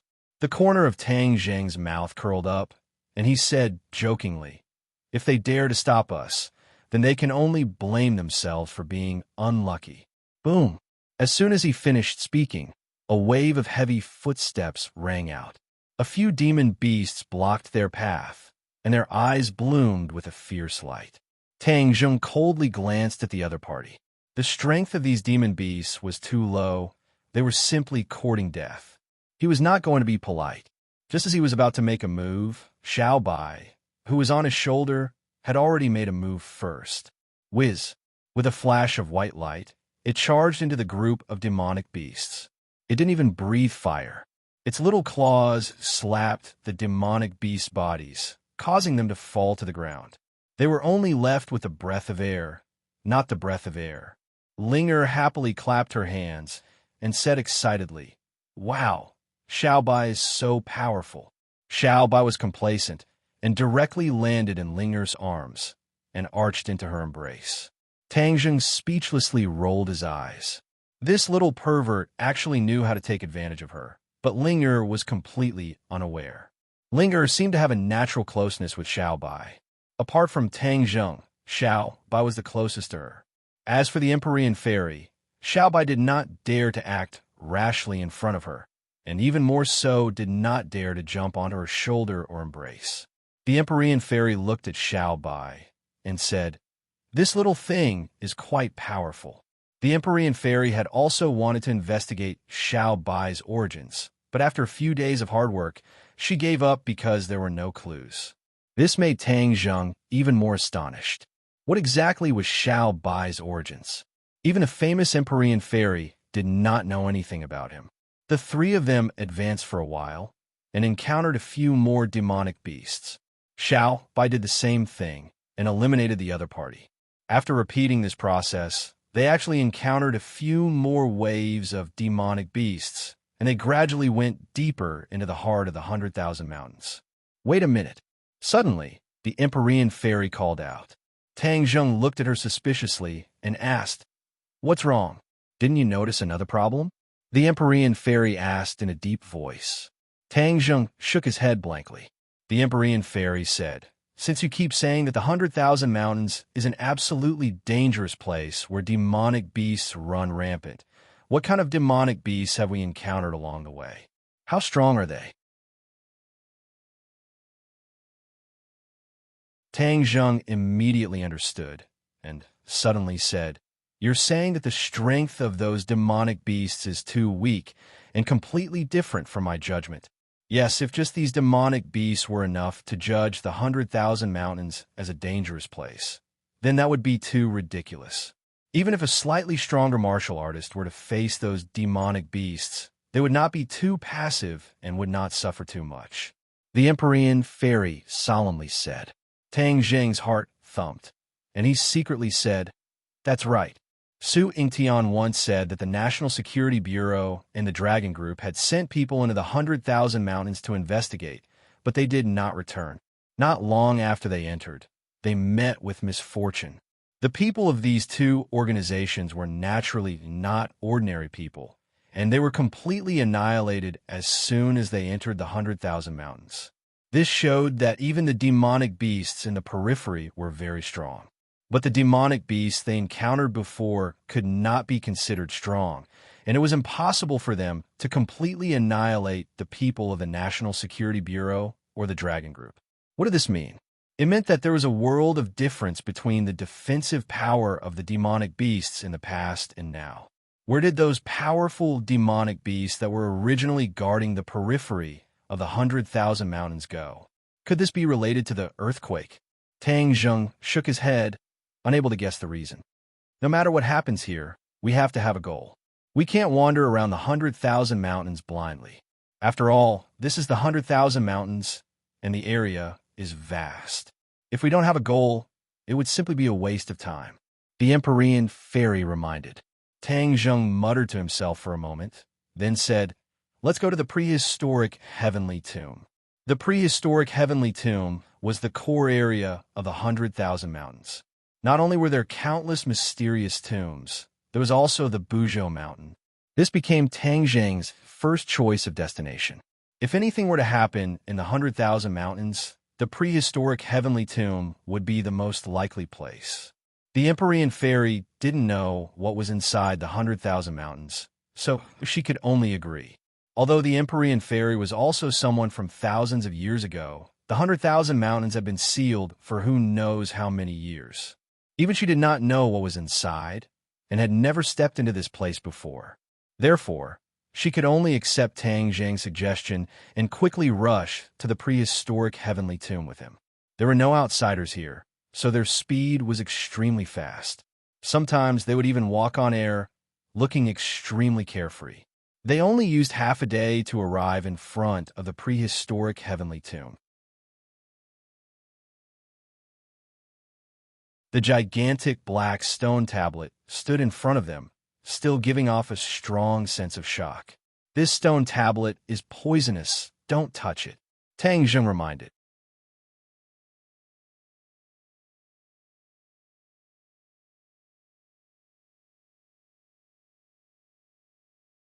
Chapter 840. Tang Zheng was someone who had been to the ghost realm, so of course he was not unfamiliar with this so-called death aura. Speaking of it, it was yin qi, causing people to have a strong sense of unease. The current yin qi was even stronger than before, no different from the ghost realm. The three of them carefully walked in. There were no longer any demonic beasts coming to stop them. Looking around, it was quiet, deathly silent. Boom, boom, boom. Suddenly, a loud sound came from afar. The three of them were startled and subconsciously stopped in their tracks. Looking up, they saw black clouds pressing down on them. The sky was extremely low, as if they could reach it with their hands, giving off a very oppressive feeling. Their pupils constricted, and they couldn't help but cry out in alarm. Giant! The sound of rapid breathing rang out in the deathly silent tomb. It was exceptionally ear-piercing, causing one's nerves to involuntarily tense up. In the distance, a giant that towered into the clouds stood between heaven and earth. This person was hundreds of meters tall, equivalent to a small mountain. Although Tang Zheng had seen the size of the four symbols venerable before, he was still shocked by this giant. This giant was several times taller than the four symbols venerable. Furthermore, it was not a stone statue, but a living person. Tang Zheng had never thought that there would be giants in this world. Furthermore, infinity was so huge that it made ordinary humans feel insignificant. The nine heavens maiden's frown deepened. She murmured to herself, "It is said that the giant tribe did exist in ancient times." However, the giant tribe was small in number. Later on, they gradually disappeared and went extinct. Why is there a giant in this prehistoric heavenly tomb? Giant race? Tang Zheng was shocked. Is there really a giant race in history? Empyrean Fairy nodded. That is indeed the case, but the giant race has long been exterminated. They were all puzzled. Furthermore, Tang Zheng had come to the prehistoric heavenly tomb twice, but he had never encountered a giant. Why would there be a giant this time? Could it be that the 100 Transformation Star Lord was behind this again? Tang Zheng was furious. Just how many more tricks did this 100 Transformation Star Lord have up his sleeves? Roar! The giant roared towards the sky, the sound waves spreading in all directions. The black clouds in the sky were blown apart, but they quickly gathered together. Boom! The giant raised his foot and placed it on the ground. The ground trembled as if there was an earthquake. However, it was clear that this tremor was completely different from the earthquake that was rumored in the outside world. This tremor was far less intense than that one, and it could only be felt on the ground nearby. It definitely wouldn't spread beyond the 100,000 mountains. The giant walked deeper into the desolate heavenly tomb with large strides. The three of them immediately looked in that direction. However, the sky was dark, and they couldn't see clearly, but Tang Zheng knew that it was the direction of Mount Buzhou. Let's follow them, Tang Zheng hurriedly said, and then chased after him. The Empyrean Fairy opened her eyes wide in curiosity when she saw the numerous tombstones in front of her. However, she soon discovered something strange and cried out, "These tombstones have all been opened." All of Tang Zheng's attention was on the giant. When he heard this, he quickly looked over. Sure enough, these tombs were all broken open, leaving behind large pits, but there was nothing in the tombs. Tang Zheng suddenly remembered the tomb of the Beast King. The Beast King was almost resurrected, and if not for Xiao Bai's help, the Beast King would have really been resurrected. These tombs were empty. Could it be that the people who were buried here had also been resurrected? With that thought, Tang Zheng's entire body turned cold, and his heartstrings trembled. If that was really the case, then it would be too terrifying. The people buried in this desolate heavenly tomb were all powerful figures from the ancient era. If they were to revive, then the balance of power in this world would be completely broken. Ordinary people would not be able to resist these experts at all. They would only be sending themselves to their deaths. It can't be. What ability does the 100 Transformations Star Lord have to revive the dead? This is too heaven-defying. It's impossible for him to do it. Tang Zheng kept comforting himself. Empyrean Fairy looked at the tomb and muttered to herself, The three of them continued to chase after the giant and gradually walked out of the tomb. Tang Zheng's heart started to beat faster than usual.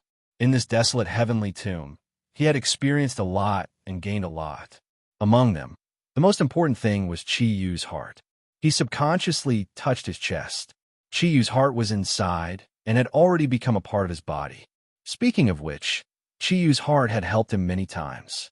The thing that left the deepest impression on him was that time in the Sky Cavern. He had subdued the Sword Soul and repelled the Sword God, resolving a huge crisis for him. From then on, Qi Yu's heart seemed to have completely calmed down. There was no reaction at all, and Tang Zheng had almost forgotten about it. But after coming here, these memories surged up like a tidal wave, causing him to sigh with emotion. A moment later, they walked out of the tomb and got closer and closer to the giant. However, the giant did not seem to notice them and continued to walk forward. Hua hua hua. The rumbling sound of flowing water came from the front. From afar, a waterfall could be seen falling from the sky, flowing down 3,000 feet. The source of the waterfall seemed to be in the sky, hidden behind clouds. Tang Zheng dared to assert that the so-called famous waterfall attractions in the world were far less shocking than this waterfall. The waterfall was not wide, but the water that flowed down had a strong impact. It did not fall to the ground, but instead fell into a huge canyon. The last time Tang Zheng went to the Buzhou Mountain, he did not pass by this place, so he did not know that there was such a place. Pay attention to that canyon. Empyrean Fairy's expression turned cold as she reminded him. Tang Zheng was shocked. He immediately looked over and saw that the canyon was filled with a black fog, which enveloped the top of the canyon. The river water directly passed through the black qi and fell into the canyon. Tang Zheng was not unfamiliar with the black qi. It was yin qi, and the yin qi here was actually even stronger than the ghost realm. This made Tang Zheng puzzled. What was the bottom of the canyon? Why was there such a strong yin qi gathered? If an ordinary person breathed in a little of this yin qi, they would have horrible illusions and be scared to death. The giant stopped and stood at the edge of the cliff. He lowered his head and let out a shocking roar toward the bottom of the canyon. Roar! Like a sudden clap of thunder, the mist-like yin energy was immediately blown away. What is he doing? Tang Zheng asked in confusion. Empyrean Fairy listened carefully and suddenly shouted, "There is movement below the canyon." Movement? Could it be something else? Tang Zheng was shocked. There was no lack of surprises today. This canyon is long enough. Let's stay away from the giant and go to the edge of the canyon to see what is going on below. This was exactly what Empyrean Fairy wanted, so the three of them carefully avoided the giant and walked toward the canyon. Ling Er's expression had become extremely unnatural. This was the first time she had encountered such a dangerous and exciting thing since she was a child. She could not help but be a little flustered. Tang Zheng noticed her strangeness and quickly held her hand and comforted her. "Ling Er, don't be afraid. I am here." Ling Er opened her eyes wide and smiled sweetly. She nodded and said, "And Ling Er will listen to Master. With Master here, Ling Er is not afraid." The three of them finally quietly came to the edge of the canyon and looked down. The light was very dim, but they could vaguely see something climbing up the cliff. Something is climbing up. The three of them looked at each other and saw the horror in each other's eyes. What kind of thing would climb out of this gloomy canyon? They were afraid that it was not something good. Tang Zheng quickly circulated his true qi, and his eyes lit up. His vision was finally better, and he could finally distinguish what those things were. Demonic beasts. Those are actually demonic beasts. Tang Zheng exclaimed in a low voice.